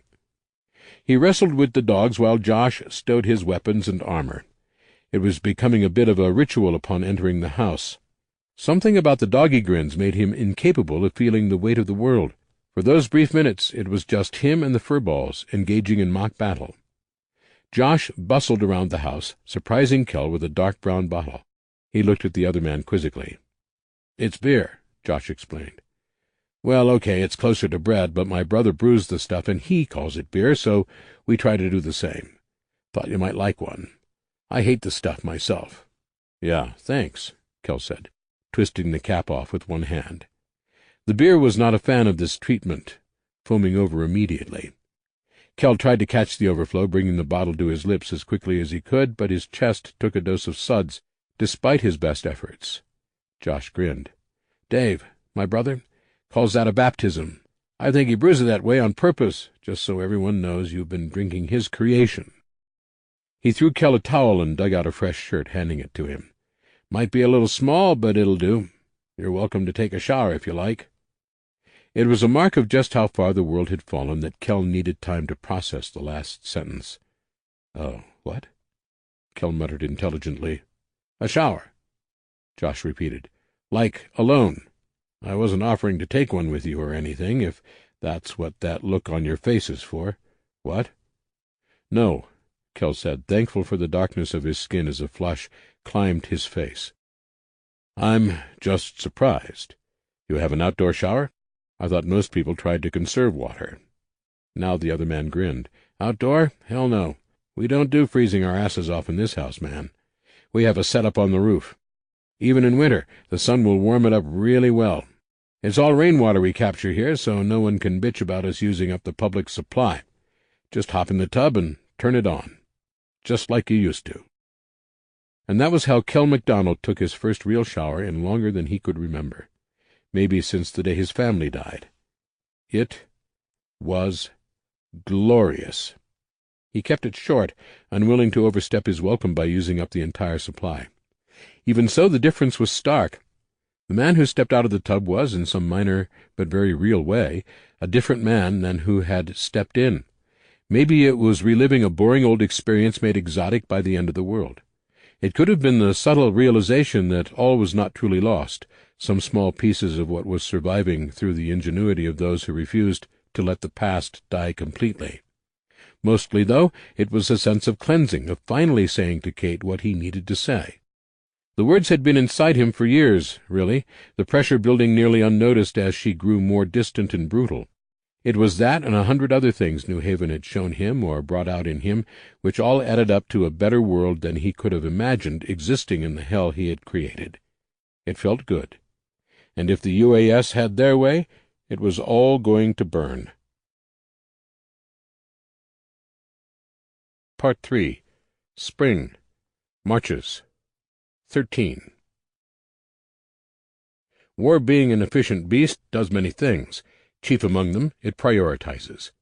In the weeks following the decision to send Scotty and the rest on to John's hiding place, the central United States became a very active place. It was no longer possible to hide the truth from the masses. Sightings of large groups of heavily armed people became common. The western communities, among them a huge number of people living at the Google campus, were suddenly cut off from New Haven in the east.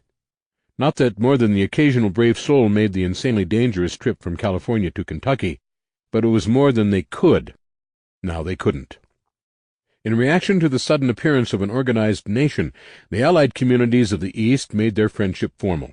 Every settlement reorganized, mimicking the setup defined by New Haven itself. Elections were held for councils, which themselves put forth candidates for governors or whatever title each group decided on for the person in charge. Those leaders formed a sort of grand council, and as a group chose one person to lead them against the rising threat. "I can't believe they picked me," Will complained, downing his 4th shot of whiskey. Kell raised his shot glass, grinning crookedly.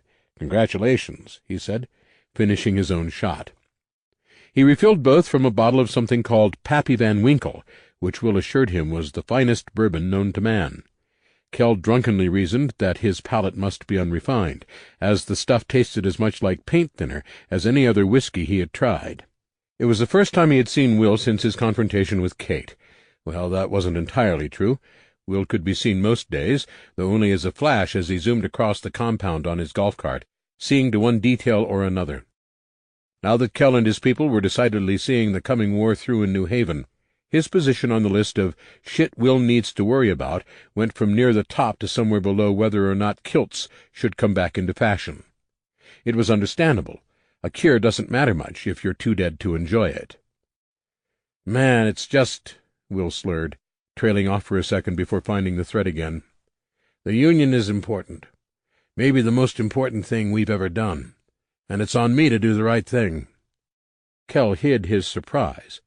There was something raw in Will's voice, the admission itself a show of vulnerability Kell had never seen in the man. The sudden, perfect understanding of the moment was sobering. Say the wrong thing, and it might give the doubts brewing in Will's mind more power. "You're going to be fine," Kell said lightly. "You've done a great job here, and it's not like you'll have to run the other communities or anything. They'll just be following your lead. Leave the details up to them." Will looked at him sideways. "What if they don't agree with my strategies? I'm not good at politics. I don't know how to win people over. I only got this job because people knew I wouldn't bullshit them with that kind of thing." Kell shrugged. "If they don't like it, tell them to leave or elect someone else. You've kept trade going between all our towns, man. You've organized and dealt with all that crap. They voted for you, so make them understand you mean to take that seriously." A thoughtful look fell over Will's face, slightly marred by the inebriated slackness of his features. Then he smiled. "Maybe you're right. I'll just tell 'em how it is, and they can follow orders or fuck off." Kell laughed in agreement, raising another drink in salute. He didn't quite stumble home a few hours later, having given himself time to sober up slightly. Someone had helped this along by bringing by coffee and a huge plate of fries, though he wondered what assistant was unlucky enough to be on duty for that in the middle of the night. The 100 yards or so between Will's office and his RV were shrouded in darkness, but the black shapes standing out against the slightly blacker sky were unfamiliar. War, changing things again. Everywhere were new barriers, even inside the walls. New plantings of rugged vegetables in raised beds and tables to feed the volunteers going out on the road. Vehicles parked on every road to give them protection against sabotage, and so they could be worked on in safety. Even now, the place felt like home. The changes were necessary in the face of the rising threat. Rather than alienate, they built on a growing sense of respect. These people wouldn't do as the people of North Jackson had done in the early days. They wouldn't fight among themselves and cause division if it could be avoided. There was no knee-jerk reaction to be found, only calm, rational response to observed facts. In that small way, they were all scientists. The thought made him smile. Then he leaned over and vomited, splattering the dregs of some very expensive whiskey all over the wheel of a parked school bus. Still, he felt good. Alone but not unhappy, he made his way home. "Are you okay?" someone shouted in the voice of God. Kell groaned, weakly flapping his arms at the noise as if he could bat away sound waves. "Stop yelling," he whispered. "I'm not. Are you hungover?" The voice, Laura's, asked in a lower, surprised tone.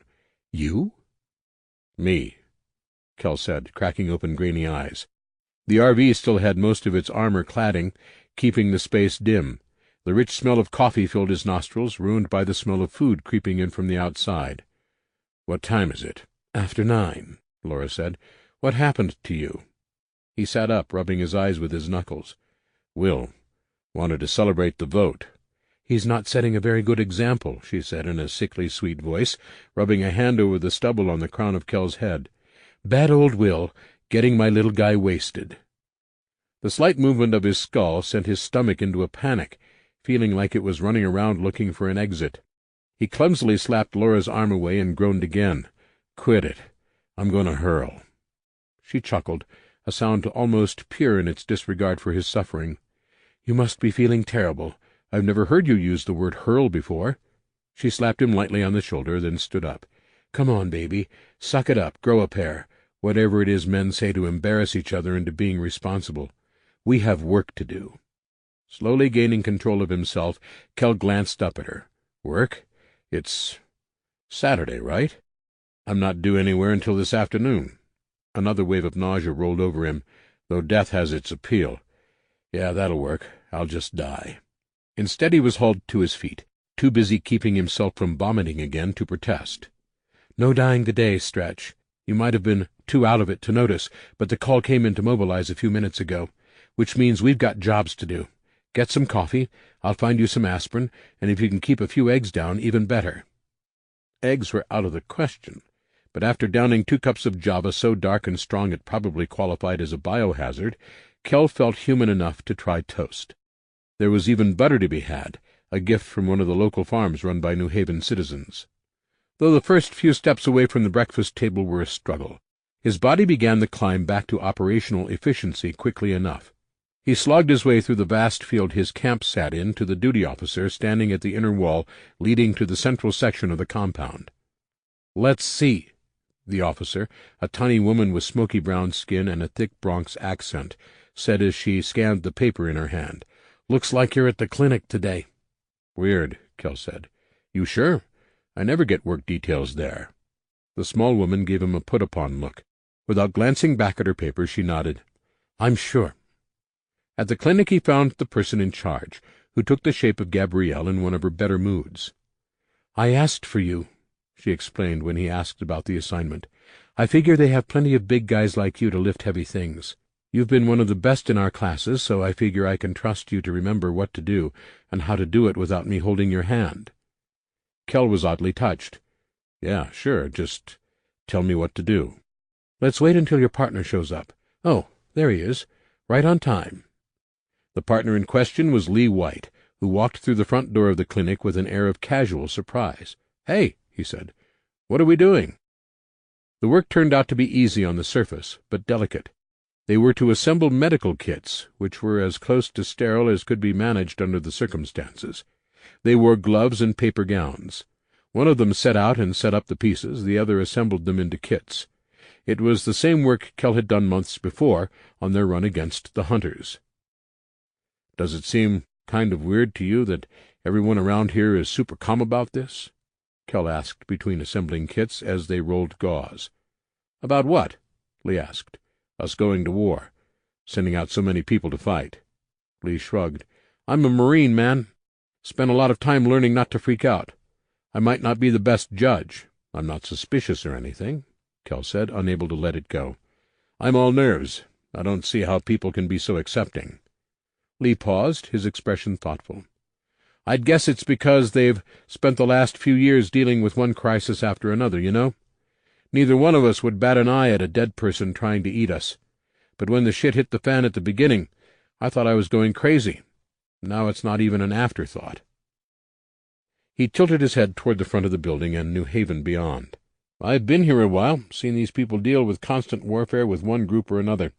Before I showed up, it was even worse. This is just one more bunch of assholes." "Yeah, but this is a lot of assholes we're talking about here." Lee smiled. "True. But how long has New Haven been building connections with other communities? Do you even know how many of them are in the Union with us? I don't, but it's got to be a pretty big number. The UAS fucked up by even looking like they were coming this way because it made the one thing they were afraid of happen." "It brought us all together to fight," Kell said. Lee winked at him. "Yep. When they told us what was happening a few days ago, I wasn't surprised. I'd heard about something like them a while back, when I was out west. They kept quiet, though, which says a lot. I'm guessing they're afraid to actually come at us, especially now. If they're too careful, our people can take advantage of that." The analysis, delivered in Lee's laconic Texas drawl, impressed Kell. "So why aren't you volunteering to go fight? Seems like they could use you." Something like fear passed across Lee's face, there and gone in an instant.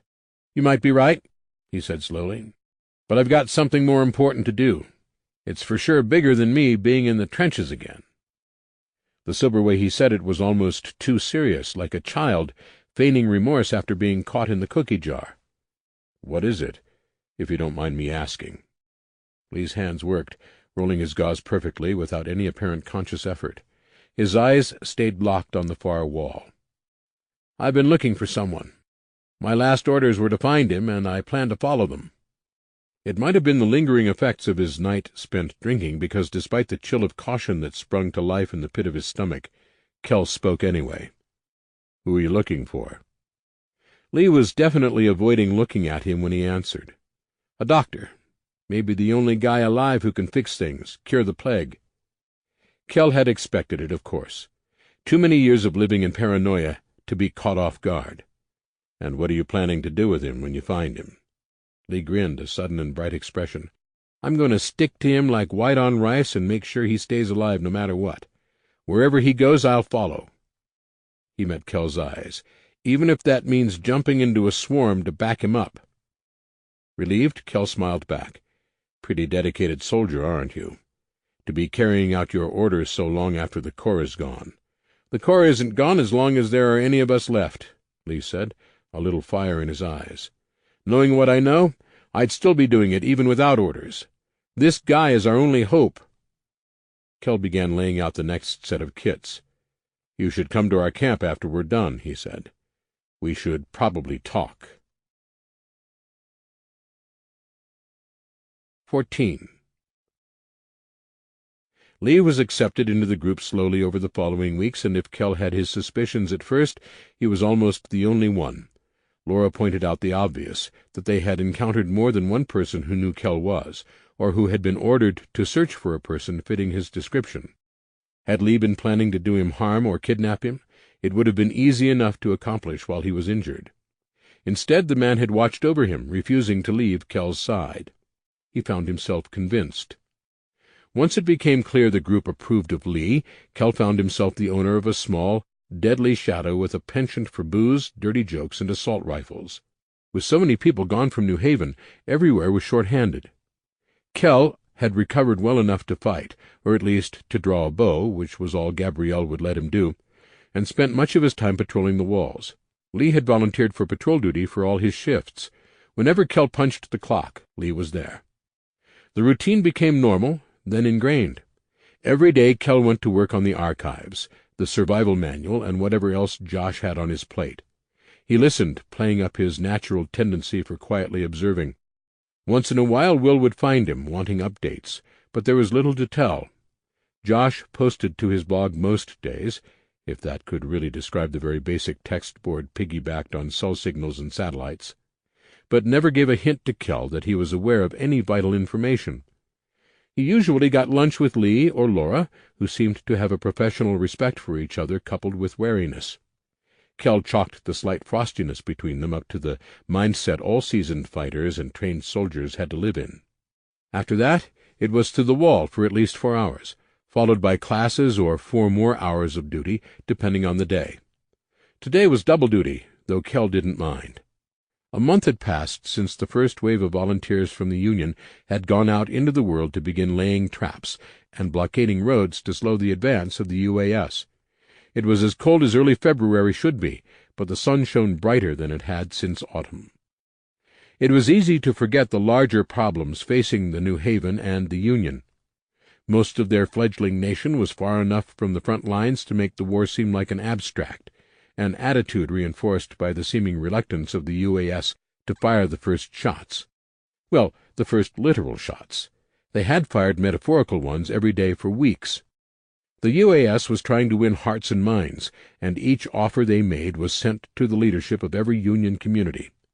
Everyone had heard them, and it was all anyone could talk about. Lee and Kel were no different. "You think anyone will take 'em up on it?" Lee asked over his shoulder as they walked the wall. "I doubt it," Kel said, "though they're getting smarter about what they're promising. At first it was just, protection? Like we haven't been taking care of ourselves out here for years." Lee chuckled. "Yeah, bit out of touch, weren't they? Then it was land rights," Kel said. "They'd gift anyone who joined up big plots of farmland, with a percentage of their crops sent to the UAS, of course." Lee shook his head in disgust. "Fucking slave labor, more like it. I saw what they were doing back before anyone knew who they were. They pressed me into service. Don't trust a goddamn word of it." "Still, this last one must be pretty tempting," Kel said. "Taking anyone who wants to join up all the way back to their bunkers for medical treatment. You know there have been some sick people in a few of the border towns this time of the year." "Got one," Lee said, pointing. "Scratch that. There are a bunch of them. Crawlers." Kel leaned over the edge of the wall. On the ground a few yards away were a handful of zombies, some working their way beneath the cables of the buffer. A few already rising to their feet inside it. There was no larger swarm to be seen. "Just a random group?" Kel asked. "Looks like," Lee said. "I'll hop down. No reason to waste bullets." "Okay, I'll cover you." Lee uncoiled a rope hanging at his belt. It was about 8 feet long and knotted, with a metal hook at the end. After setting the hook through one of the eye bolts anchored into the top of the wall, he pulled the rope tight and walked down the side of the wall a few feet before letting go. He landed lightly on his feet, already pulling his machete. "Show off," Kel said, nocking an arrow. Lee moved forward without hesitation, stopping in front of the nearest zombie. It was struggling to free itself from the tangle of cables, its head and shoulders in the clear, with the rest cocooned in the buffer. It had watched Lee approach with the dumb cunning of a hungry beast, ceasing its escape effort as soon as he was within arm's reach. Lee didn't give it a chance to grab him, blades swinging down fast enough to make a sound as it cut the air. "And, yeah, I'd bet some people will take them up on their offer," Lee said, answering Kel's earlier question. "But it won't be many. Thing about survivors is most of them aren't stupid. We've lived through enough to make us suspicious, and that's a big goddamn army the UAS is moving this way." "That's a good point," Kel said, aiming at one of the risen zombies, a new breed. "I guess if a lot of people wanted to let the UAS take over, they wouldn't have voted to form the Union." He let his breath out evenly, releasing the arrow. The new breed crumpled to the ground, the arrow sticking out of its sinus cavity at a funny angle. "Nice shot," Lee said. Kel snorted. "It was 15 feet. I couldn't miss."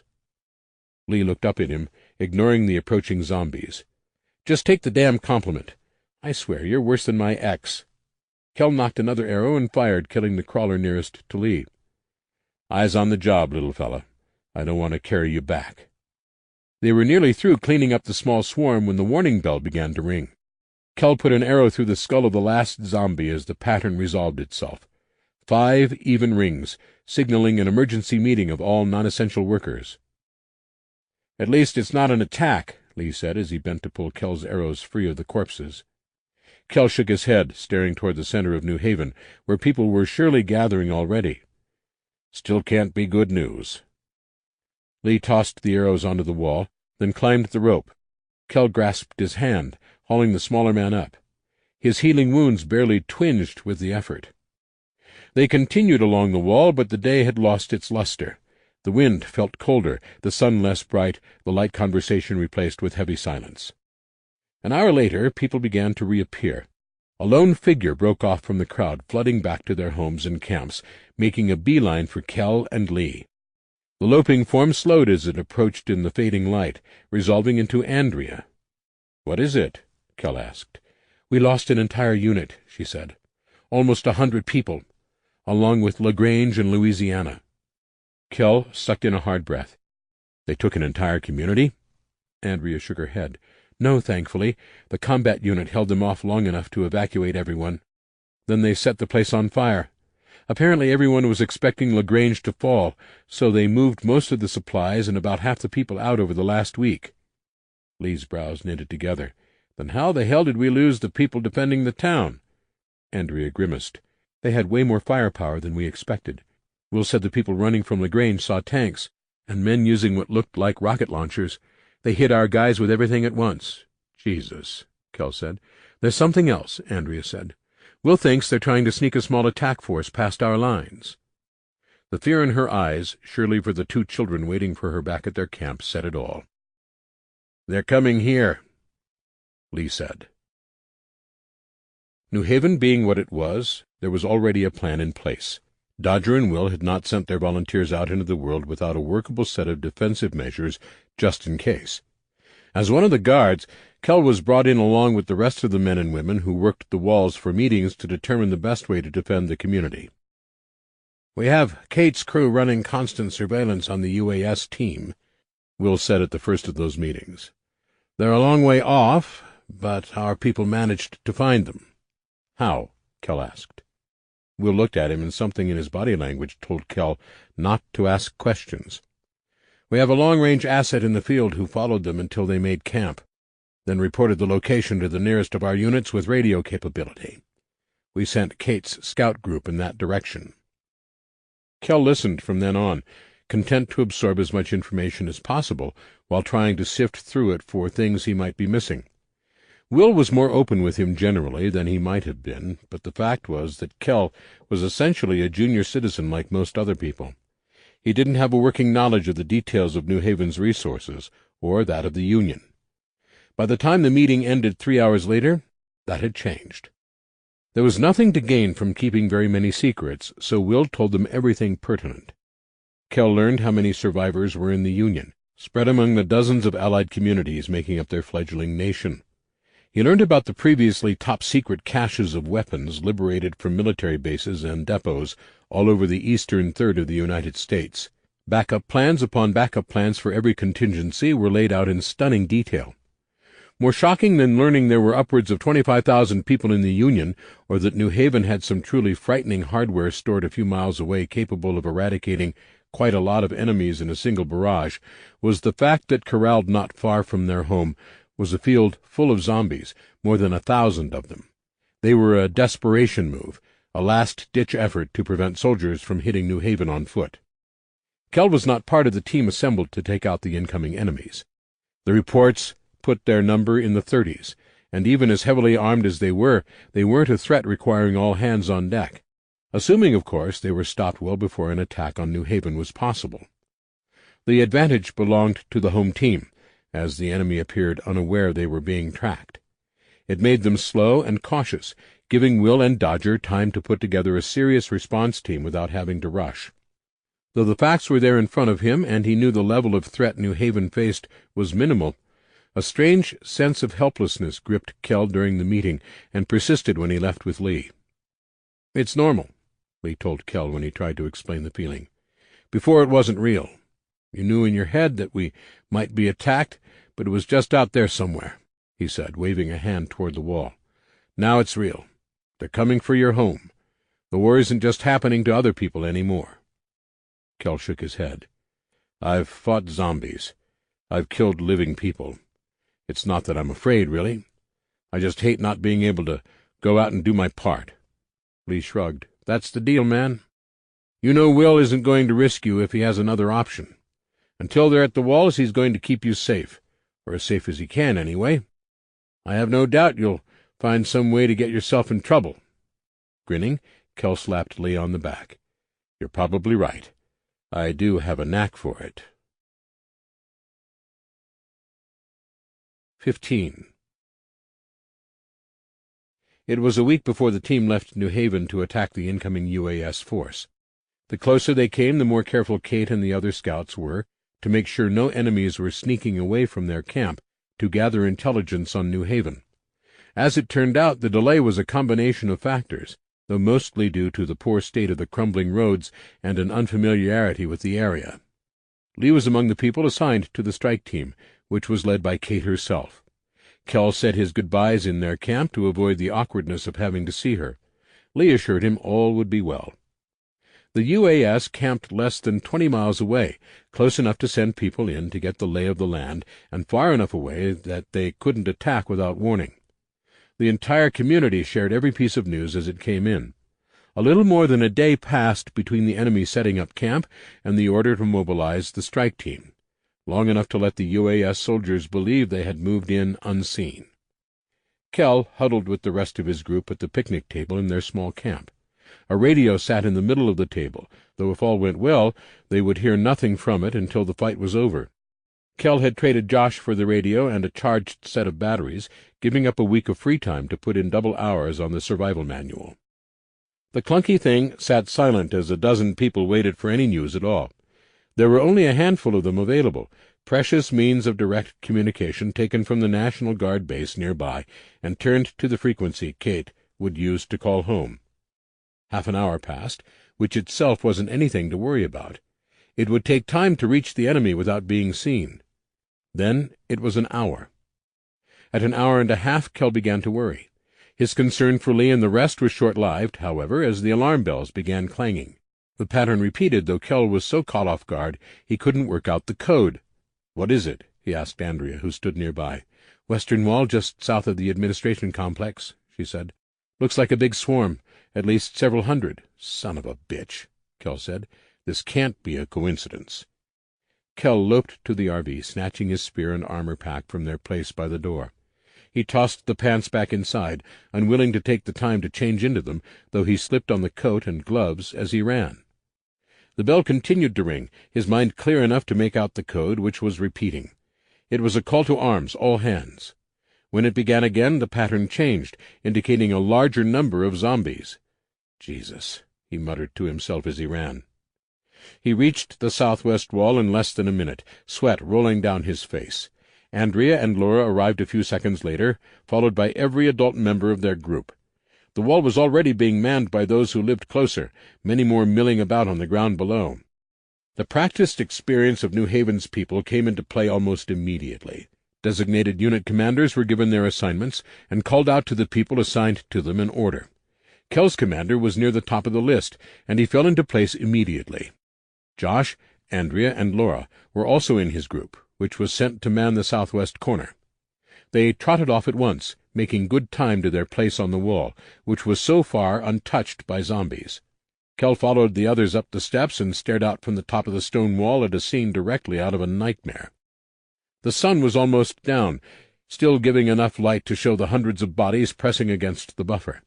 Cables were already tearing free of their posts, the clever barrier slowing the undead down as it was designed to do, but unable to hold up to the abuse being thrown at it. The crowd of zombies was dotted with the gray faces of new breed, a great many of them.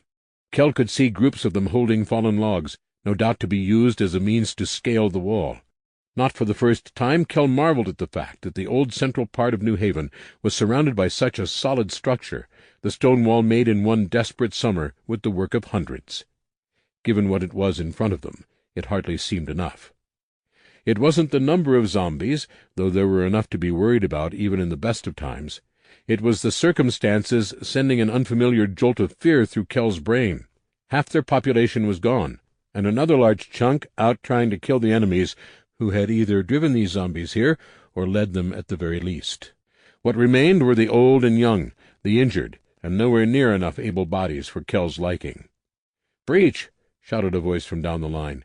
Kell took his place next to the guard post on the corner of the wall. Josh and Andrea had taken their places inside the post, arrows ready. Kell could cover a huge section of wall by himself, the spear giving him a great deal of extra reach. It was now a waiting game, either for the zombies to gain the wall at his position, or to be called to reinforce another section. Jaw clenched, he watched. It took only minutes for the flood of undead to reach the corner where he stood. The corridor between the buffer and the wall, unbroken here, was narrow and easily blocked. A steady stream of workers had moved up and down the steps, lobbing stones behind the makeshift barrier to steady it. Pieces of shipping container made for relatively lightweight walls, and the hinged devices weren't hard to raise. In emergencies like this, all you had to do to prevent an incursion of zombies from completely filling the area inside the buffer was pull the rope attached to the metal barrier and make sure it couldn't be easily moved once locked into place, which was how they managed to contain the attack, stopping the spread from leaving the western wall. In Kell's opinion, that was the only thing saving the defenders from being overrun almost instantly. Though dozens of zombies were caught in the traps dotting the inner corridor, hundreds roamed free. The narrow space prevented the new breed from getting any purchase with their logs, but every zombie killed by the defenders created a stepping stone. Within minutes there were dead hands gripping the edge of the wall, ragged fingers searching for feet. Not 30 feet from Kell, one man had his pant legs snagged and was yanked off his feet before tumbling into the seething mass below. Thankfully, someone leaned over and put him out of his misery before the undead could do more than begin biting him. It was worse here at the corner. The barrier created another wall to work from, meaning that every time Kell crouched and put the tip of his spear through an eye or temple, another stepping stone was added. In the rare moments he was able to look north, he could tell other areas were pressed nearly as badly. They couldn't climb down to dislodge the ramp of flesh. All Kell and the other defenders could do was kill as efficiently as possible and hope their endurance lasted. It wasn't long before the piles of bodies grew wide and tall enough to allow the zombies to stand with their shoulders above the top of the wall, 3 and then 4 wide. Kell told himself he shouldn't be kicking them, that one of the dead men would get lucky and grab his boot and throw his balance off enough to send him hurtling toward the ground. But he didn't listen. Instead, he aimed each massive swing of his leg, timing the blow precisely as the zombies tried to haul themselves forward. He killed at least half a dozen this way, snapping necks with a mechanical ease. Trucks growled and slid across the open field beyond the buffer, swiping sideways into the swarm to thin its numbers. Small groups of highly trained people moved on foot around the edges, attacking just long enough to kill several enemies before dancing away before they could be mobbed by a large number. Kell saw those teams work from the very beginning of the fight, right until the first zombie managed to crest the wall in front of him and stand. It was not alone. All over the corner, zombies came up and over in a wave. The top of the wall was narrow, even with the added wooden platforms on the inner edge. For most people, a few feet wasn't enough room to build momentum. One advantage of having as much mass as Kell was the ability to impart tremendous force over short distances. The zombie directly in front of him was of the classic variety, and so its reflexes were far too slow to catch his foot as he kicked it in the midsection. The dead thing folded in half as it sailed from the wall, its foot catching on another climbing behind, dislodging it. 2 more appeared, both new breed. Kell darted forward, extending his leg as far as he dared to give the thrust of his spear more power.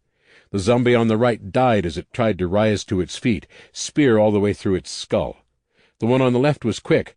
By the time Kell began shaking the dead zombie from his weapon, the second was already on him.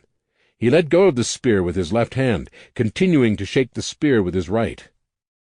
His armored glove caught the tattered remains of the new breed's shirt, his fingers twisting in the fabric for all the purchase he could get. The bony tips of the zombie's fingers raked his armored coat, though Kell's greater reach kept them from his face and neck. "Turn toward me," someone shouted. Purely on instinct, Kell turned toward the sound, dragging the zombie around. Only a dozen feet away, it was easy to hear the distinctive snap hum of a bowstring. Andrea grinned and winked at him as the new breed dropped. Kell slung it back over the edge. The dead zombie slid from his spear, and Kell wasted no time as he stepped back into the fight.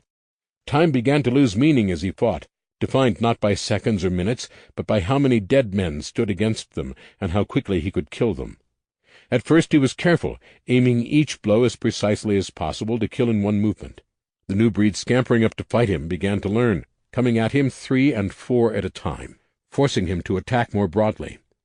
At some point during the struggle, the people fighting around Kell moved away, giving him room to maneuver. He only noticed because it let him cut loose without fear of hitting anyone living. He became a blur, spear snapping out ceaselessly as both point and butt found enemy weak spots. Once in a while a zombie would manage to grab onto him. One dug both hands into the lapels of his coat, trying to draw him close.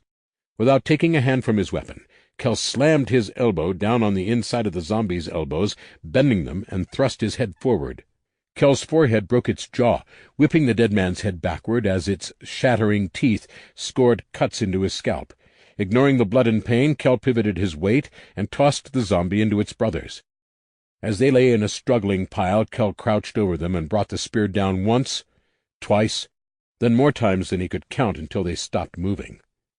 He straightened in time to see someone just down the wall from him struggling with a zombie of their own. The defender was on his back, barely keeping the gnashing teeth from his flesh.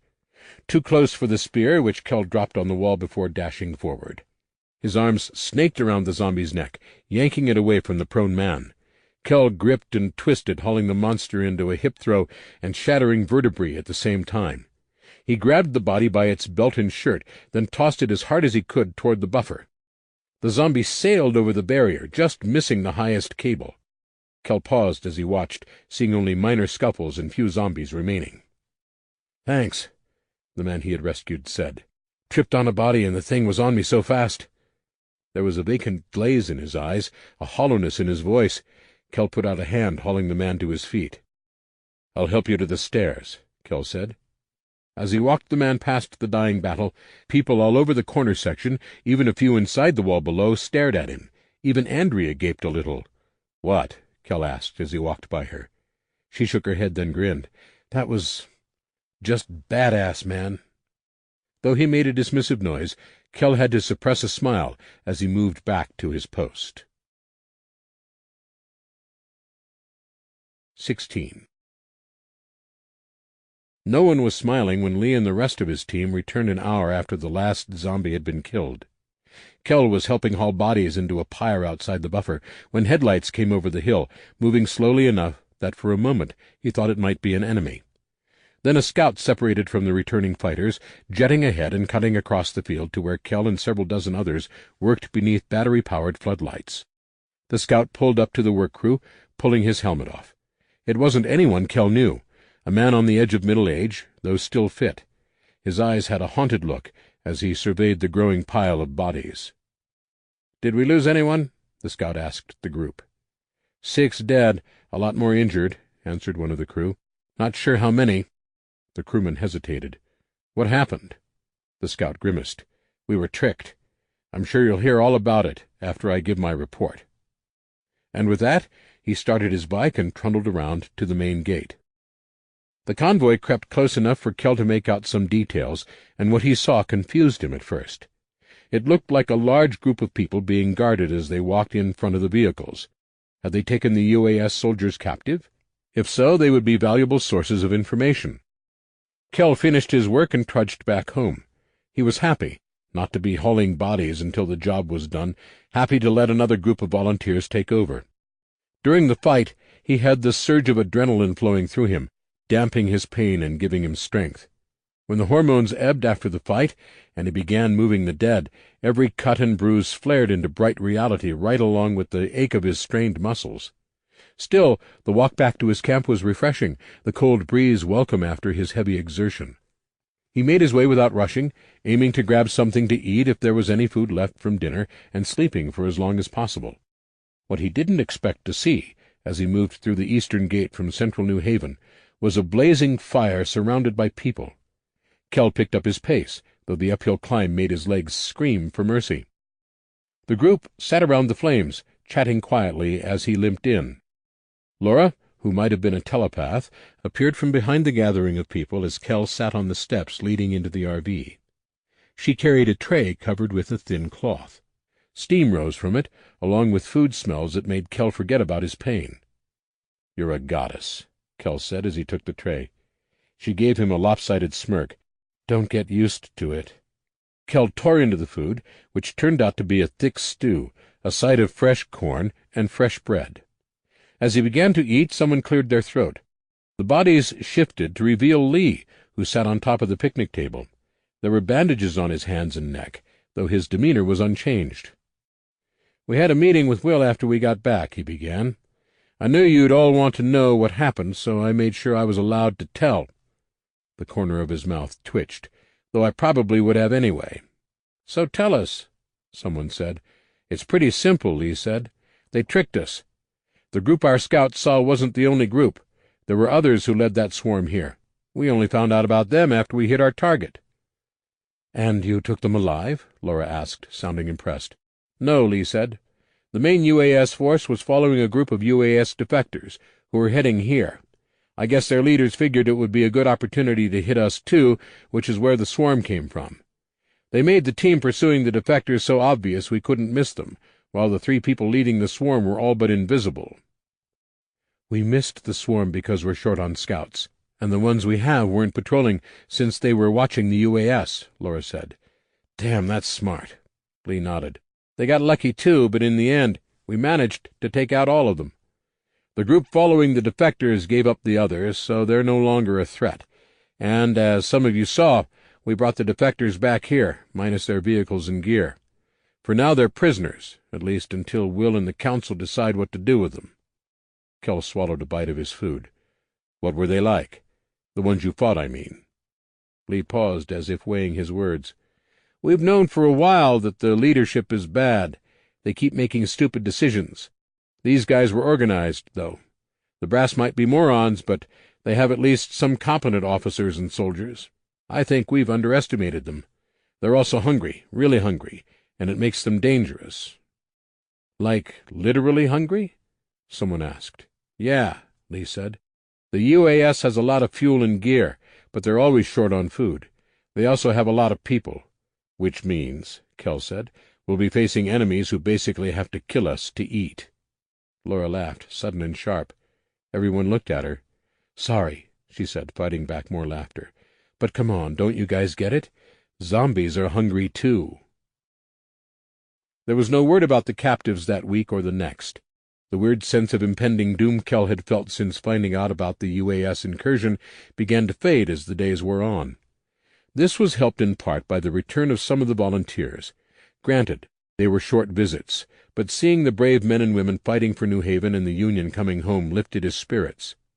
Kell always volunteered to help them with whatever task brought them back, whether it was refueling, packing food, or stocking up on weapons and ammunition. Talking to them gave him a thin but real connection to what was happening out in the world, and the things he learned painted a far different picture than he had imagined. Much of his worry was based on that first disastrous loss, leading to the assumption that Union forces were suffering continued defeats, and the Council was keeping it quiet to preserve morale. The reality, confirmed by every volunteer he spoke to, was much more reassuring. It wasn't that the war was going especially well. There were no large victories to speak of for either side. What surprised him was how effective the Union forces were at slowing the advance of the UAS. In story after story, the volunteers painted a picture of the overall strategy those left at home were unaware of. The hundreds of roads and highways leading from the central part of the country were systematically blocked and trapped, for starters.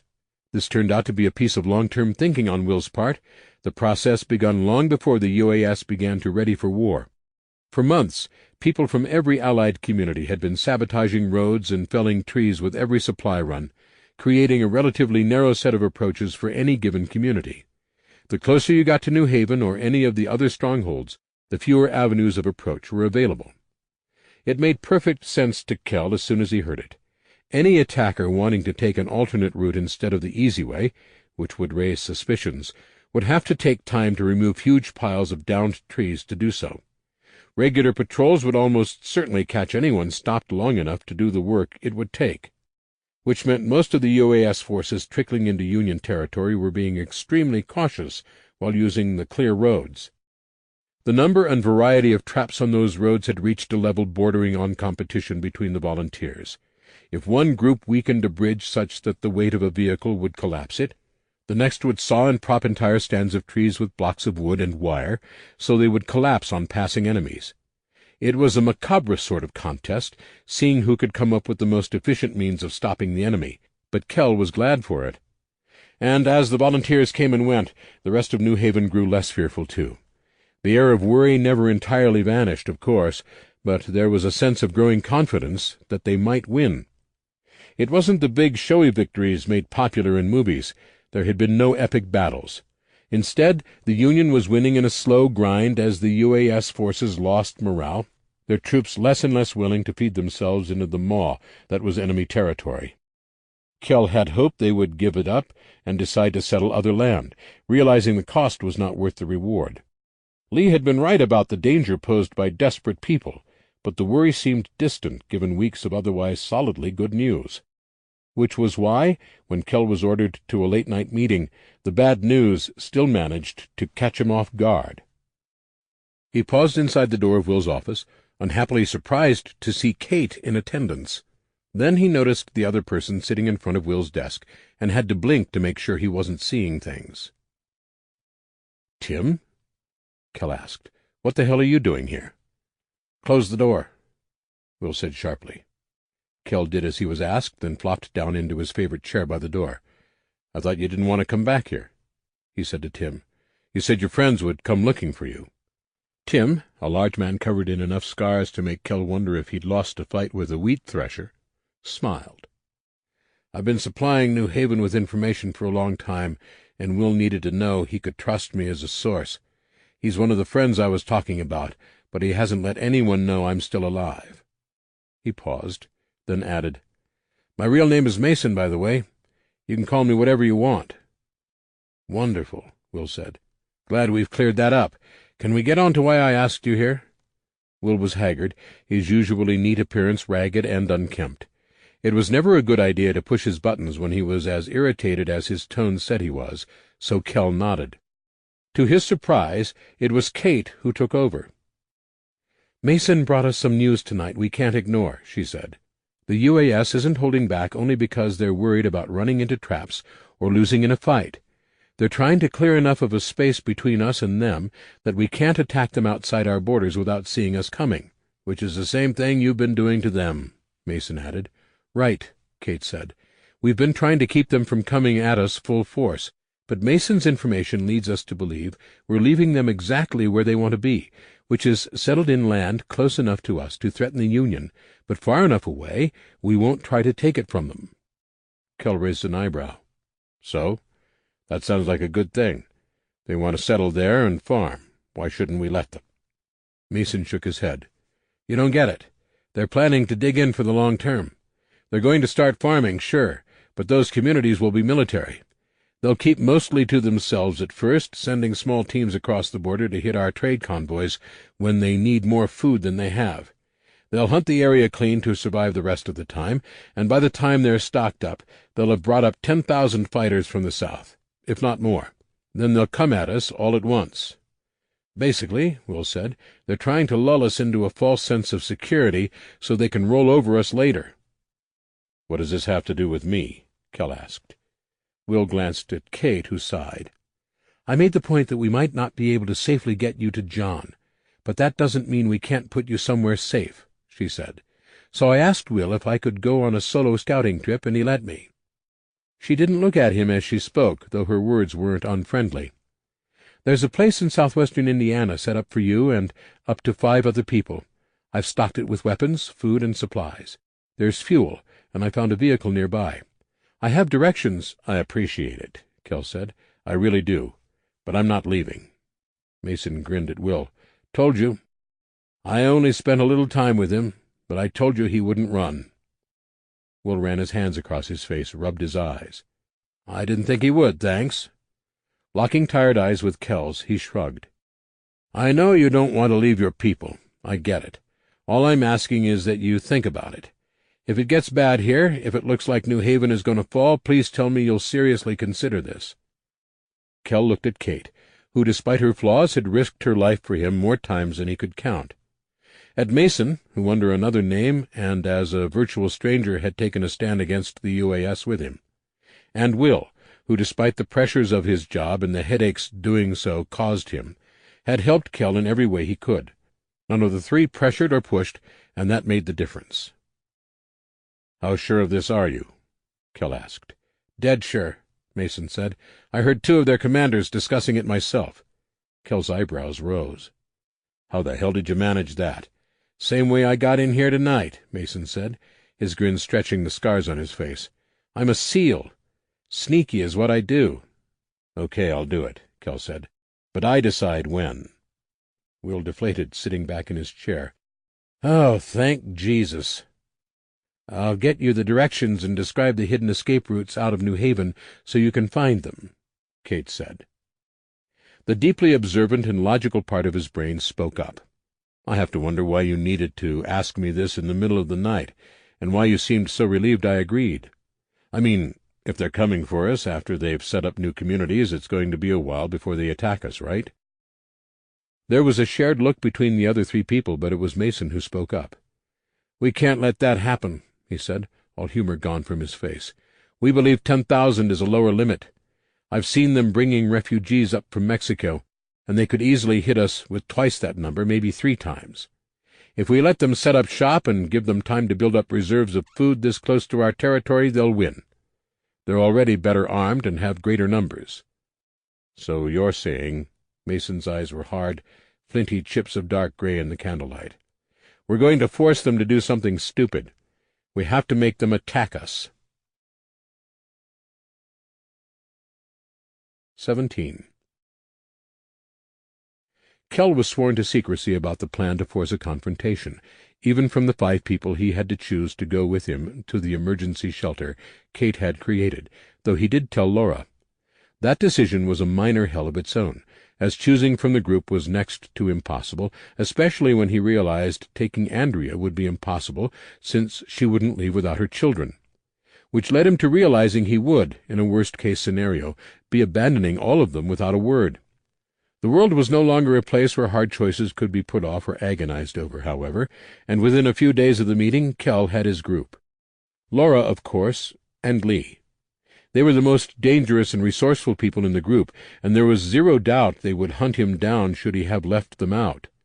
With Scotty, Chris, and Dan gone, his next 3 choices were unavailable, and Kell wasn't especially close with many other people in the group. A younger man, a boy really, named Jaden, took the 3rd spot at Laura's suggestion. He was quick and clever and didn't seem to socialize, making him ideal for a smaller group. The last 2 spots Kell left to Laura, who picked a married couple Kell hardly knew. They were 2 of the more dedicated students in the training program Laura and Dan had set up, between them having skills in emergency medicine, vehicle repair, armor-making, and 6 other fields. When he wasn't pulling long shifts on the wall or taking classes made erratic by the shortage of people, he spent his time in the RV. The makeshift lab was not ideal for any sort of fine work, but it was more than sufficient for rough observation and experimentation. Kate would have said he was brooding, but she would have been wrong. "Anything new?" Laura asked one night as he huddled over a microscope. "As a matter of fact—" "Wait, are you actually interested? Or am I going to bore you to tears because you're just trying to keep me from being depressed?" She was smiling at him wryly. "I guess that depends. Are you depressed?" Kell sat back in his chair. "I'm really not. I hated sitting around waiting for the other shoe to drop, and I hate knowing we have to make the shoe drop even more, but I'm surprisingly okay. I guess once you come to terms with killing almost everyone, it's pretty hard for anything else to keep you down." Laura had a look of understandable horror on her face. "That's maybe the worst silver lining I've ever heard, but I'll take it. So I guess the answer is yes, I'm interested in what you're doing." He stared at the slides on the table in front of him, all but one neatly tucked into their box. "I've been looking at how chimera spreads through human hosts over time," he said. "I have samples from normal zombies, some from new breed, and a few from living people. My theory that the new breed primarily come from more recently deceased people seems correct. The further along your infection, the more physically able a zombie you'll make." Laura cocked her head to one side. "The new breed can infect other zombies, though. Makes them faster, stronger, all that." Kell nodded. "Yeah, but it only works on a fraction of them. I think those zombies must be fairly fresh, close enough that being exposed to the more advanced version of Chimera can still improve them, but who died before their own version could mutate into Chimera itself. I'm guessing the converts aren't quite as smart or strong as the real thing, but that's pretty unimportant." "That's cool, but how does that help us?" "It might not," Kell said with a shrug. "But looking at the samples from living people, I'm seeing some interesting stuff. I've been monitoring the spread in my own body, taking samples every few weeks and comparing. Chimera isn't just attaching itself to damn near every system I have. It's integrating into them." Laura blew out a breath. "What does that mean, practically?" "Maybe nothing," Kell answered. "Or it could be I can't cure the living without damaging their health in some way. We altered the organism in very drastic ways when we started thinking about using it on people. None of the other variants took over bodily systems. It always piggybacked them. This is new." He almost began going into detail about new ideas on how he could test methods of breaking down Chimera and ways he could test the pervasiveness of it in living systems, but her eyes had already begun to glaze over in that special way so many of his fellow students had back in college. "Anyway, I've got ideas, but no way to do much more than begin," he said. "Anything special happening with you?" Long experience taught him much about her, especially when she was being patient and holding back from rolling her eyes. "You've been working in here all day, haven't you? Haven't heard the news?" "I was busy," Kell said. "People usually come get me if there's anything important going on." "I don't suppose this qualifies, at least not enough for anyone other than me to bother you while you're trying to save the world in here." Clapping his hands in front of his chest, he mock-begged, "Please, don't keep me hanging, Laura. She who is the most wonderful and special lady in the entire world." "Fine, fine," she said. "If you must know, the UAS defectors are out of confinement. Will had an isolated camp set up for them. They can move around with a guard, but they're supposed to stay in their homes when they aren't working." Kell frowned. The mistrust was to be expected. In fact, to do otherwise would have been idiotic.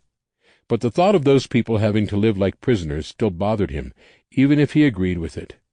He recognized it solely as an empathetic reaction. In their situation, he would be angry and upset. People who gave up everything they know for the mere possibility of something better were bound to be disappointed by the reality they now faced. "I know what's going through your head," Laura said. "It's necessary, and it won't be permanent." Thinking back to their time at North Jackson, Kell hoped that was true. The news over the following weeks twisted Kell's guts into knots. Most days he worked on the survival manual, listening to Josh talk about the movements of the UAS and the state of the war. The news was invariably bad as the violence increased, made worse for knowing it was actually their side pushing things to the brink. One small border community gave up and joined the UAS after a bad outbreak of illness. To their credit, the UAS did as they promised and carted the entire population off, ostensibly for medical treatment. It was impossible to know if those people, who were willing to give up everything they knew for the chance to live, were going to have that chance. Kell admitted to himself it was just as likely they were taken far enough from the border they wouldn't be found, then shot in the head and left to rot. The enemy moved closer day to day, clearing sections of road and setting up temporary camps to hold back the defenders. More than once, Kell heard stories of brave, and possibly insane, Union volunteers raiding in small groups to destroy supplies. One large victory involved an unknown party slipping into a heavily guarded food storage depot 30 miles inside UAS territory and burning it to the ground. When Kell heard about it, he thought back to Mason's visit and smiled. Every black eye they gave the UAS, every scrap of food destroyed, dared the enemy to come at the Union. The reports came in regularly and were shared to boost morale. People laughed when they heard about volunteers scaring away game from near the Union border or stealing kills found in traps. Their people were a plague of locusts nibbling away the food supply one tiny bite at a time, and it was having the desired effect. Faced with no other choice, the enemy pushed harder and farther toward the heart of the Union. Sending those men and women to die had to be a win-win for the people in charge of the UAS. They were saddled with thousands more mouths than they could feed, except for the rarefied strains of jingoism forced down the throats of the people actually doing the fighting for the UAS leadership. Kell heard the broadcasts, recorded at the front and smuggled home, decrying the Union as aggressors bent on destroying the real American survivors. It was poor propaganda, but for the age they lived in, it worked well enough. The entire thing made Kell sick to his stomach, but for the most part he kept it to himself. Had the UAS left others alone, the war would have never happened. It became impossible to ignore the effect the war was having on daily life. The first weeks had been filled with more work, but otherwise things had been close to normal.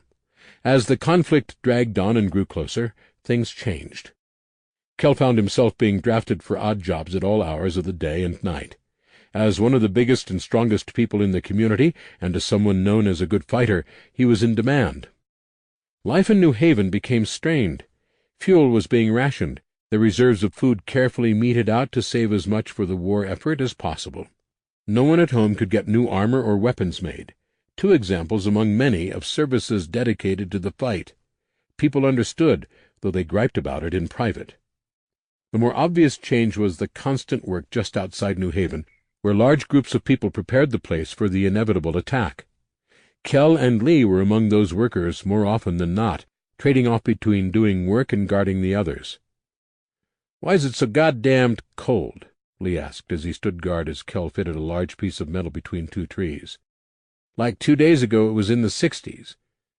"That's March in the Ohio Valley, man," Kell said, grunting under the weight of the steel plate. "Aren't you military guys supposed to be tough?" Lee snorted. "Bitch, I'm from Texas. I can do hot or cold, just not one right after the other."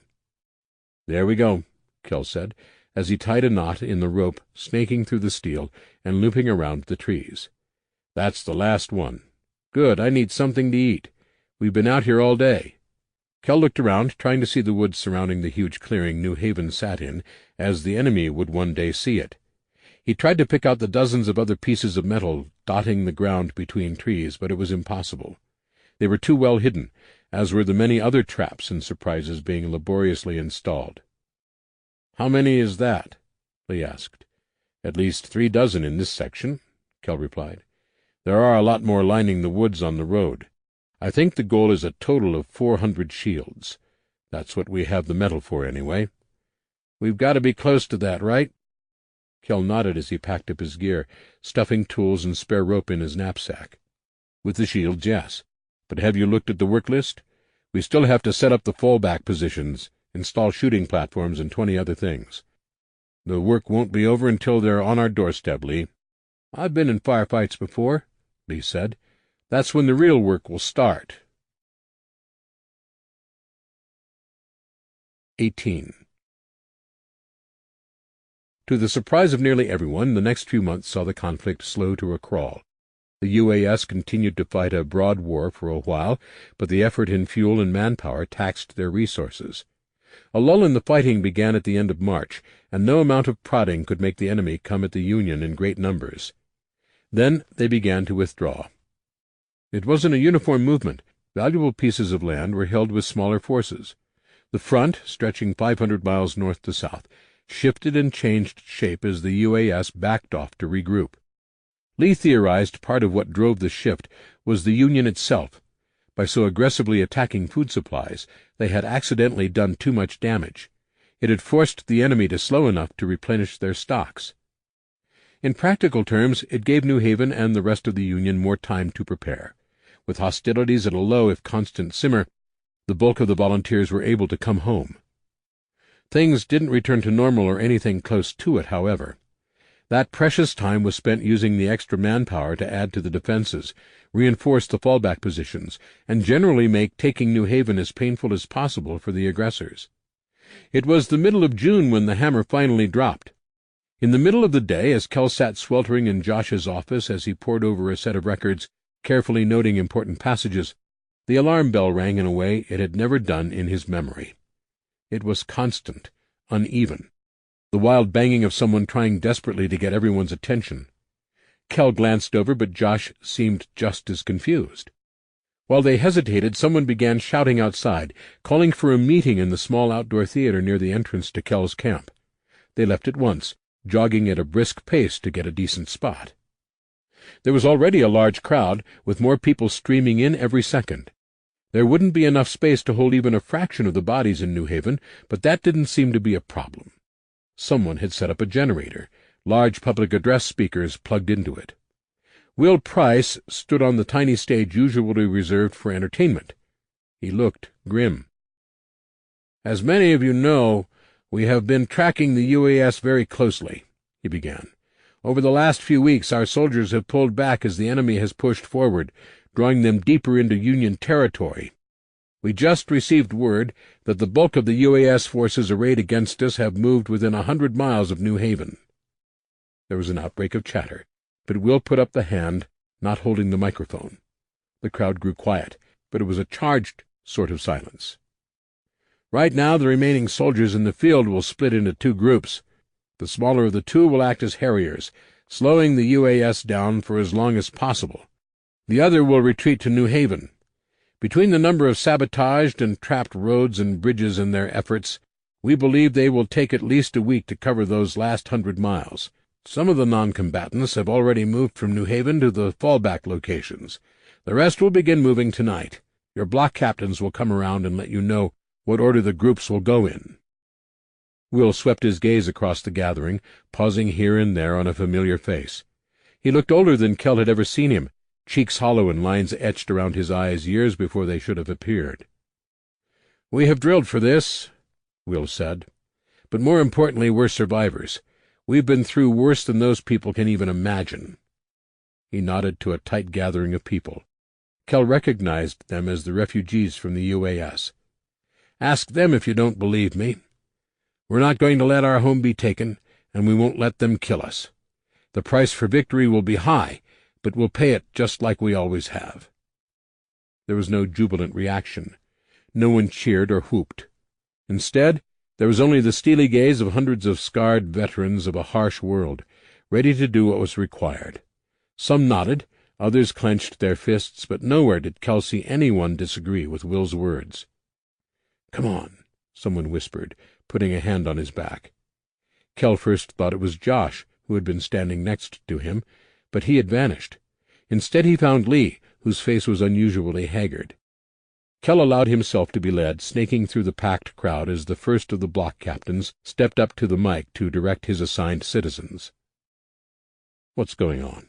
Kell muttered, but Lee only shook his head. He said nothing until they were back at camp, standing in front of the RV. There Laura stood with Jaden and the married couple, Brian and Angie.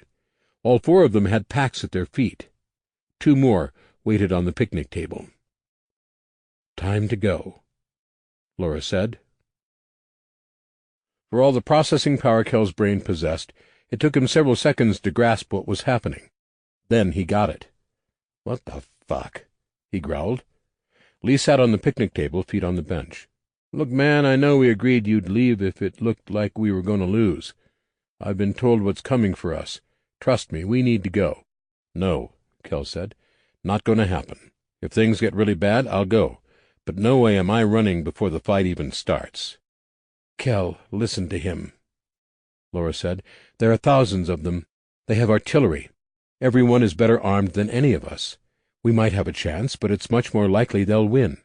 If we go now, when they're still days away, we'll have the best chance to survive." "I'm not an idiot," Kell spat. "I know it's dangerous. This is my home, Laura, and until it looks like I'm going to lose it, I'm not running." They stared at each other, and Laura broke into a wry smile. "I knew you'd say that." She turned to Lee. "You heard him. He's not going. Pack it up." Lee made a frustrated noise in his throat and did as asked. Jaden and the others left, chatting as they returned to their tents. Kell watched them go, pointedly keeping his eyes from Laura as the sound of blood thumping in his head slowly receded. "What the hell, Laura?" She raised her palms toward him. I know. Lee was convinced if he came at you straight about this, you'd agree. He has a point. I mean, it's logical. He just doesn't know you as well as I do." He was about to speak when their block captain, which they had even though they didn't live on a block, shouted up the hill as he jogged toward them. "You're all leaving in the morning," he said, barely slowing as he moved through the camp. "Non-combatants to the fallback points. The rest report to me for defense assignments at 8. There were only a few people in their group who wouldn't be fighting. Andrea would leave with her children, as would a few others who had young ones. Everyone over the age of 15 who wasn't pregnant was on the books for combat. Kell found himself almost looking forward to it.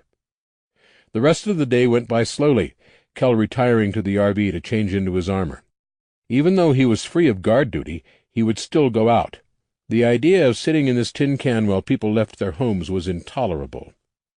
A few hours later he walked with Andrea and her children toward one of the buses, waiting to take them to their fallback camp. Lee joined him, though the smaller man wisely said nothing.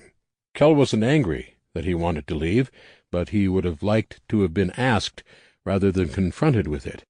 It left him a little sore at Lee. Andrea gave him a quick hug, then led the kids into the bus. It didn't feel like a goodbye, though a part of him worried about their safety away from New Haven's walls. Then he remembered what those walls would have to stand up to in the near future, and thought better of it. The bus was just one of many vehicles lined up, just as Andrea's small family was one of many waiting nervously to leave for the relative safety of seclusion. The huge field Kell's camp rested in was filled with people. It was rare to see them all in one place. Even the outdoor theater only held a fraction of the populace. Now they spread out among the train of vans and cars, buses and sport utility vehicles.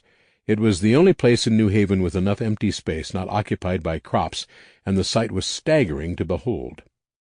Every few minutes a vehicle would leave from the side gate, trundling down the road, splitting the old parts of the settlement from the newer ones. The larger groups of refugees had guards to see them to the fallback areas, though even here the pragmatism which defined New Haven was clear. Smaller groups had no one but themselves for defense, purely a matter of math. There weren't enough free bodies to guard them all, so those who were available protected the largest number possible. Kell would have gone himself, wanted to, but once the order to evacuate had been given, there were too many other tasks to be seen to. If New Haven was the place to survive, it was going to take a lot of work and even more luck. Even with all the preparations, there was a high likelihood their home would fall when the enemy showed up at the gates. Teary-eyed families hugged as mothers and fathers separated from children. A great many of those families were not forged from blood, but from the fire of shared loss. Not far from where Kell stood, an Indian man kissed his wife as she took their adopted children away.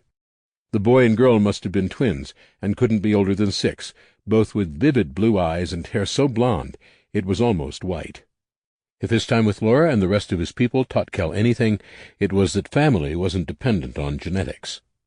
Lee stood with him for nearly an hour, silently watching the people of New Haven leave through the gate like blood spurting from an artery. With every load of refugees, the life of the place dimmed a little. Laura eventually found them as they stood in the dying light. "Come on," she said, beckoning them to follow. "Will wants to speak to us." "You're here because each of you has a set of skills more useful than just pulling a trigger," Will said to the 20 or so people gathered in front of his office door. "Some of you are especially good at moving around unseen. Others know the best ways to disable vehicles and weapons. We've asked your block captains to select people for this job, but it's voluntary, mostly because it's going to be incredibly dangerous. If you aren't interested, leave now." No one moved. "Good," Will said. "I'm going to split you into teams, then give you your assignments." The numbers weren't evenly split, as one might have expected. Instead, each group was weighed based on talents and skills versus the type of job. Will made no special effort to let the other groups hear what was being said, but neither did he try to keep it secret. 2 teams of 5 were supposed to hit vehicles and weapons, with the sole purpose of sabotage. Another team of 4 was set to do some kind of recon. Kate was assigned to lead that group. Kell couldn't hear what the other group of 3 was supposed to do, but when Will came to his group, himself, Lee, and Laura, at last he had some idea of what to expect. "I'd like the 3 of you to be my floaters," Will said. "I need people to fit in wherever there are holes. I might need you to run between here and the fallback points, cover a retreat, maybe do some scouting. Basically, I want the 3 of you as my personal team." "That's flattering." Kell said. Will smiled tightly. "You're all trustworthy. You can fight, and you won't take stupid risks. I'm having another one of these meetings in a few minutes. Hopefully I'll manage to find another couple of people I can say the same about, but I'm not holding my breath." His tired eyes met Kell's. "What do you say?" "Of course," Kell said. "You've done more for me than I can ever repay." Lee shrugged. "I go where he goes," he said simply. "I'll keep these two out of trouble," Laura said with a smirk. "Good," Will said, smiling faintly. "I'll want you here early tomorrow. No telling what kinds of problems the evacuation will throw at us." The next group of people began to filter in. Kell motioned Lee and Laura to follow him. As they made their way back to camp, he couldn't help noticing the difference in his adopted home. The essence of the place had always been a strange mixture of disciplined, almost militaristic wariness and a casual acceptance of the world as it was. People didn't find it odd to lean over fences to gossip with assault rifles slung over shoulders. That delicate balance was gone. The people were either in their homes, preparing to leave, or already at the evacuation site. The few who remained were either guards running to their places on the walls or workers passing messages. Otherwise, the streets and yards were empty. The vibrant personality of New Haven was, if not dead, paused, and something of an endangered species. It pissed Kell off. "How much of Will's game plan have you seen, Lee?" Kell asked as they ambled into camp. "You seem to think we don't have much of a chance. I'd like to hear why." Lee stepped onto the bench of the picnic table and spun, sitting on the tabletop. "You reconsidering? Thinking about leaving?" "No," Kell said. "But that doesn't mean I don't want your take on what we're up against. You know your business." Lee eyed Laura, whose mouth twitched at one corner. "Don't look at me. I'll give him my opinion on my own time. You're on your own." "It's not so much I think we'll lose," Lee began. "It just looks like no matter what happens, New Haven isn't walking away without heavy losses. Chances are good we'll be killed if we're in the fight." He chewed the inside of his cheek, thoughtful. "Though I admit I don't know half of what Will has planned." "Most people don't," Laura chimed in. "Other than the council and senior defense staff. Oh, and the people who helped craft the attack plan, of course. Those people know what's up." "I don't suppose you know anyone who was consulted on those plans, do you?" Kell asked, though he already knew the answer. Laura grinned. "Though they had to be up early. They talked all night." 19. If Lee wasn't entirely convinced the next morning as they set out to Will's office, he was at least more thoughtful of the facts Laura presented the night before. Kell had known much of what was planned, but hadn't been clear on the scale of the defenses, which was saying something, considering he had been working on parts of them off and on for months. The evacuation point was filled with an endless throng of people, bodies spilling over into yards and campsites as the shuffle toward Freedom Ground forward. It was just the opposite once they made it through the inner gate and into the central section. The emptiness from the night before was, if anything, more profound in the harsh light of day. Will was still wearing the same clothes from the night before, wrinkled and obviously slept in. He looked slightly better, more rested.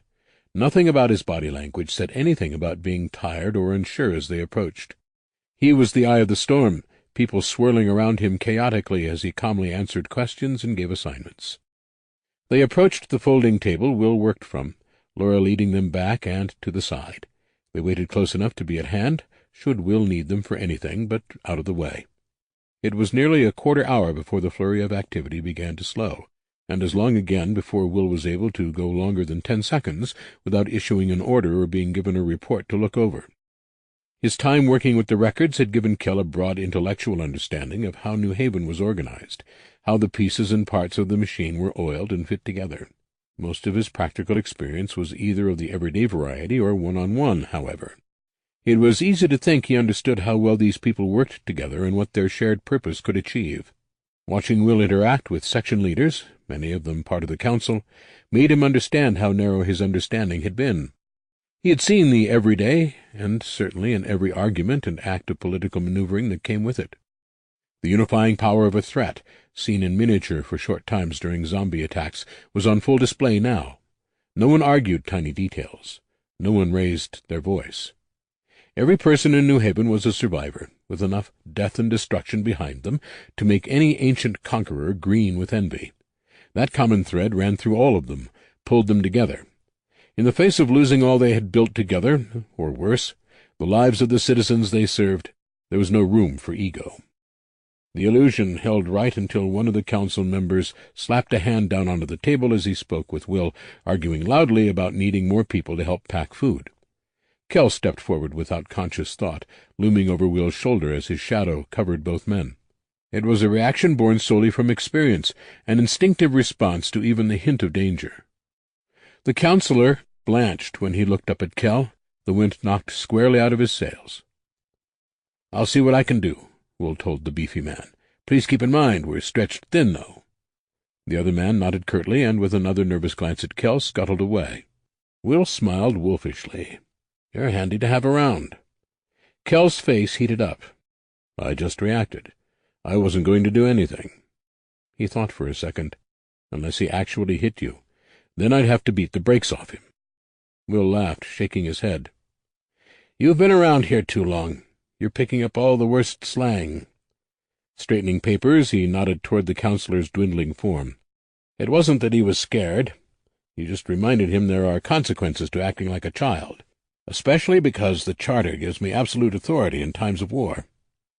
"Do you have anything for us to do?"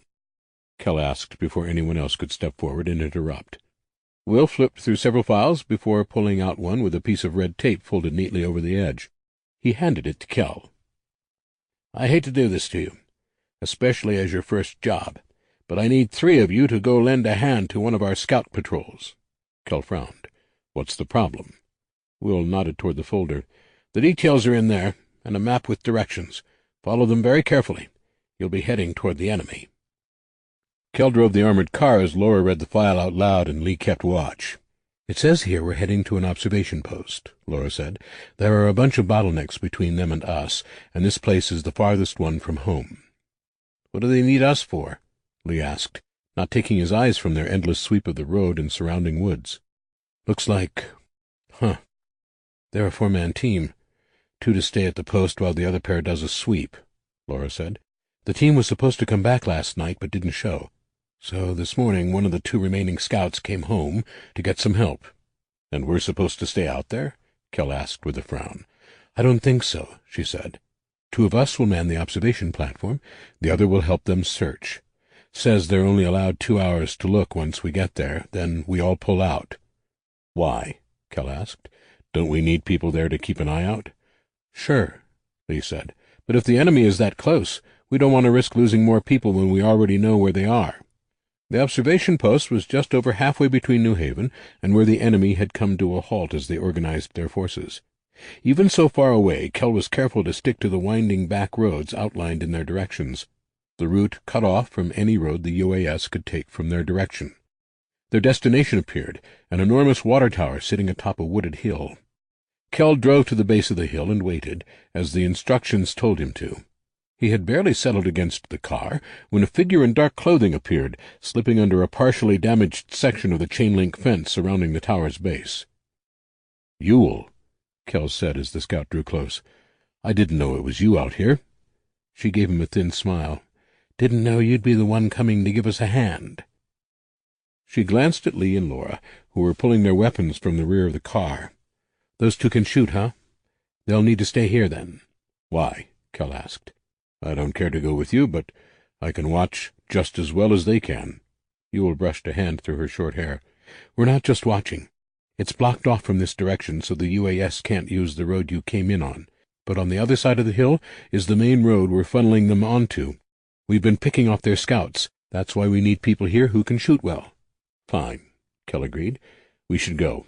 We're on a tight schedule." They pulled away, Kell on the back of Ewell's motorcycle.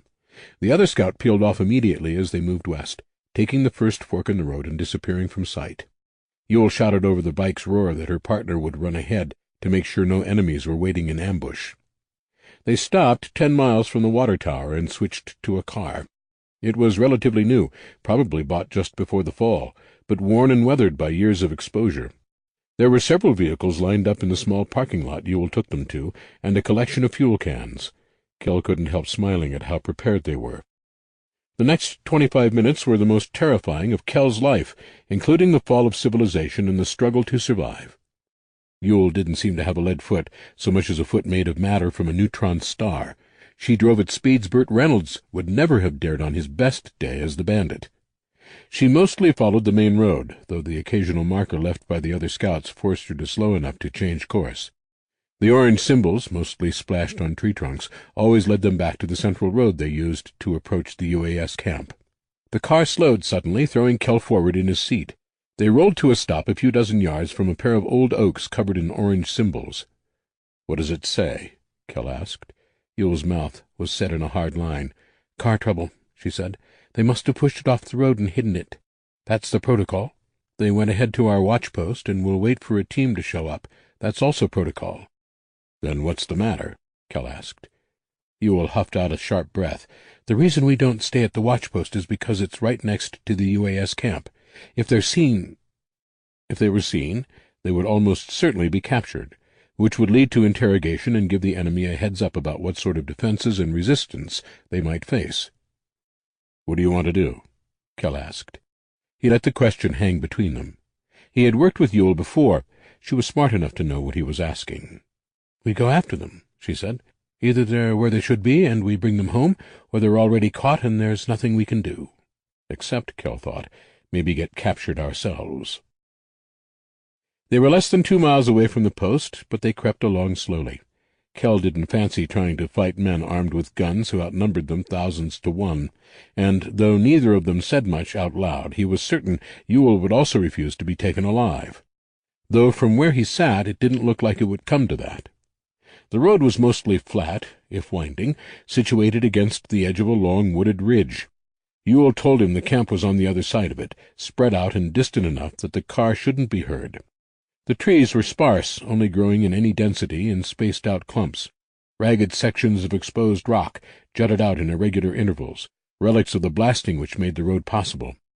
There was no sign of any enemy soldiers. The absence might only mean they were better at hiding than Kell was at seeing them, but he grasped onto that thread of hope and refused to let it go. Kell MacDonald, optimist. Who would have guessed? Yule rolled to a stop 100 yards from a tight curve in the road, made necessary by an equally tight curve in the ridge it followed. At the peak sat a copse of trees, branches weaving so close together he would have missed the squat building nestled beneath them had he not been looking for it. "Is that it?" Yule nodded. "Yeah, it's an old weather station. You can't see it at all from the other side unless you're right in front of it. The angle of the hill and all the brush make the thing almost invisible." They got out of the car and approached the building from the rear, sidestepping up the ridge with extreme caution.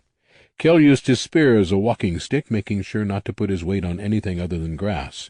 The low hum of the car's engine might fade into the background noise, but knocking a 30-pound rock down a steep incline dotted with more rocks was an invitation to be killed. Kell kept low as he approached the tiny building, spear held loosely in both hands. Yule stayed in front and on his right. Their footfalls were silent, but when Yule reached the closed door, she knocked in a pattern to identify herself. She glanced back at Kell, frowning. He nodded for her to go forward. His fingers tightened on the spear, the rubberized pads of his gloves squeaking faintly against the metal. Pulse racing, Kell prepared himself to move as Yule stepped across the door while turning the handle, putting herself out of his line of attack while still maintaining her own. Light flooded the small room, revealing 2 bodies. 2 sleeping bodies. With a frustrated snort, Yule sheathed her knife and stepped inside. She knelt, slapping hands down on the mouths of her wayward scouts, none too gently at that. Both snoozing women woke with a start, their reactions dangling across the edge of violence before they realized what was happening and stopped themselves.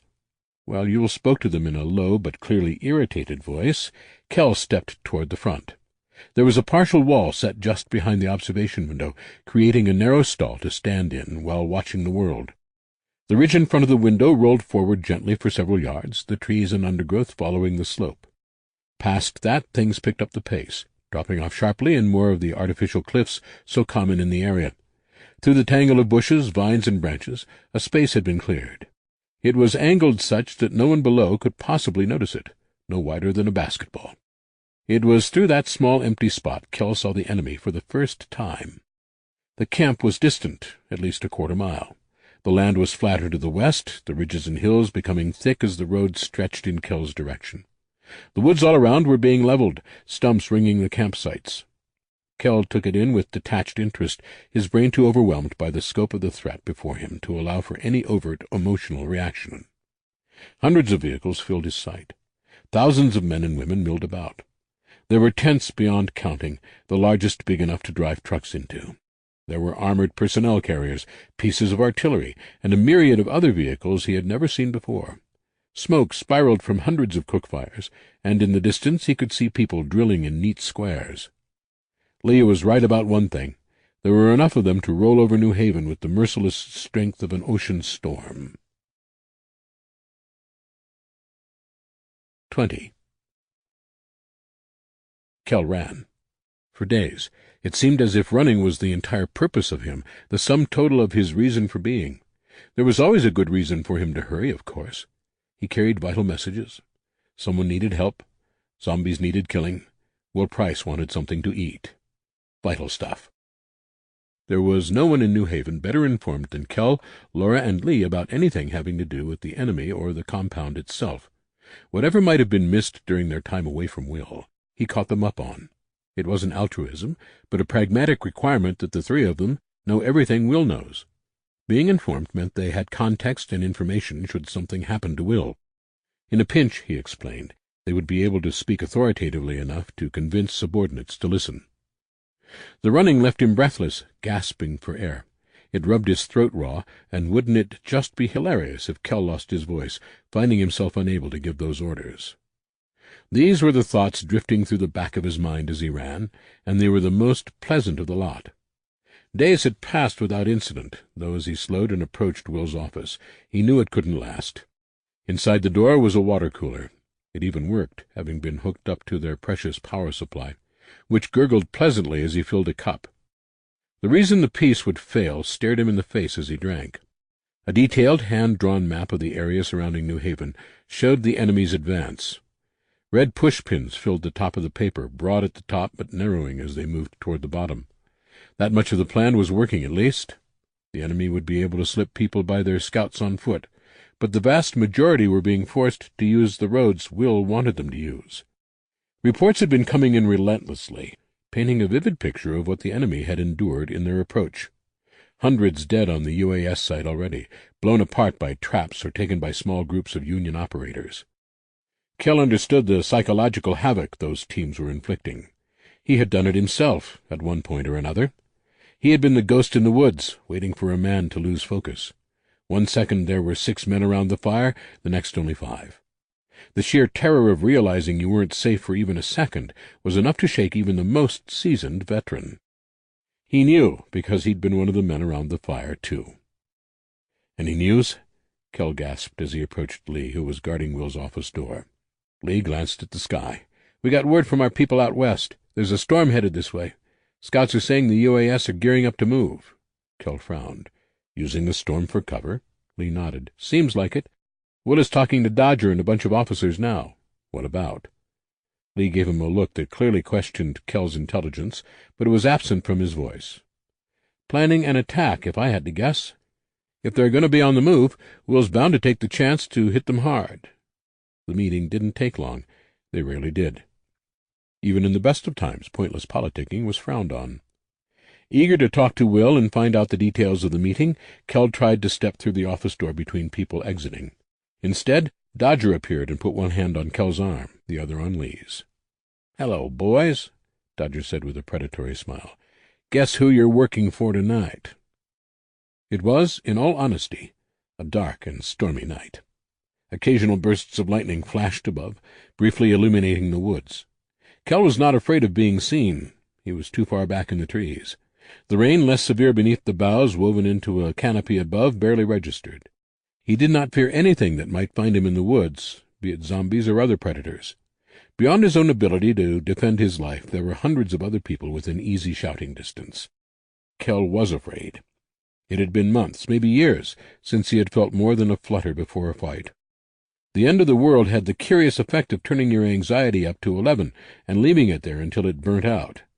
That morning he would have sworn there was nothing left capable of setting his nerves persistently on edge. He would have been wrong. Droplets sprayed gently from his lips as he breathed, lost in the fat drops falling from the trees. The clouds above did their dance with physics, diffusing the light just enough to cause reflections in the rain. Barely any of it filtered to the ground beneath the towering trees, but it was enough. Lee, who crouched next to him, stiffened. Kell's eyes had adjusted well enough to see that much, so he was aware something was wrong even before Lee put a hand on Kell's calf and tapped out a rhythm. "Enemy scout west of their position," the code said. Kell looked down at Lee, who was staring through an infrared scope. Kell couldn't see the enemy, and couldn't do much unless the man walked directly into him. Then again, if the scout was far enough away. A muffled cry was quickly silenced, followed by an equally muffled crunch. Lee relaxed somewhat, though only relative to the total body clench he always had when in the field. Lee grunted a pleased sort of sound. "Laura got him," he said in a low voice. Headlights appeared not long after, their light shattering against raindrops. 400 fighters waited, surely as tense as Kell was, split between the two sides of the road. The tension had grown, an anarctic void in his belly with every mile down the hidden side roads. The feeling had only grown worse as they made their way through the drenched woods, readying themselves for the fight ahead. The enemy had been made bold. The oncoming lights were not the first group of UAS soldiers to pass this way. The soldiers waiting with Kell had stayed farther back, hiding, as the vanguard passed through. Those were the troop carriers and men on foot. They were the trail breakers who dealt with any problems. Their scouts hadn't been bad. Kell had watched them move around the woods, after all. There was simply no way for them to check as far and as deeply as they would have needed to find the hidden fighters. Lee had explained that the UAS would probably expect a roadblock if Union forces planned an attack. Traditional thinking would be to use the cover of the storm to kill as many of the enemy as possible. It was the most efficient and logical use of force possible, and to do otherwise would be suicidally wasteful for a group as outnumbered and outgunned as the Union was. Traditional thinking was ignorant of several factors. They had let the vanguard pass, confident if still wary. There were no downed trees or other roadblocks to bar their passage. Kell and the Union soldiers had even waited until the 2nd UAS column's scouts had mostly passed. The one killed by Laura must have been a straggler. Once the scouts had moved on, making sure the way was clear for the 2nd column, Kell's people had moved in. The bravest of the lot had darted forward, working furiously at the tree line less than 20 feet from the edge of the road. Their reports had been clear. Time between scouts and column were limited to 10 minutes at most. The lead vehicles passed, quicker and more agile than those following behind. Kell's heart hammered against his sternum as more lights swam into view. He knew when the lead trucks reached the edge of the area controlled by Union soldiers, because the unmistakable crack of trees falling filled the night. It was up and moving before the bulls could hit the ground. More broken trees fell with the deafening sound of rifle shots, their trunks weakened and only held with wooden blocks to be pulled at exactly the right moment. The vehicles dotting the road, large and small, were being cut off from each other. The point wasn't to harm the soldiers driving and guarding them, though that would have been a nice bonus, but to create as much confusion and havoc as possible. The first ranks of Union soldiers slid to a halt inside the tree line, lobbing flashbangs. Kell didn't envy the people closest to the ensuing detonations, which filled the night with a sound like God's own firecrackers. Kell pulled his knives, painted black to reduce the chance a stray reflection would give him away. He plunged through the trees, wading through men still trying to blink away their blindness. The first he punched in the face, the knife giving his fist quite a lot more stopping power than he was used to. The man gargled a scream as his jaw disintegrated beneath armored knuckles. Barely slowing, Kell whipped an elbow into the face of a second man, the armor plates in his jacket spreading the impact out along his arm while shattering the nose of his enemy. The man's head snapped back, bounced against the side of the beast of a truck behind him. He slid to the wet pavement bonelessly. Lee stepped through the space Kell cleared, pulling himself onto the vehicle. A third man was struggling to regain his senses, raising his weapon toward Kell. In response, he grabbed the soldier by the wrist, yanked him off balance, and flipped the knife into a reverse grip before slashing it across the man's throat. Kell held onto the dying soldier's arm long enough to be sure he wouldn't be shooting anyone. A crackling hiss and a flare of day-bright light filled the night, creating a tiny sun above Kell's head. Lee jumped down from the vehicle. "Run!" he shouted. Kell ran. They left the piece of artillery behind, along with the 3 soldiers guarding the side of it they'd hit. It didn't explode. Explosives were complicated, incredibly dangerous to carry around, and too precious to use when other options were available. They would have made for a more dramatic moment, certainly, but Kell was perfectly happy to get away while leaving the enemy to figure out exactly what had happened. Thermite, or more accurately, a modified military version called thermate, was easy to make. New Haven produced it by the barrel. Lee laughed, nearly a giggle, as the two of them pelted into the woods. "That thing is fucked," Lee said when he finally slowed. "I put it right on the barrel." "You sure that will ruin it?" Kell asked, gasping for breath. Lee snorted. "You can weld railroad tracks to that shit, man. It was already melting the barrel when we left." All up and down the line of broken trees and stopped trucks, gunfire sounded. The screams of men and women filled the night in a discordant piece of grim music. Scared as he still was, now balanced by relief, Kell didn't move to help. He and Lee had been two of the first off the mark, and closer to the road than most. Many, many others faced enemies who had time to recover from their disorientation, time to raise and aim weapons. They were to hit their target, deposit the thermate in order to disable the big weapons, and run back to cover in the trees. Under no circumstances was any Union soldier to return to the road. No exceptions. The orders were clear. Kell tensed as the sounds of violence and death washed over him. Lee's rush of elation ebbed as fast as it came, leaving him coiled and ready to move. Kell jerked now and then when some new horror rang through the night, and more than once he caught Lee start toward him as if to grab his arm. He had a sneaking suspicion the other man had been ordered to stop him from running back to rejoin the fight. He wondered idly how Lee had been given that order, since the two of them had been together since Dodger hauled them away from Will's office. Dodger was just that good, he supposed. There was no need to worry. The time when he had been bent on self-destruction had long since passed, and no matter how the deaths of his fellow citizens tore at him, Kell knew better than to take any more risks tonight. There would be plenty of time for that in the days ahead. Part 4. Summer Storms. 21. Kell watched as the UAS poured into the enormous clearing around New Haven. Hundreds of men and women, faces grim as they readied for combat, moved in sync. He was far enough away to be well out of the fight, though a stray bullet could easily reach him from his watchpost. The western clearing was big enough to make seeing the surrounding woods on one side almost impossible if you were standing on the other, except for the narrow throat at the entrance to the clearing. Add in the rolling hills, including the one the community itself was built on, and it made for difficult terrain for attackers. They had lost nearly half the volunteers on that rainy night several days before, but everyone agreed the cost was well worth the reward. That sacrifice had purchased an invaluable advantage. The number of big guns the enemy could bring against them was reduced to a handful. Word from Mason was the UAS had officially decided to stop fucking around. Their leadership no longer cared about liberating the vast stores of supplies here in order to feed the troops making the attack run. They wanted to cut the head off the Union, to make an example. Kell wondered how well that news was sitting with the hungry people actually doing the fighting. Through his binoculars he saw uneasy looks on the faces of enemy soldiers. Many of them seemed put off by the ease with which they were allowed to stage their assault. There the target itself sat, only a few hundred yards away. "Come on, you fuckers," Lee at Kell's side, as always, said. "Be patient," Kell replied. "We want as many as possible before—" As if on cue, a massive explosion rocked New Haven, followed by several smaller detonations.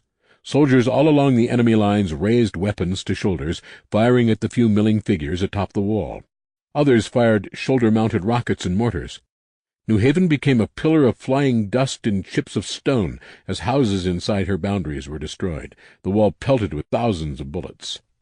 The zombies on the wall fell quickly, and while the sight of New Haven taking such a heavy beating sent a pang of sadness through him, Kell took solace that no living people were inside to be harmed. "Here we go," Lee said. From all around the woods, shots rang out. What Kell could see was only the beginning of what the UAS faced along the length of the road their forces stretched down. The vanguard fell almost immediately, snipers having picked their targets while the opening salvo rained hell on the buildings. Kell and Lee were not part of the assault force, though Lee chafed at being kept out of the fight. Kell, on the other hand, was happy to observe and act as support. Guns were not his area of expertise. As horrifying as the slaughter was, it still fascinated him to watch it happen. All through the woods, men would be taking shots from behind armored panels, moving to new positions as needed. The trees themselves gave a great deal of cover, and much work had been done to build as many sheltered areas as possible. Kell had been one of the people cutting down trees to lay sideways as backstops, capable of soaking up bullets. His arms still didn't feel right. The tactic wouldn't have worked if the UAS had any suspicion the Union volunteers were there. And why would they? Who in their right mind would plant themselves in essentially plain sight with minimal protection while an invading army rolled through? Question answered. Kell watched the front ranks of the vanguard fall, and could see the confusion and chaos reverberate down the road.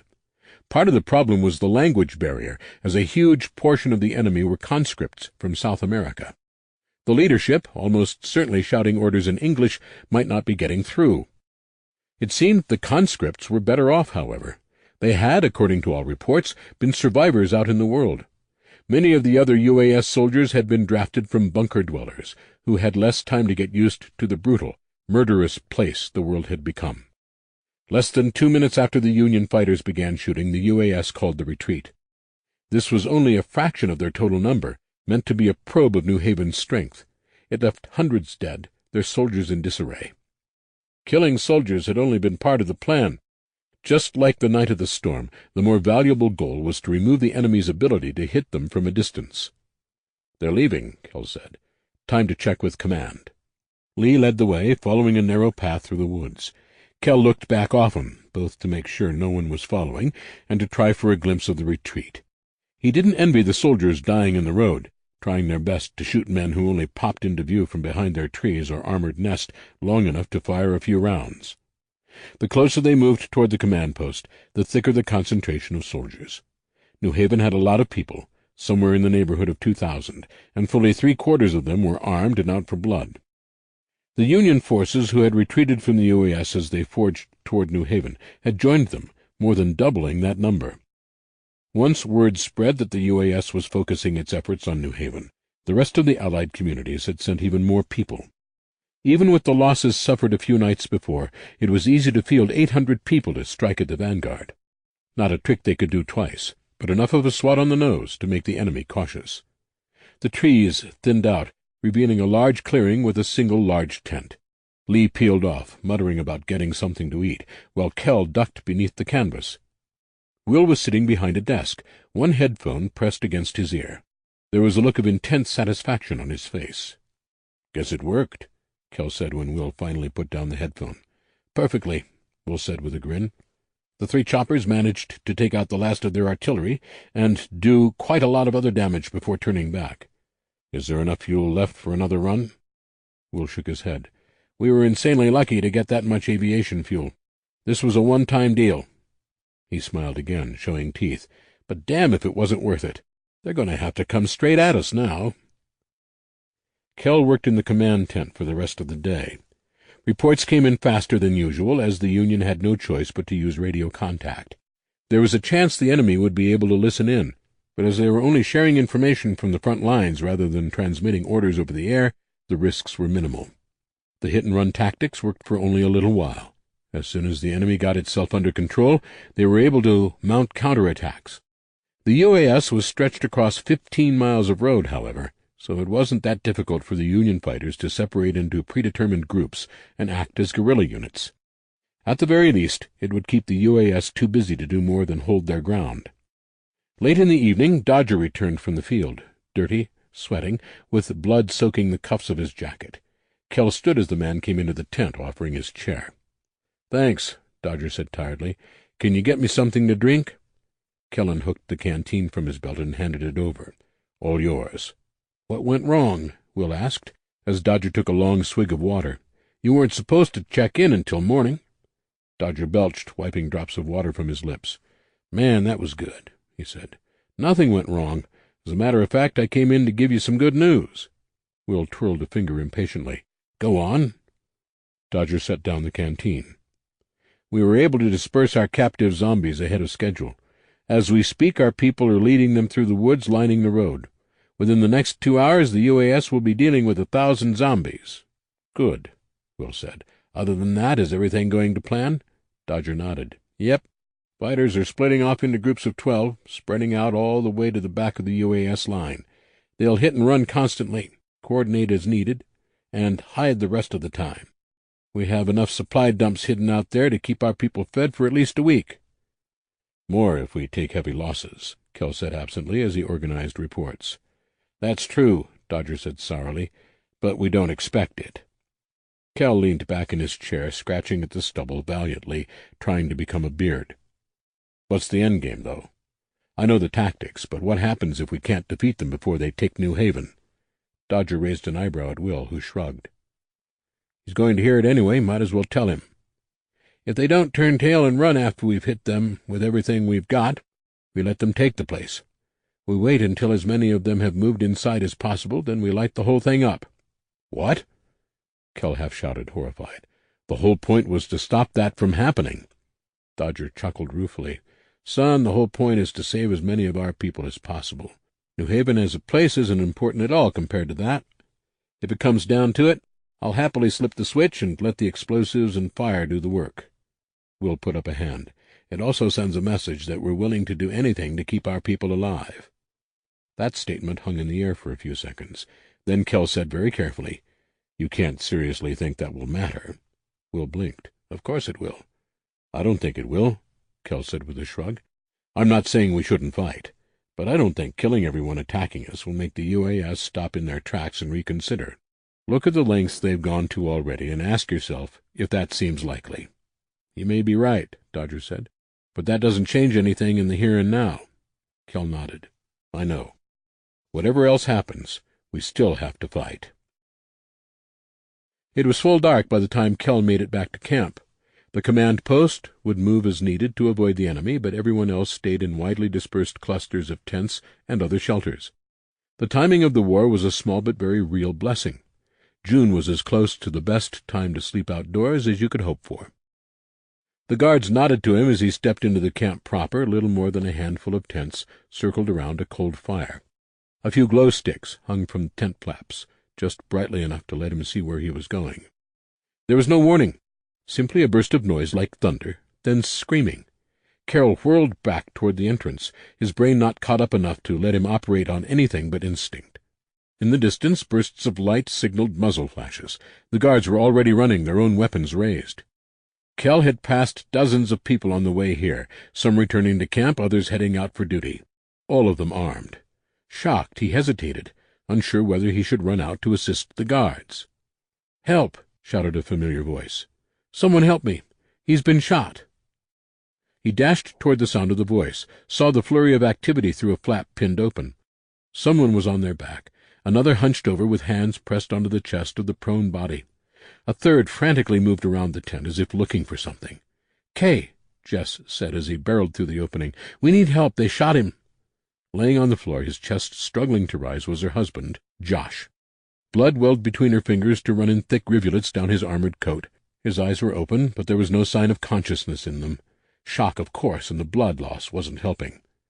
Kell knelt, assessing as quickly as he could. There was at least one wound beneath her hands, and two others that seemed less severe. The one in the upper right chest could wait, if it hadn't pierced a lung.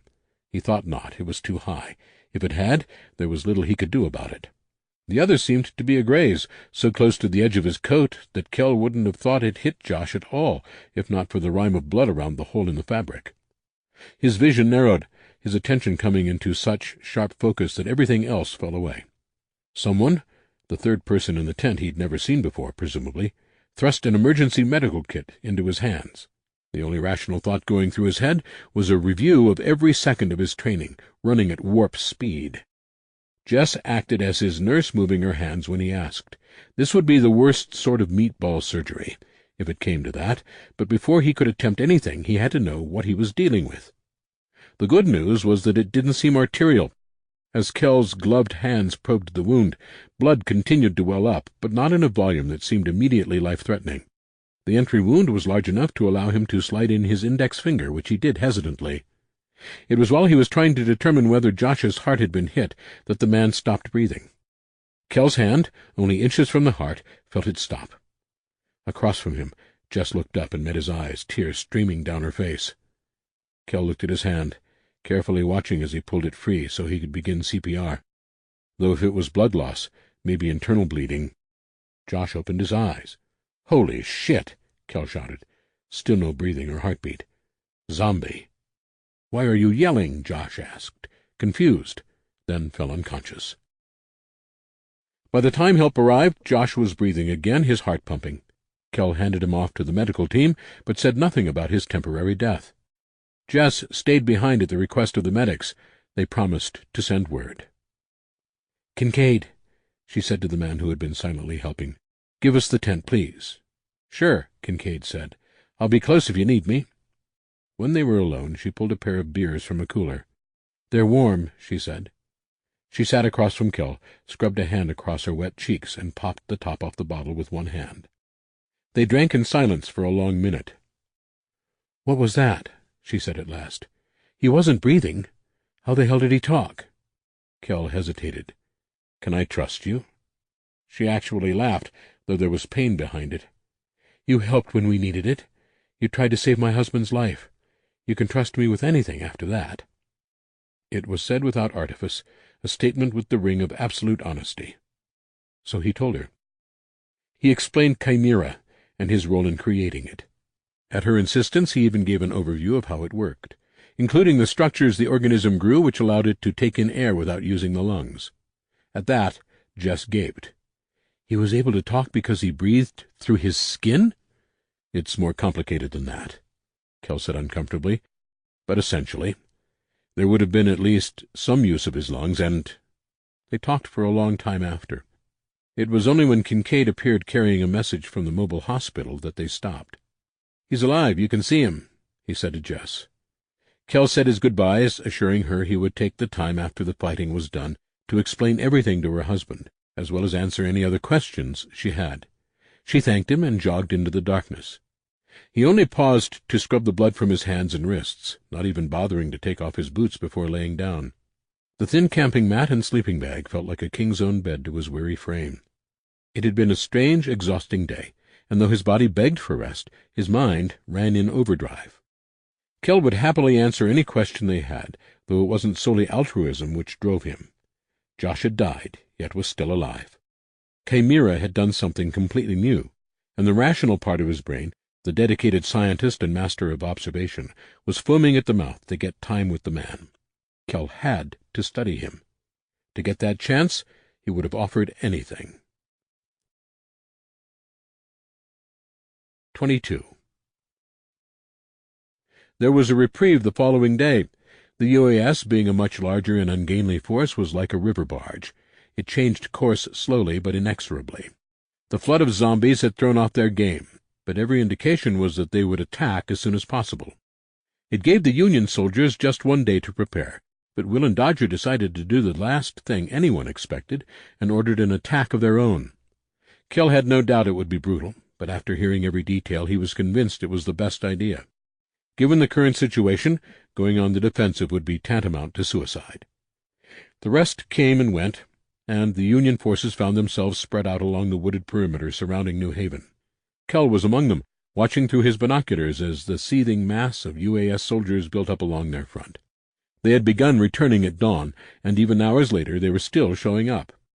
The road was a solid wall of people and vehicles for as far as Kell could see. "We're not fighting that," Lee said. "We're not moving toward them even an inch, so stop thinking it." Kell's mouth twitched as he held back a smile. "You can't read my mind, little fella. I might be smaller than you," Lee said in a lazy drawl, "but don't think I won't put you down and cuff you for your own good. You're too important to walk into that meat grinder. I was crazy to let you do it once. Twice is out of the question." It was hard to argue the point, given the odds. The UAS was more careful this time, watching the trees for any sign of movement. They would find none, at least on the road close to them. Not only was the morning sun up, making staying hidden next to impossible, but it had also been a tactic with a limited lifespan. "How long?" Kell asked. Lee glanced at his watch. "Less than a minute." The seconds ticked by glacially, Lee counting down the last 10. 3, 2, 1. Nothing happened. Kell frowned. 15 seconds later, the UAS line exploded. "It's the end of the world," Lee said. "You can't expect the timing to be perfect." It happened with cruel efficiency, just as Will and Dodger had planned. Far to the east, well beyond where the UAS could have possibly sent scouts without being seen, were 3 pieces of artillery. They had been in place for more than a month, their aim perfected as much as possible for exactly this moment. They fired in sequence, so close together the booming reports were one continuous fluctuating sound. The shells fell among the crowded men and women, blasting dirt and asphalt and body parts outward in expanding rings of destruction.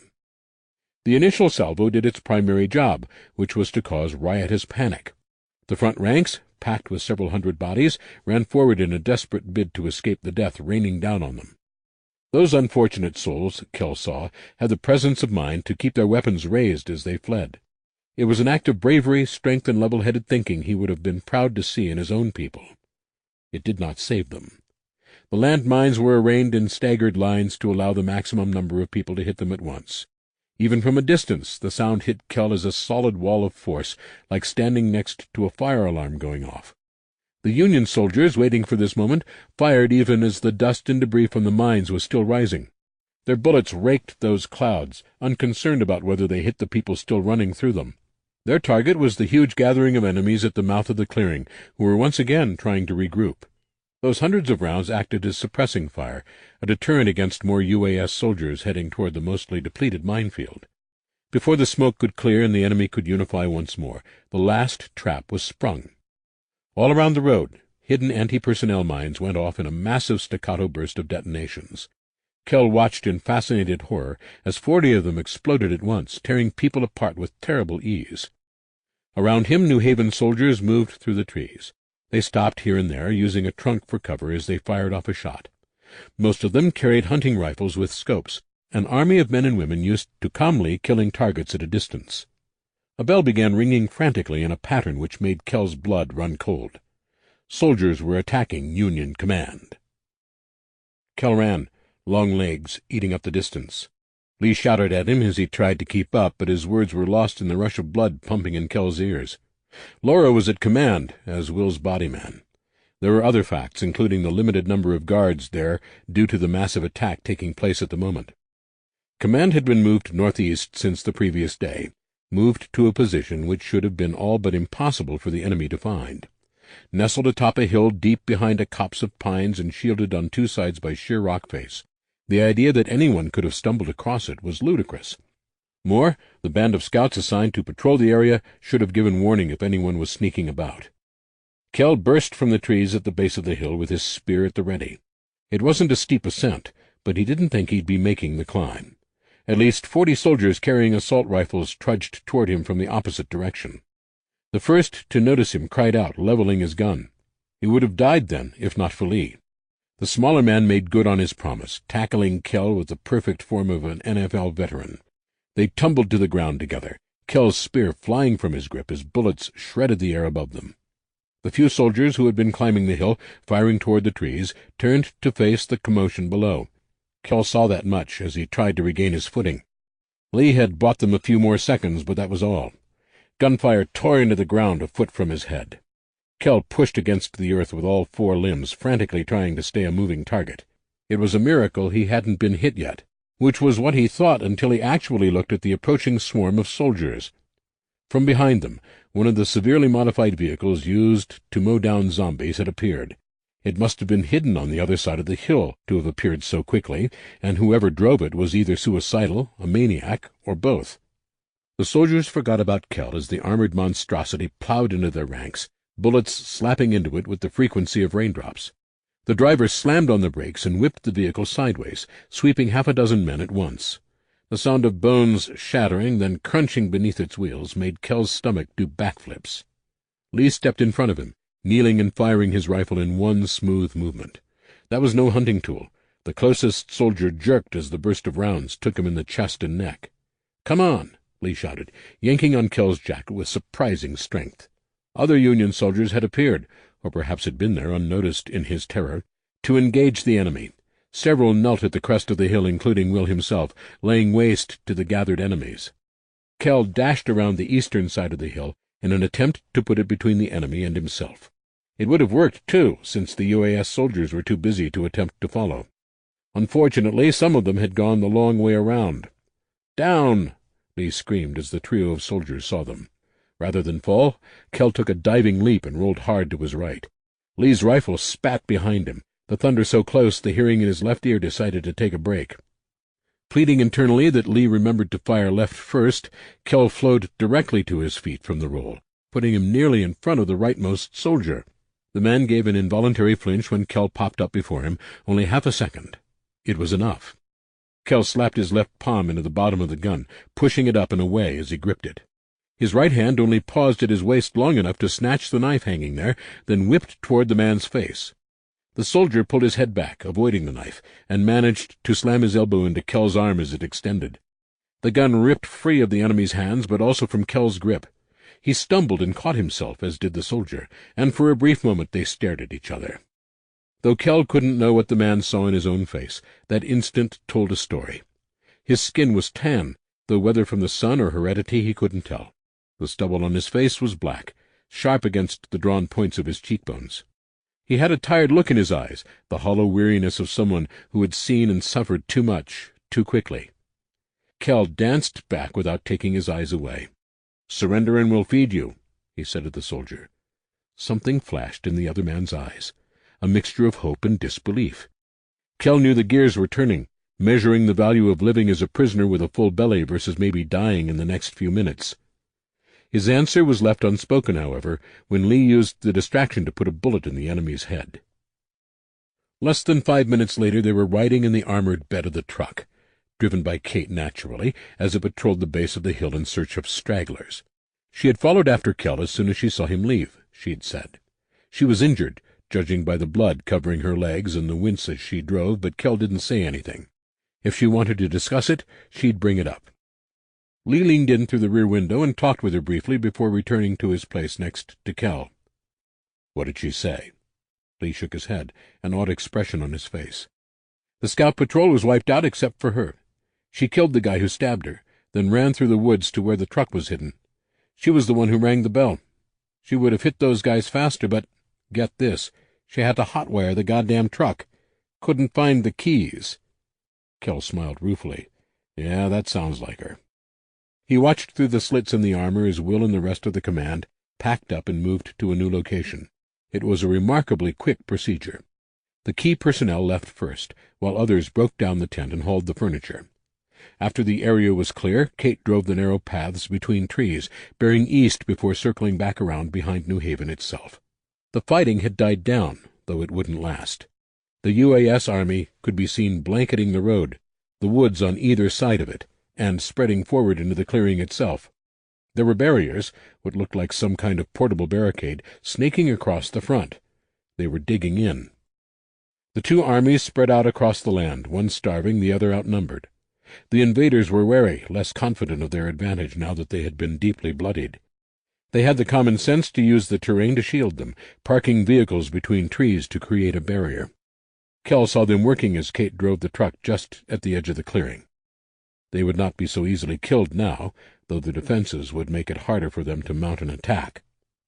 The defenders had no solid front line. As in most things, they were the opposite of the UAS in how they organized themselves. Their line was fluid, changing as needed, and flexible given the wide array of skills their fighters possessed.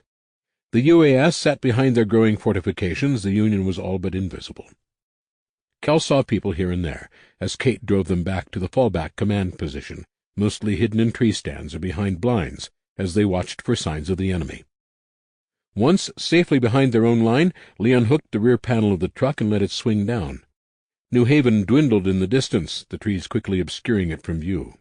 "How long do you think we have before they attack?" Kell asked. Lee stared into the distance. "Doesn't matter. Will won't wait for them to make the first move. He'll hit them like a sledgehammer as soon as we have the chance." "Tonight, then," Kell said, and Lee nodded. 23. Lee was not wrong, but neither was he entirely right. Orders spread through the Union ranks quickly after the decision to attack was made. It was a near certainty the UAS would also use the cover of night to position troops near the defenders. It was likely they would attack as well, if not a sure bet. Rather than give in to expectations, Will and Dodger called on the best trackers and woodsmen to rove about in sentry groups, keeping the enemy from moving in close enough to do any real damage. The rest of them slept, ate, and prepared to strike just before dawn. It had a certain logic, as the UAS would be expecting them to move in the darkest part of night, with plenty of time left to retreat under the same conditions. Instead, they would attack after the enemy had spent a long night fruitlessly probing and standing watch. A bored, tired soldier is a far easier target. Kell found himself prowling the southern edge of the front in the small hours of the morning. The first streaks of gray had yet to appear in the sky, but the pre-dawn would be on them soon. Patrolling the outer edges was theoretically safer than being closer to the middle, where the majority of Union soldiers would be. Lee had advocated shelling the UAS with artillery until they broke and ran, then cutting them down as they scattered. Dodger shut him down, pointing out that the enemy had spread out enough to blunt the effectiveness of those sorts of attacks, and reminding him of the need to keep the UAS from doing anything too unpredictable. Their greatest advantage was knowing the land better than the enemy, and keeping them in place was critical to exploiting that advantage. Of course, now the fighting was going to be more or less man-to-man, so Kell expected a truly frightening number of people to die. "Hold on," Laura, who was on point in their small group, said. Kell and Lee stopped immediately. Kell listened, his ears straining to pick up the tiniest out-of-place sounds, and he knew the others were doing the same. As quietly as possible, he pulled the night-scope from his pocket, raised it to his eye, and pressed the button. The grainy image through the scope wasn't ideal, but it worked well enough to make out people. At first he saw nothing, scanning in a slow circle. The field they stood in was only a small break in the surrounding trees. Then something moved. He focused on it, putting his free hand on Laura's shoulder. "We've got company," he breathed, barely loud enough to be heard. "They've got weapons I don't recognize. They look like tubes." Lee snatched the scope from his hand, then swore under his breath. "Those are portable mortars." "How many?" Laura asked calmly. "And how far?" 10 men, 5 mortars. They're about 40 yards away. Looks like they're using ambient light. No sign they have night vision." Kell leaned in between them. "You have 2 guns. You move in closer to them. I'll swing around and get their attention." He gave them no chance to argue, slipping away in a careful lope across the field. Kell swept forward in a crouch, keeping his steps as light as possible. The new grass helped.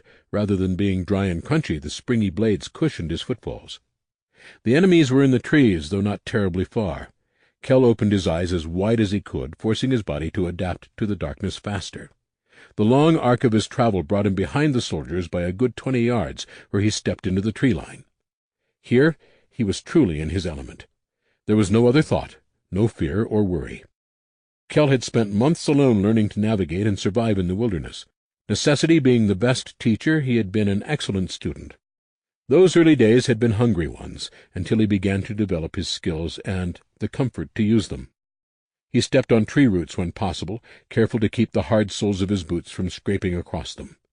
Otherwise, he watched the forest floor as much or more than the soldiers in the distance, avoiding dead leaves, twigs, and fallen branches. Lee would be watching him, waiting for the right moment to attack. Kell felt safe in the assumption that Lee would be kicking his ass after this, likely with help from Laura. He was careful not to grin, lest the gleam of his teeth give away his location should a soldier look back at him. It took him less than 3 minutes to move into position. He was 10 feet away, and might as well have been a ghost for all the enemy noticed him. They were stopped, studying what looked like a map under the light of a tiny LED. Kell kept most of his large frame behind a tree, only tilting his head out to gauge his options. He reached one hand toward his back and pulled his spear from the leather loops holding it in place. It, too, was blackened, a thin layer of soot to keep it from giving him away. With a deep, slow breath, he found the proper grip, never taking his eyes from the men in front of him. In a single movement, Kell stepped sideways, cast the spear with all his strength, and whipped his body back around the tree. Even as he moved to put the tree between him and the inevitable gunshots, he pulled his single grenade from his belt. Just as the first shouts and shots rang out, he pulled the pin and chucked the grenade toward the enemy without moving his back from the tree. Bullets bit into the wood with jarring force, enough to make the whole tree vibrate. Chips of wood and bark flew crazily. Kell found himself laughing when the grenade exploded. To his surprise, neither of his companions said a word about him running off after the fight was over. Not that there was much fight to it. Between the grenade and the 2 marksmen catching the enemy off guard, they hadn't lasted long. Lee did the unavoidable cleanup, killing the men who were injured too badly to fight but not injured enough to die quickly. "What gives?" Kell asked as they ambled back to camp. "I figured you guys were going to stab me after that." Lee shrugged. Laura only shook her head ruefully. "You weren't stupid about it," she said. "You didn't jump in and try to kill those guys. You also weren't wrong, because if we'd have started shooting out of the blue, it'd have been good odds at least one of us would have died. You did the right thing and didn't take any unnecessary risks." "Then why does he look like I just punched his kitten?" Kell asked, nodding toward Lee. "Because he knows I'm right and doesn't want to admit it," she said. Lee grunted. "I love it when you two talk about me like I'm not here." Kell considered. "Well, we're both old enough to be your parents, so if it helps, you can just pretend you're our kid and write it off as something adults do." Lee scowled. "I'm a grown man, Dick." "If you say so," Kell said. "But until you have to shave every day, I'm going to have to disagree." The younger man kept on frowning, but unless Kell was mistaken, he was trying not to laugh. Explosions and firefights had a way of drawing attention, and the Union patrol who had showed up minutes later gave them relief. It was a standing order to head back to camp after contact with the enemy. Every shred of information helped the cause, after all. Halfway back to camp, everything changed. Not far away from New Haven itself were the remains of a small regional airport. The airport itself was unimportant but for one artifact. When the news of the UAS invasion came, the tornado siren mounted on the airport tower had been removed. It was an older model, sturdy enough to withstand decades of ice and rain and wind. It was purely mechanical, operated by a crank and a strong arm. The bell system, long used by New Haven and adopted by other communities, was perfectly good for short to medium-range warnings. The siren was only to be used under one circumstance, and the predetermined orders that went with it had been drilled into their heads. The siren began to wail over their heads. The three of them shared furtive glances, then began to sprint toward the camp. It was the signal for an all-out attack. Kell tried to work out what had happened, but had no information to draw from. He gave it up as a bad job, mostly because it really didn't matter. Any of 100 things could have occurred to necessitate total mobilization. It was a miracle the situation hadn't deteriorated earlier. The siren continued to blare, warning the people in the fallback camps to evacuate. Many of them would scatter into the hills, spreading themselves out into tiny cells. They were supposed to run, to find a new home somewhere distant enough to be free of the UAS, but Kell had his doubts. Those people had fought and bled together, killed together. If money still mattered, he would have bet every dollar he had ever earned that most of them would stay close even in the event of defeat, and fight to their last breath. The sky had begun to lighten, the first wash of gray rising in the east. Kell, Lee, and Laura caught a ride on a transport heading out of the main camp. The siren meant all previous orders were null and void, that they should make best time to the predetermined staging areas. The Union forces already engaged in hit-and-run fights with the enemy would soon be joined by 2 massive wings of reinforcements.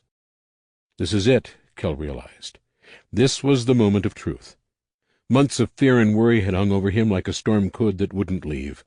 The sense of impending doom was gone, evaporated with the realization that things couldn't get worse. They were already there.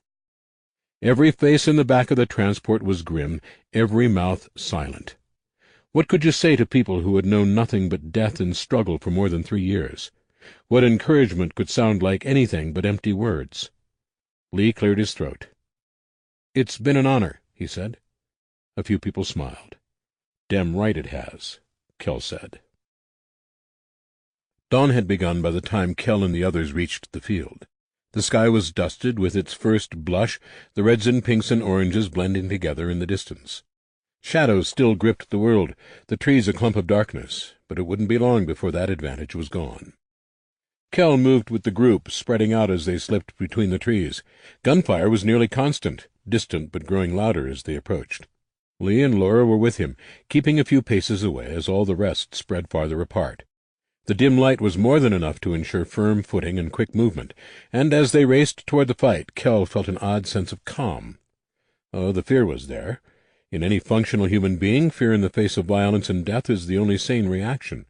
It was that survival impulse which allowed Kell and the others to live, what pushed them to make, and live with, choices unimaginable before the fall. It was a quiet sort of fear, detached from worry. It was an amorphous, bland emotion. Logic prevailed over it, because Kell knew deeply and fully there were only two options: live or die, win or lose. The fear would not tip the dice either way. When the first soldier appeared, Kell fell into a baseball slide instantly, his spear held at an angle as he skated across the debris littering the forest floor. At the last instant he thrust. The force of his body added to the strength of his arms, and the impact was enough to lift the man bodily. Angular momentum came into play, allowing Kell to transfer the energy of his motion into the dying enemy, flinging him over his shoulder like a bale of hay. A single gunshot followed, a glance back confirming Lee finishing the job. Kell leaped to his feet, not bothering to wipe the spear clean before resuming his run. They swept through the woods for 10 minutes, killing a handful of stragglers as they worked their way inward. The sound of fighting grew louder, joined by the smell of blood and death and burned gunpowder. When they broke through the screen of trees into a band of dense fighting, it was not at all what he expected to see. It was a small clearing filled with Union and UAS soldiers, neither of whom was trying very hard to kill the other. The reason was obvious. 100 or more new breed were savagely attacking both sides. The quarters were tight enough that no one could stand back and let the zombies have their way with the enemy. The only option would have been to run. Knowing the mentality of survivors, it didn't surprise him at all that the Union forces were unwilling to do so. It wasn't the most logical choice, of course, being a tactic they had used before, but in the heat of battle the more primal drives took over. Kell felt it himself, a deep and powerful urge to destroy the dead men and women regardless of any other factors. What did surprise him was the reaction of the UAS, who were displaying none of the panic he might have expected. They worked in ragged groups, defending each other doggedly, if also sloppier than any Union survivor would allow. Kell barely slowed, taking it in within a heartbeat, then surged forward with his spear held high. His scream pierced the air, deep and guttural, and seemed to galvanize the crowd. Lee and Laura crashed into the line of dead men at the same time as him, knives out and armored fist flying. Kell fought with abandon, barely pausing to find new targets. He didn't try to protect one group over the other, but focused solely on killing the dead. Should one of the UAS decide to shoot him or any of his people, there was precious little he could do about it. He lost the spear at some point, the shaft ripped from his hands after twisting sharply in a body. The fact only registered to him as a data point, a change in circumstance which sent his hands to his belt to pull his knife and baton. His left hand whipped to the side, the baton snapping to full length just before crashing into the head of a zombie. The creature reeled, stunned, giving him the time to drive the point of his heavy blade through its ear. Kell moved like a storm, never stopping and slowing only long enough to find his next enemy. As it always did, the world faded away, his mind narrowing to a scalpel's edge as fought with everything he had. He maimed as often as he killed, taking every chance to slow and weaken the dead so others might find them easier targets. His mass gave him an enormous advantage, allowing him to kick knees in sideways or backward with ease, crush ankles and break arms. A group of 4 new breed came at Kell as a unit, hitting him from all sides. He was disarmed quickly, made easier by the distraction of having a zombie jump on his back from behind, its arm wrapping around his neck. His baton and knife were pulled from his startled grasp as he forced his head forward, then back, slamming his skull into the zombie's face.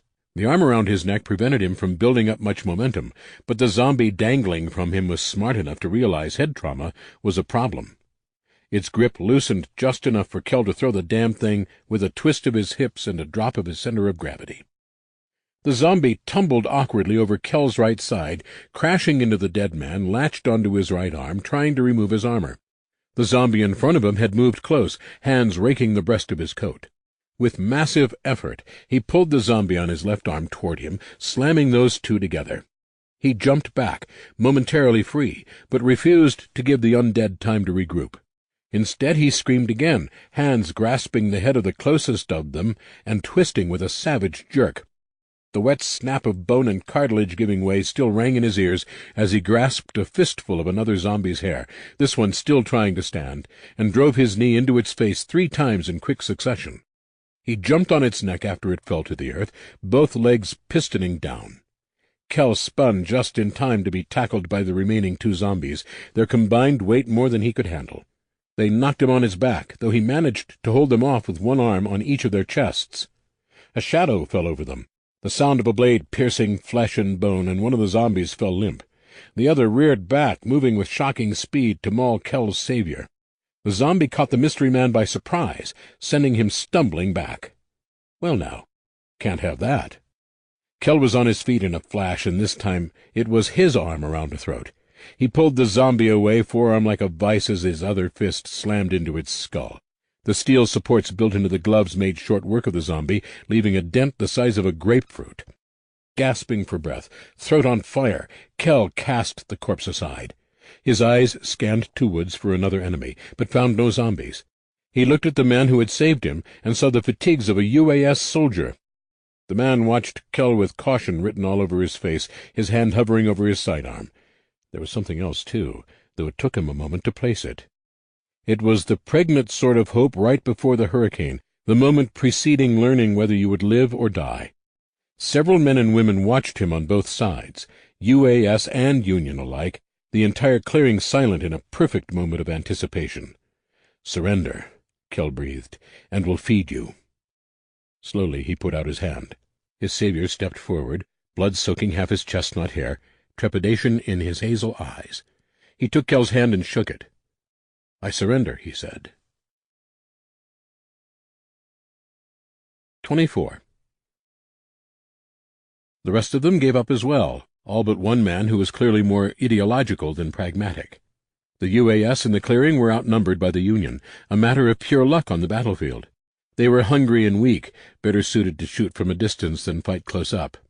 Kel's people were well fed and strong, not to mention conditioned for the strain of working or fighting all day. The 17, once the lone voice of dissent's companions dealt with him, captives gave up their guns and followed Kel's crew back toward Union territory. Kel allowed them to keep their melee weapons, a calculated risk based on the possibility they'd run into more undead. He also roped 6 Union soldiers into guarding the prisoners, though several had grumbled about it. With Lee and Laura, they were only outnumbered by slightly less than 2 to 1. Kel briefly wondered if it was a decision he would regret, but gave a mental shrug. Being a part of the Union meant living according to its philosophical ideals, or so Josh told him numerous times. For Kel, that meant not killing an enemy if possible, because human lives were a precious commodity more than ever before. They made slow time walking, but the captives were unable to maintain a faster pace for more than short bursts. Kel considered pushing them, but decided he would rather have them capable of fighting if it became necessary. After 15 minutes, Laura, who was in the lead, put up a hand to call a halt. "What is it?" Kel asked. Laura gazed at their surroundings. "I'm not sure where we are." Lee chuffed. "You're kidding, right?" "We're in the woods, going back the way we came." Laura shook her head. "Not exactly. I've been trying to steer us away from fighting. When I hear something, I veer the other way. I think we're more north of where we were. We were pretty deep behind enemy lines, so—" The chatter of gunfire erupted close enough to make Kel jump. It sounded like it was right next to his ear. 2 of the prisoners fell in sprays of blood as several men in UAS fatigues appeared from the south. They were 30 or 40 yards away and ducked behind trees as Lee fired at them. "Move," Laura said, waving for everyone to follow. She darted toward the north, moving between trees at random to make for a harder target. The captives, spurred by the gruesome death of 2 of their number, found remarkable wells of energy. Though they were all shorter than Kel and lacking his long strides, not a one had any trouble keeping up as they raced away from the shooters. In a clockwork pattern, each of the Union soldiers would stop in turn and fire shots at their pursuers. Each of these stops only cost the shooter a few seconds, which was why they switched off each time. That way, no one got so far behind they couldn't catch up by sprinting. The return shots grew further apart, then vanished altogether. It was hard to gauge the time they'd been running, even harder to tell where they were. Kel honestly hadn't put any thought to their location when leaving with the captives, assuming the path behind had been swept clear. They approached a clearing, at which point the landmarks became blindingly obvious. Laura, in the lead, hit the empty clearing first, sliding to a stop at the scene before them. Kel slowed more gradually, coming to a rest beside his friend and staring in shock as the rest of the group joined them. In the mad dash through the woods, they had moved in a long diagonal toward New Haven itself. The northwest corner of the wall was less than 100 yards away. The group stood atop the hill the neighborhood that had become New Haven was built on, A fair chunk of battle laid out before them. The black line of UAS barriers was there, with a large gap through the middle where men and women stood, guns drawn. Drawn, but not being fired. Kell's group had managed to get close without realizing it because there was no fighting happening. It was so bizarre and unexpected that a wave of deep unreality washed over him, rocking him enough to make him genuinely question whether he was really awake. The Union forces had pulled back. Some hovered around the base of the wall, a small number compared to those who had returned to the safety of the trees. Even the 12-man groups who would normally have been ghosting in and out of the trees were nowhere to be seen. That, more than anything, convinced him something important was happening. There was simply no way those soldiers would pass up the chance to strike at UAS soldiers who were standing without fighting. For that matter, why were so many of them at the camp? They knew the Union artillery could hit them there, even if those guns had been silent. The answer, though Kell did not recognize it as such at the time, walked from around a corner of New Haven.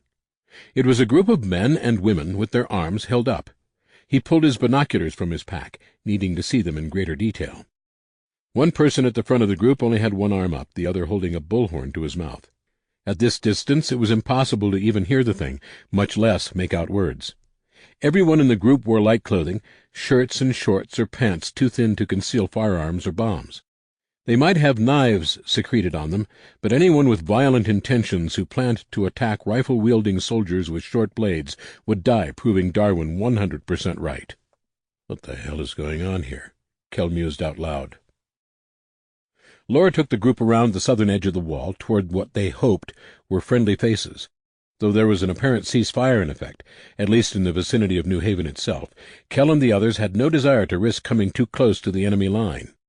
They walked gingerly, careful to measure every step.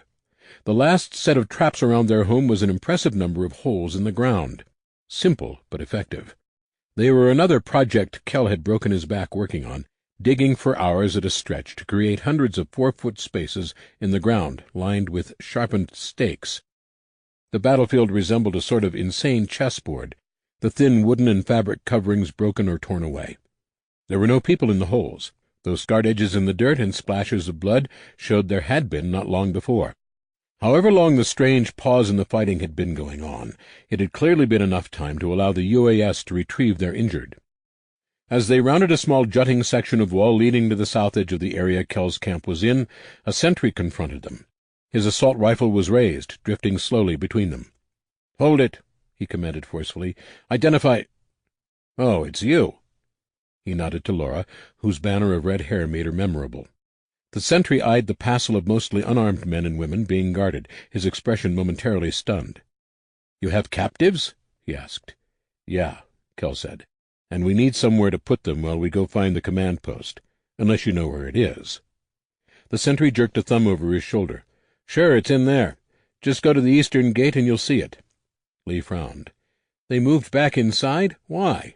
The sentry shrugged. "Beats me."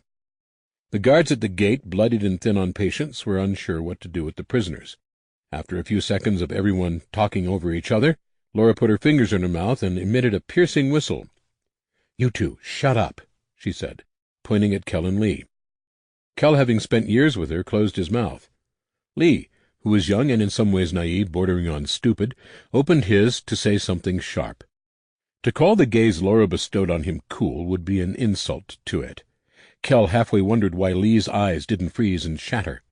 The younger man took in her stare, and within the space of 2 seconds wilted into sullen quiet. Kell patted him on the shoulder in understanding. "Here's what you're going to do," Laura said as she faced the guards. "You're going to take their weapons. You'll do it carefully, but you won't harm them or give them any shit. If you do, and I hear about it, you're not going to like what happens. Then you'll put them in the safe room over by the northwest corner. There's no way out of it, and you can lock the door from the outside. Make sure they have plenty of water and have someone bring them food as soon as possible. After we're done reporting, I'm coming back this way to check on my prisoners. If they aren't drinking water and eating something—" She smiled, and there was nothing pleasant in it. The guards, to their credit, got the hint. "We'll take care of it." Laura nodded, satisfied. "Thank you." Turning to the soldiers they had conscripted into helping, she said, "If you wouldn't mind helping them get the captives situated, I'd appreciate it." Seeing the quick nods of assent, she motioned for Kell and Lee to follow. "Let's go find out what's happening out there." Finding the command post presented no problem given the bustle surrounding it. Men and women dodged around each other as they came and went, some carrying reports, while others only hurried along with determined faces. Noticing them through a gap in the crowd, Will waved them over. The sea of people parted around them, mostly thanks to Kell's size. Will stood, walking from behind the folding table he was using for a desk. "You need to hide," Will said to Kell without preamble. "Get to one of the fallback camps, go into a tent, and don't come out until I tell you." "Can I leave the tent to go to the bathroom at least?" Kell asked sarcastically. Will pursed his lips. "Don't be a smartass. The leader of the UAS force is going to be here in half an hour with half his top officers. I can't risk one of them being in the know about who you are." He glanced at Lee. "There might be more people like him out there, people like me for that matter. Lots of former military in command positions with their army." Kell put up his hands. "Whoa, wait. They're coming here? Why? What the hell is going on?" "Peace talks," Will said with a note of disbelief in his voice. "I don't have time to give you the play-by-play right now. Ask someone in the camp. I'm sure word will spread that way soon if it hasn't already." Kell shook his head. "The camps will be empty," he said.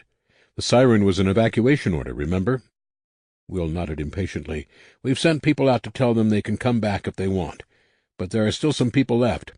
Injured people and their families, mostly. Now get going. I have 2 hours' worth of shit to do and no time to do it." Laura and Lee went with him to camp, though Will had asked both to return once Kell had found a place to stay. Laura took it with aplomb, while Lee grumbled. He wanted to stay and watch Kell's back, but in the end did as he was asked. It wasn't every day you got to help broker a potential peace, even if it only meant ferrying messages or providing security. Kell wandered the mostly empty camps one after the other. They were far enough apart to make the walk between annoying without being exhausting, even after the long morning he had already endured. He followed the rough map of their locations in his head, angling toward the mobile hospital. If he was right, Jess would have pulled up stakes and moved closer to Josh. Lacking any other clear options, he would attempt to cadge somewhere to sleep from her. The area around the medical center was more fortified than the other camps.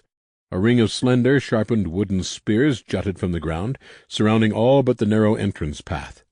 Lines of wire looped around them, turning the individual spears into a makeshift fence. Behind that was a trench several feet deep, followed by a low earthen mound made up of the excavated dirt. Sentries stood guard at the entrance and all around the perimeter, spaced a few yards apart. Say what you will about New Haven, but they didn't take risks with their sick and wounded. The guards waved at him, cheery enough to make him certain they had heard about the stark reversal of fortune taking place at home. He waved back, then scanned the wide semicircle of tents for any sign of familiar faces. Jess was sitting in front of a cold fire, head down as her hands worked with almost mechanical precision. She looked up as Kell approached. "Hey," he said. "Hey yourself," she replied as she worked, twisting small metal rings into chainmail. "Didn't expect to see you here. I thought you were working for Will." He pulled up a seat, a section of tree not yet split into firewood, and stretched out his legs. That was the plan, but Will had some concerns. He glanced around, making sure no one could overhear. "Some of the UAS might know who I am." She nodded in understanding. "So you're laying low while they're not shooting at us?" "Yeah. And I was out in the field when that went down. What happened? 1 second we're shooting at each other, the next the war just stops." "We had a scout come through here right after it happened," she said. "Apparently some of those defectors from the UAS walked out into the fight with their hands raised. I don't get how they weren't shot." "I do," Kell said. "As bad as things have been, it's easy to forget how decent people can be. I'd bet anything as soon as people saw them walking into a position of surrender, the soldiers gave them room. Probably stopped firing anywhere near them, if they didn't stop shooting altogether. A person offering no violence is hard to gun down, especially in a situation like that." Jess smiled. "Contrast," she said. "When you're fighting for your life, you can't miss that sort of gesture." "That's my guess, anyway," he replied. "How did that cause a ceasefire and peace talks?" She put down her tools, flexing her fingers. "The scouts said they walked from New Haven to the UAS line. While the UAS talked to them, the ones still hanging back with our people explained what was happening, said they were going to tell the enemy that peace wasn't just possible, but as easy as just stopping the fight. Kell gaped. There's no way. It couldn't be that simple. Oh, I don't know, Jess said with a shrug. Keep in mind these people have been fed bigger and bigger lies about us all year. At a certain point, you have to start questioning the absurd shit being handed to you. Not to mention how badly their leaders have been treating them. I think once they saw our setup here, the fact that we farm and take care of our own, they probably began to have doubts. Truth is, we're as practical as they come. I don't know anyone who wouldn't agree with the decision to just quit fighting if both sides would do it. Maybe, Kell said, disbelieving. Just seems crazy to me. People in wars don't just stop. Jess snorted. No, people in war movies don't just stop, she said. Read a little history and you'll change your mind. The Christmas truce is a good example. But really, the thing to remember is that wars are fought by people. Most of them don't want a killer fight if they can avoid it. She paused, cocking her head.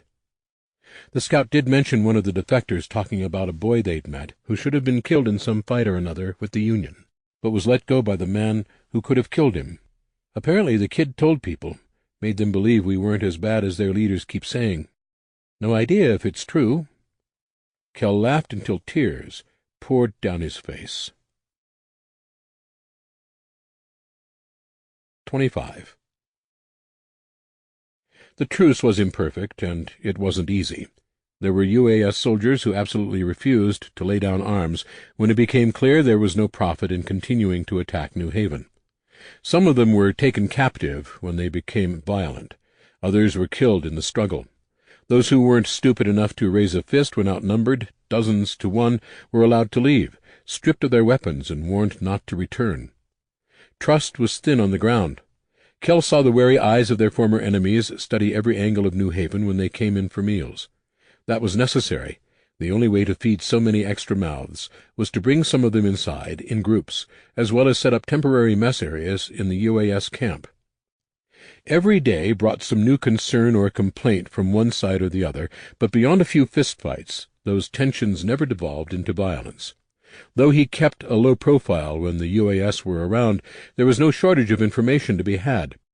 Gossip is well known, as the great author said, as the only thing capable of breaking the speed of light. Suspicions were high, but when it came to peace the burden had never been on New Haven or the Union. They would have happily, even greedily, traded with the UAS had they been approached. At no point were the leaders of any of the Union communities averse to ending the fight. Oh, there would be bad blood and grudges held. That was only natural. Those feelings, however persistent, would smother under the weight of a survivor's pragmatism. No, the need to believe peace was possible rested solely on the shoulders of the invaders. As Jess surmised, many of them harbored doubts long before the men giving them orders had cut rations and declared war. Those leaders had done as politicians have always done, painting their society as the only civilized force in a world gone mad. They were the greatest, the best, the true believers. Those on the outside had descended into savagery. Essentially, those former senators and congressmen had used every trick in the book to pull on the strings of patriotism and jingoism in their people. They portrayed the Union in nearly the same light as marauders, and when the troops began to see the truth with their own eyes, those tired old men had made up worse. In the end, it was the simplest truth which convinced the majority of them. The Union could hardly be full of bloodthirsty monsters if they were willing to stop the fight and sue for peace. The promise of food sealed the deal more firmly than blood ever could. The peace wasn't spread evenly across the vast territorial border. Some groups of UAS were more loyal, or more gullible, and refused to quit. Others turned back to make war on their own people, furious for any number of perfectly valid reasons. A handful of Union assault forces acted similarly, but the harsh treatment from the Union loyalists ensured those small revolts were few and far between. Despite the many flaws and rough spots, both sides appeared to be working genuinely toward a lasting peace. For Kell, it was a moment he had worried would never come. Aside from keeping his distance from the UAS, his days were suddenly free. Guard duty was staffed by a minimal number of people thanks to the soldiers camping outside. It was a gesture of goodwill not taken lightly, as defending the community from zombies was the first concern of every citizen. Kell spent much of his time cramming in classes in every subject he thought might be useful, trying to make up for lost time. No longer bound to guard duty, he could finally allow himself to believe the next great step would really happen. The war was over, and his plan to relocate to Iowa was no longer a vague possibility. With that impending change, there was a piece of business Kell was eager to finish. He and John would likely be able to make much headway on their own, but Kell remained utterly convinced of the need to have Josh with him to study. Not only him. Every person living in their new home would need to give samples regularly. The field hospital was, for the time being, literally that.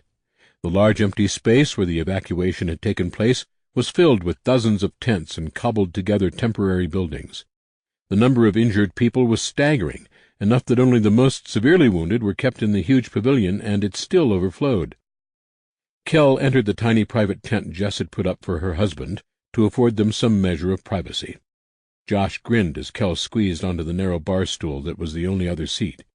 The man himself reclined on a cot festooned with pillows and blankets arranged carefully to keep him comfortable. "Hey," Josh said, his voice raspy. Kell marveled at him. Shot several times, one bullet clipping the heart, unconscious for 3 days, and yet he looked good. Not healthy by any stretch, but much better than someone who had died for a little while had any right to look. "I'd like to talk to you," Kell said. "It's important." "Sure," Josh said. "Should we wait for Jess to get here?" "Should be soon." Kell nodded. "Yes, I think that would be best."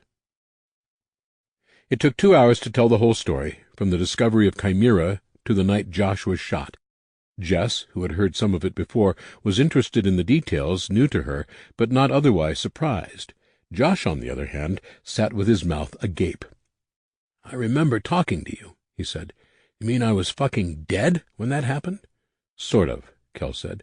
"Clearly you weren't actually dead since you were talking, but your heart had stopped." Josh scrubbed a hand across his face. "And the plague. Chimera. It kept me alive?" "Yep," Kell said. "Wow. That's kind of cool. You think studying me can help you cure the plague?" Kell fidgeted. "Maybe. It's obvious the organism is doing some pretty incredible things, like making it easier to recover from injuries and harder to get sick." Understanding dawned on the other man's face. "You mean you might not cure it?" "It's possible," Kell admitted. "I want you to come with us so I can study you long-term, along with anyone else who has the same symptoms. I can promise you I'll do everything in my power to stop the zombies, but I can't discount the possibility that Chimera might be incredibly beneficial for the living." "I understand," Josh said, his face somber. He shifted slightly, angling his injured body toward his wife as much as possible. "What do you think, babe? Should we go?" Kell knew her just well enough to know the flicker of emotions on her face meant she was struggling to hold something back, but not well enough to know what it was. She took a deep breath then, finding one insufficient, another. "You've been hurt a lot," she said evenly. "You started this place. You saw it coming. You've done enough. I can't watch you get kicked around any more. Living with so many people is dangerous, and honestly, I'm tired of the responsibility. I say we go. I think a smaller community would be easier to manage, and if it's as out of the way as he says, it's bound to be less of a target." Josh nodded as she spoke. Kell formulated arguments to every response he could imagine Josh would come up with, his brain working on several at once. "Okay," Josh said. "We'll go." Kell was already raising a hand in protest before the words registered. "Wait, seriously? Just like that?" "Just like that," he said with a shrug. "Jess isn't going to be happy staying here. Hasn't been happy for a while. If she wants to go, we will. She's also right. I'm tired of being shot at." A flush of raw joy swept through Kell. "This is fantastic. I'll have to talk to Lee and Laura, and to Will." Jess put up her palms. "Hold up, man. Remember, he can't go anywhere until he's had time to heal. We can plan and get ready, but it'll be a while." "Of course," Kell said, his elation not dulled a whit. "I'll start the process. Will is going to give us some pretty solid resources, and some of our people have been there for a while setting up. We won't be starting from scratch. "Talk to me tomorrow," Jess said. "I'll work out what we'll take as far as food and seeds go." "What do you guys want me to work on?" Josh asked. "I can write out lists of supplies or whatever you want." Jess scowled at him. "You aren't doing anything. You're going to work on getting better." He looked at Kel, his eyes comically wide. "You hear that? I get no respect." "No respect, I tell you," he said in a terrible Rodney Dangerfield impression. "That was a terrible Rodney Dangerfield impression," Josh said. "I've seen you do better." Kel laughed. "See?" Josh said. "No damn respect." He left them, partly to give the pair time alone to work out the implications of leaving their home, and partly because of a sudden lance of pain in his chest. It was sharper than he would have thought, but at that moment he had been struck with a powerful sense of familiarity. He and Karen had been like those two, always joking with each other, constantly bickering about little stupid things simply for the hell of it. The pain faded quickly, the old wound dulling down to its usual quiet pulse, but the memory remained. Kel found himself wandering the grounds aimlessly, remembering his wife and life before the fall fondly. For the first time in years, he was able to hold those precious moments without being burned by them. That evening someone knocked on the door of the RV. Kel put down the book he was reading, a Brandon Sanderson novel, and let his guest in. "This place looks like it belongs to a mad scientist," Will said as he stepped inside. Scratching his chin, he added, "But then I guess it sort of does." Kel chuckled, gesturing toward a chair. "Mildly annoyed scientist most of the time. What can I do for you?" Will flopped into the chair, then reached into a pocket to produce a flask. "I thought we'd have a drink, to celebrate." Kel leaned back in his own chair, fishing 2 tumblers from the counter. "What's the occasion?" "We finalized our agreement with the UAS about an hour ago," Will explained as he poured. They took up the glasses, 2 fingers of amber liquid in each. "To peace," Will said. "Hear, hear." They drank. Will stared at his glass, the stark light of the small LED lamp fracturing across the bevels. "I always thought we'd win, you know. I figured the cost would be—" He trailed off, a haunted look flashing in his eyes. "Well, I'm glad it happened this way. After what we did to the hunters, I sort of lost my appetite for wholesale killing." "That didn't stop you from ordering it when they attacked us," Kel said carefully. Will gave him a sad smile. "No, it didn't. It wouldn't have stopped me from ordering every one of them killed either. I just wish it hadn't come to this." The bourbon was afire in the pit of Kel's stomach, warmth spreading through him. Throwing caution to the wind, he said what had been on his mind for months. "It didn't have to, you know." Will tilted his head. "Didn't have to what?" "End up this way. This war was as much our fault as theirs," Kel said. Will regarded him silently for a few seconds. "How so?" "Come on, man," Kel said. "You've read the things that have been written about this place. The hunters were a nightmare. No one is arguing that. But we knew about the UAS before they had done more than sack a few communities. You and the council could have sent people to meet with the UAS, worked something out. I hear we're going to be trading food shipments with them in return for them providing a good chunk of our defense. We could have made that offer a long time ago." Will hefted his glass, which seemed to weigh heavier in his hand than it had a few moments before. "You're right. Josh said it weeks ago. We could have avoided this." "Maybe," Kel said. "Maybe they would have attacked anyway. The point is, no one tried. I'm enough of an outsider to see what most others can't or won't. Living apart from people as much as I did gives you some unique perspectives." Kel drained his own glass. "Most of us have lost our ability to take risks. Not against enemies or zombies. With each other. We've become very clannish, distrustful to the point of paranoia. That isn't bad in and of itself, things being the way they are, but it's a huge problem when it keeps us from even thinking of trying a diplomatic solution." Will stared, eyes unfocused, at the wall to his right. "Think of all the deaths we could have avoided." Kel held up a finger. "Or maybe they would have pretended to work with us, gained our trust, and betrayed us. Maybe that paranoia was the right reaction." Will's gaze snapped to Kel. "You're a confusing and frustrating guy, do you know that?" Smiling, Kel shrugged. "I've been told. My point isn't to make you regret. It's over and done. and there's no use beating your chest over it. Trust me on this. I know about that level of guilt. I brought it up so you'll think about it next time you have a chance to extend a hand to someone instead of a fist. Next time? Let's hope not. Reaching into a cabinet, Kell produced a full bottle of bourbon. Take a look at the world around you, Will. There's always going to be a next time. Difference is, you won't rush to make the same decision when it happens. After Kell poured, Will picked up the half-full glass. Damn right it won't. 26. For Kell, everything seemed frozen. Knowing they would be leaving eventually and really understanding the fact on an emotional level were two different things. Will was as good as his word. He gave them supplies and transport, manned by the people in Kell's group. From his perspective, however, the only sign of change were the people in the camp slowly disappearing. One day a tent would be gone, packed away as they made the move to Iowa, bringing supplies and helping the others turn their new home into something capable of supporting all of them. Kell did little other than plan. He could have left at any time, but he would have rather cut off an arm and lose the opportunity to study Josh's physiology while he was healing. The days crept by, slowly growing into weeks. The peace with the UAS became more solid, but as it did, the few cracks became more visible. All over the Union border, and within the territory held by the UAS, small splinter groups broke away from their small nation. Some took to the roads to found their own communities, others became little more than marauders. A few still fought those they saw as enemies, blind to the facts. With a large force of well-armed people seeing to the defense of New Haven, including the construction of a huge barrier to allow for extensive farming around the entire place, Kell felt safe for the first time in many years. There were still jobs to do, but they were piddly things.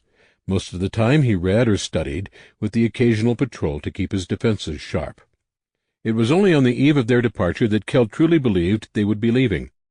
He stepped out of the RV and noted the lack of any other members of the group. Every tent was gone, the few small buildings empty. The fire pit was cold, unused for days. The grill they had built as a group was dark and unused. The picnic table had been taken apart and whisked away. Lee and Laura were seeing to last-minute details. Josh and Jess were packing up the things they would be taking with them, giving away what they wouldn't, which would be the majority, of course. Funny how things had changed when you looked at it in terms of material possessions.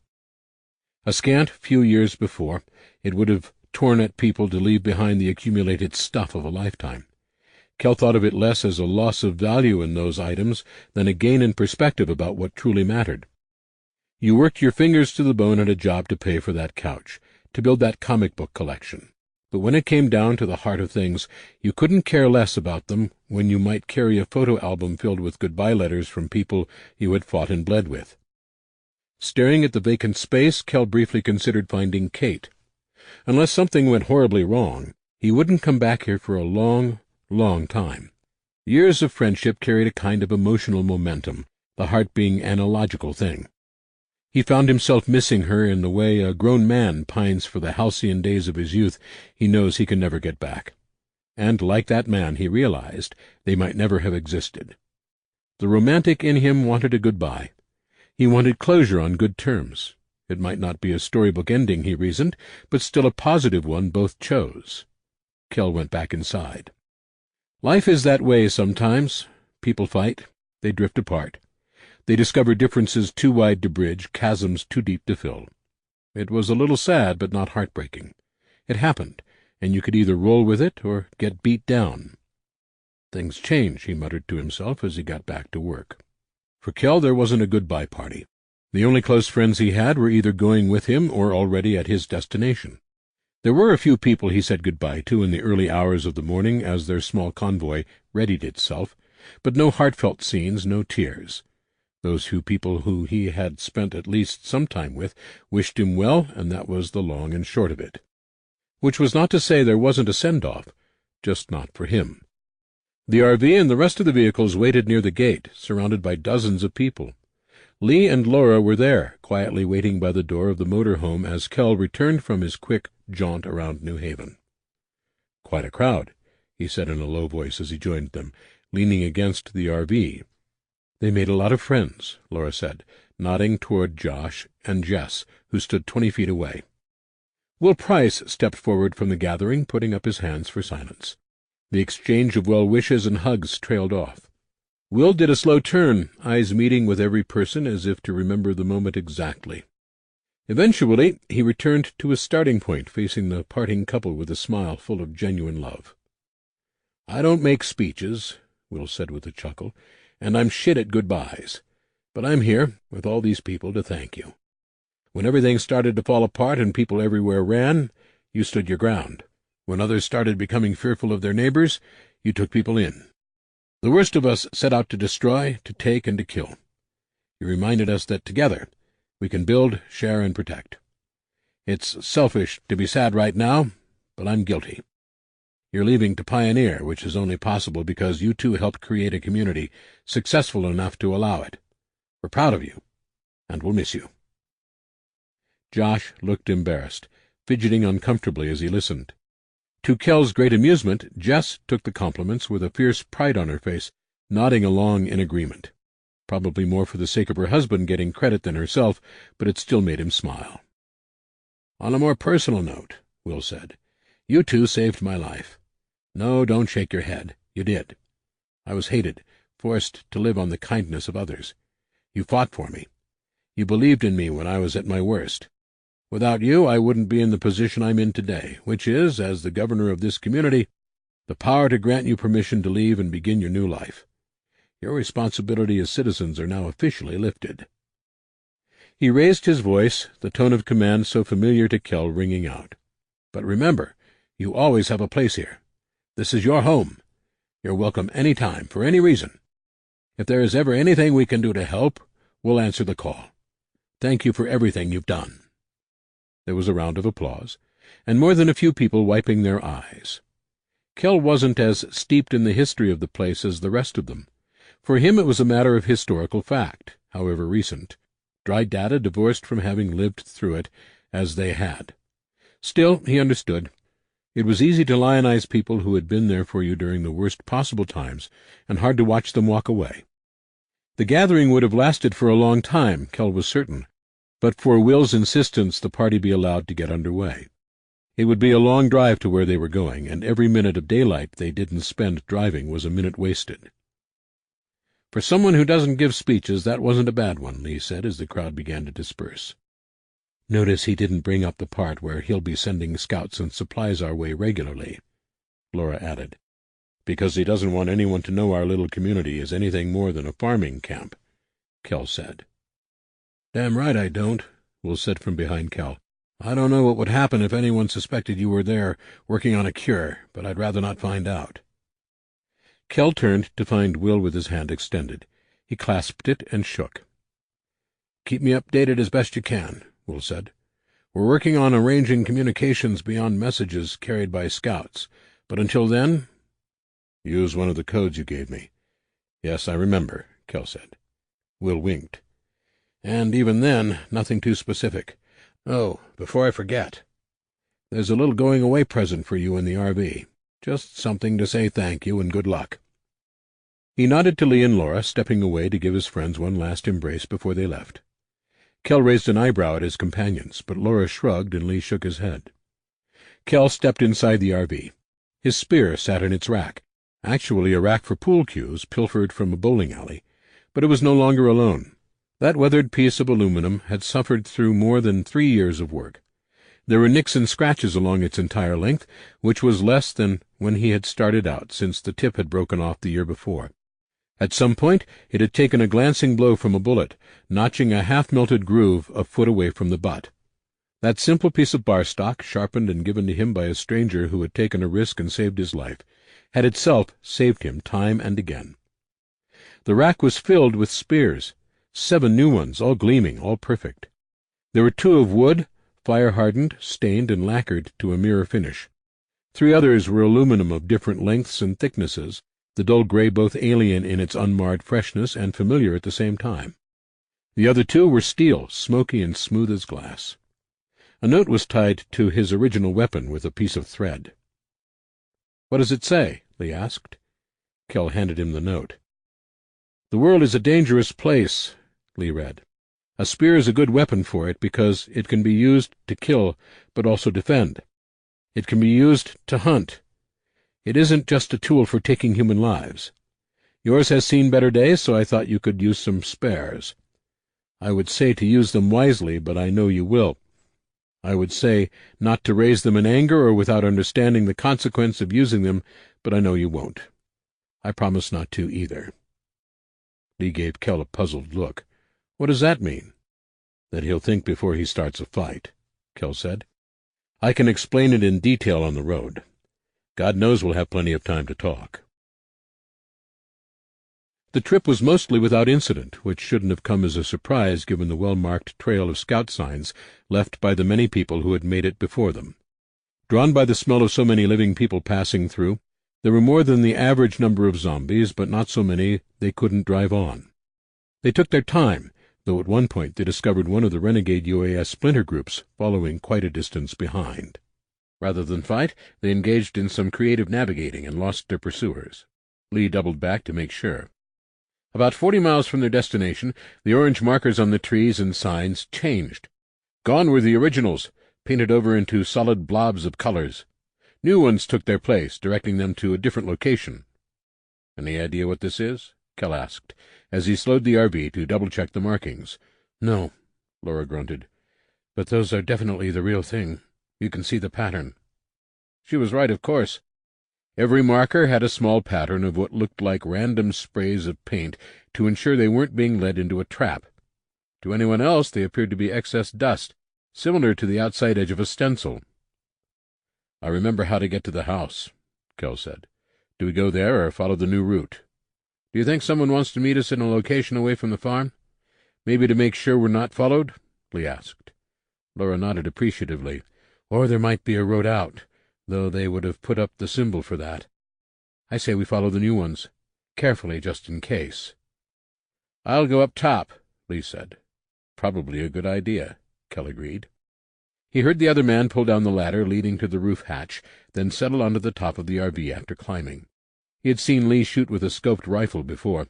Kell didn't envy their enemies, if this was a trap. They followed markers, heading another 20 miles north and 30 west of their original destination. He worried about being able to find wherever it was they were going, but once they turned onto an old dusty country road as the marker instructed, his worries evaporated. Lots of little facts caught up with him at once. This area was far more remote than the previous location. The roads were barely populated by homes, nearly all of the land made up of huge, overgrown farmland. What homes they did spy were themselves very large, the sort of sprawling places you knew held rooms for hired hands, maybe even servants. It would take a dedicated search to wander so far away from any main road. In a world lacking in resources such as fuel and easy food, and rich in deadly threats, such a search could easily end in tragedy. This place might as well be on Mars for the privacy it would give them. The Red Planet had never seen structures, much less anything like the one which brought a smile to Kell's face as it came into view. A large farmhouse dominated the flat terrain, several large trees shading it. There were 2 floors, with what looked like a partial third floor or attic room. The thing was huge, as far as houses went, stretching more than twice the width of Josh's house, and deeper by far.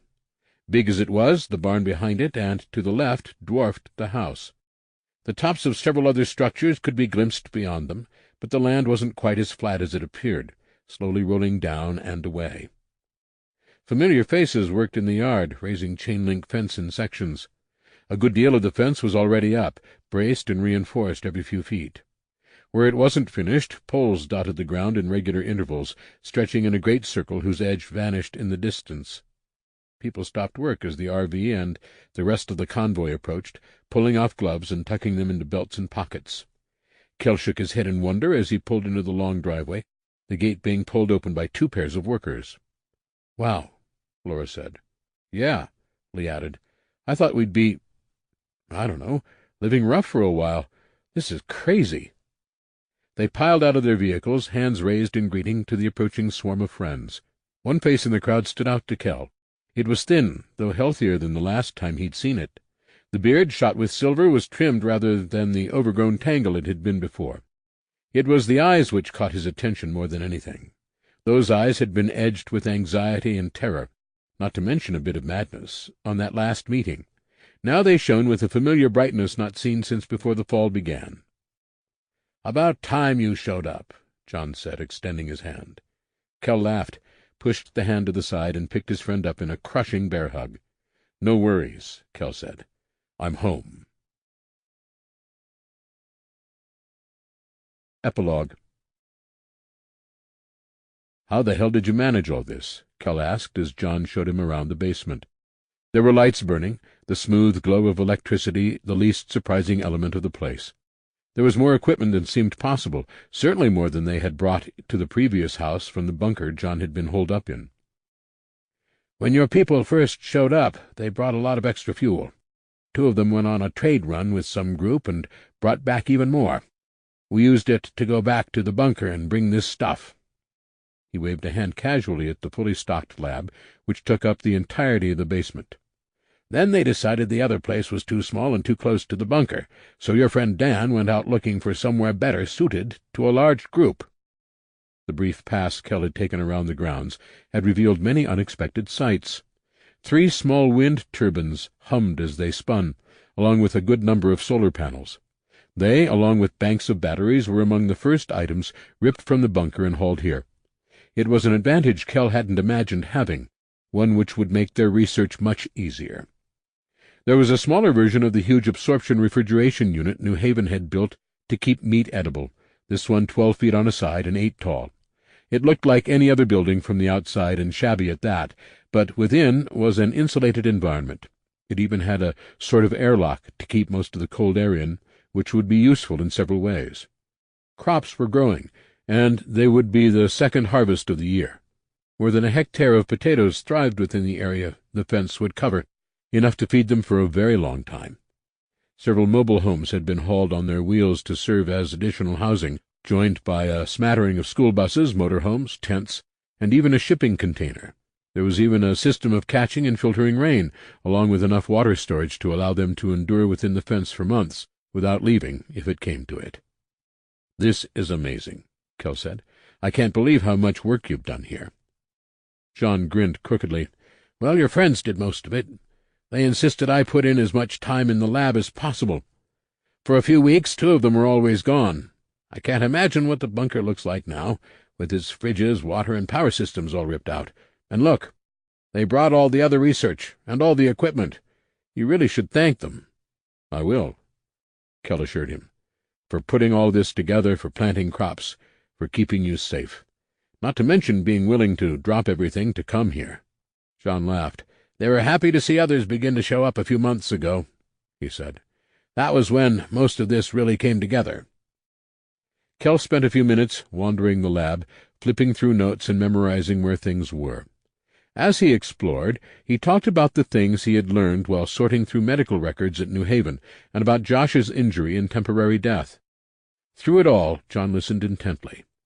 If Kell had been the creative force behind Chimera, the one thinking up all the ways it could be utilized, John was the workhorse. He had as much experience as Kell in working with it. His knowledge is thorough. When Kell finished talking, he saw John tapping his chin distractedly, deep in thought. "I know that look," Kell said. "Talk to me." John shook his head slightly, coming back to reality. "Oh, sorry." He stood and began searching through a shelf stacked with binders and notebooks. "Here it is," he said, handing a spiral notebook to Kell. "What is it?" John pointed to the book. "It's from about 6 months ago. I've been studying my own tissue samples a lot. I take new ones every 2 weeks. What you told me about your friend, I predicted it, or something like it." He jogged over to the work table, pulling a similar notebook from a stack. "This is where I've been recording everything I've noticed about myself. We'll have to do a lot of research to be certain, but I think this is a result we'll see a lot. It's probably widespread." "Not universal, though," Kell said. "I read a lot of reports in New Haven. There are kids being born without chimera in their system at all." John's eyes blazed. "An immunity? That's unexpected, yeah. That's what I thought. I'd really like to study one of those children. Might be a way for us to use their immunity to stop the zombies without affecting the living." "Do you think that's the right decision? To leave people infected?" Kell chewed the inside of his lip, a habit he hadn't indulged in since before the world had ended. "I don't know. One thing I'm sure of is that I don't have the right to make those sorts of calls on my own, not after what Chimera has done." John put a hand on Kell's arm, as being a foot shorter made reaching any higher awkward. "That wasn't your fault, Kell. I know that," Kell said. "For a long time I couldn't believe it, but I do now. But whether it's my fault or not, the consequences are the same. My work did this, and I want to make sure, however we move forward, it's a shared choice." He glanced around the lab. "Whatever the next step is, we all take it together, or not at all." Everyone settled in surprisingly quickly. A few days after Kell's convoy arrived, a second group showed up. These were some of Josh's friends, a core group who had decided to migrate as well. There weren't many of them, but they were welcome. All of them learned Kell's identity and the true purpose of their new home before deciding whether to come. "You don't know these people," Lee had said when he learned about the people joining them. "Aren't you worried?" Kell explained why he wasn't. He trusted Josh to know his friends, and Josh trusted them. Simple. A weight had been lifted from his shoulders almost as soon as he saw the farm, but it took nearly a week for him to figure out what it was. It was late August, a balmy night in central Iowa. The fence was almost finished, and behind the house a familiar scene unfolded. Nearly 60 people gathered, seated on stumps and camp chairs, behind card tables and planks nailed to timbers at the last minute. In the center sat a beat-up picnic table, reassembled hundreds of miles from where it began. Candles burned on every surface, casting soft light across the faces of men and women, children and teenagers, who had all seen more horror than anyone should ever have to endure. The warm luminescence made them beautiful, or rather more so, even as it glinted from weapons kept close at hand. Lee sat on Kell's left, Laura at his right. Andrea was on Laura's right, and if anyone but Kell noticed her occasionally brushing Laura's hand and sharing a playful glance, they said nothing about it. Across the table sat Josh and Jess, their friend Kincaid next to him, and one of the new arrivals next to her. Courtney, Kell thought her name was. A buzz of conversation filled the air, punctuated by laughter and the occasional slap on the back. The food was plentiful if plain, and even a boring meal was a blessing in so harsh a world. Food, water, shelter. These were the necessities of survival. People rarely mention friends and acceptance, mostly because you don't need those things to survive. But you can't really live without them. Kell was listening to Jess tell an incredibly dirty joke when understanding washed over him. The burden he had carried for so long was gone. He could simply be himself.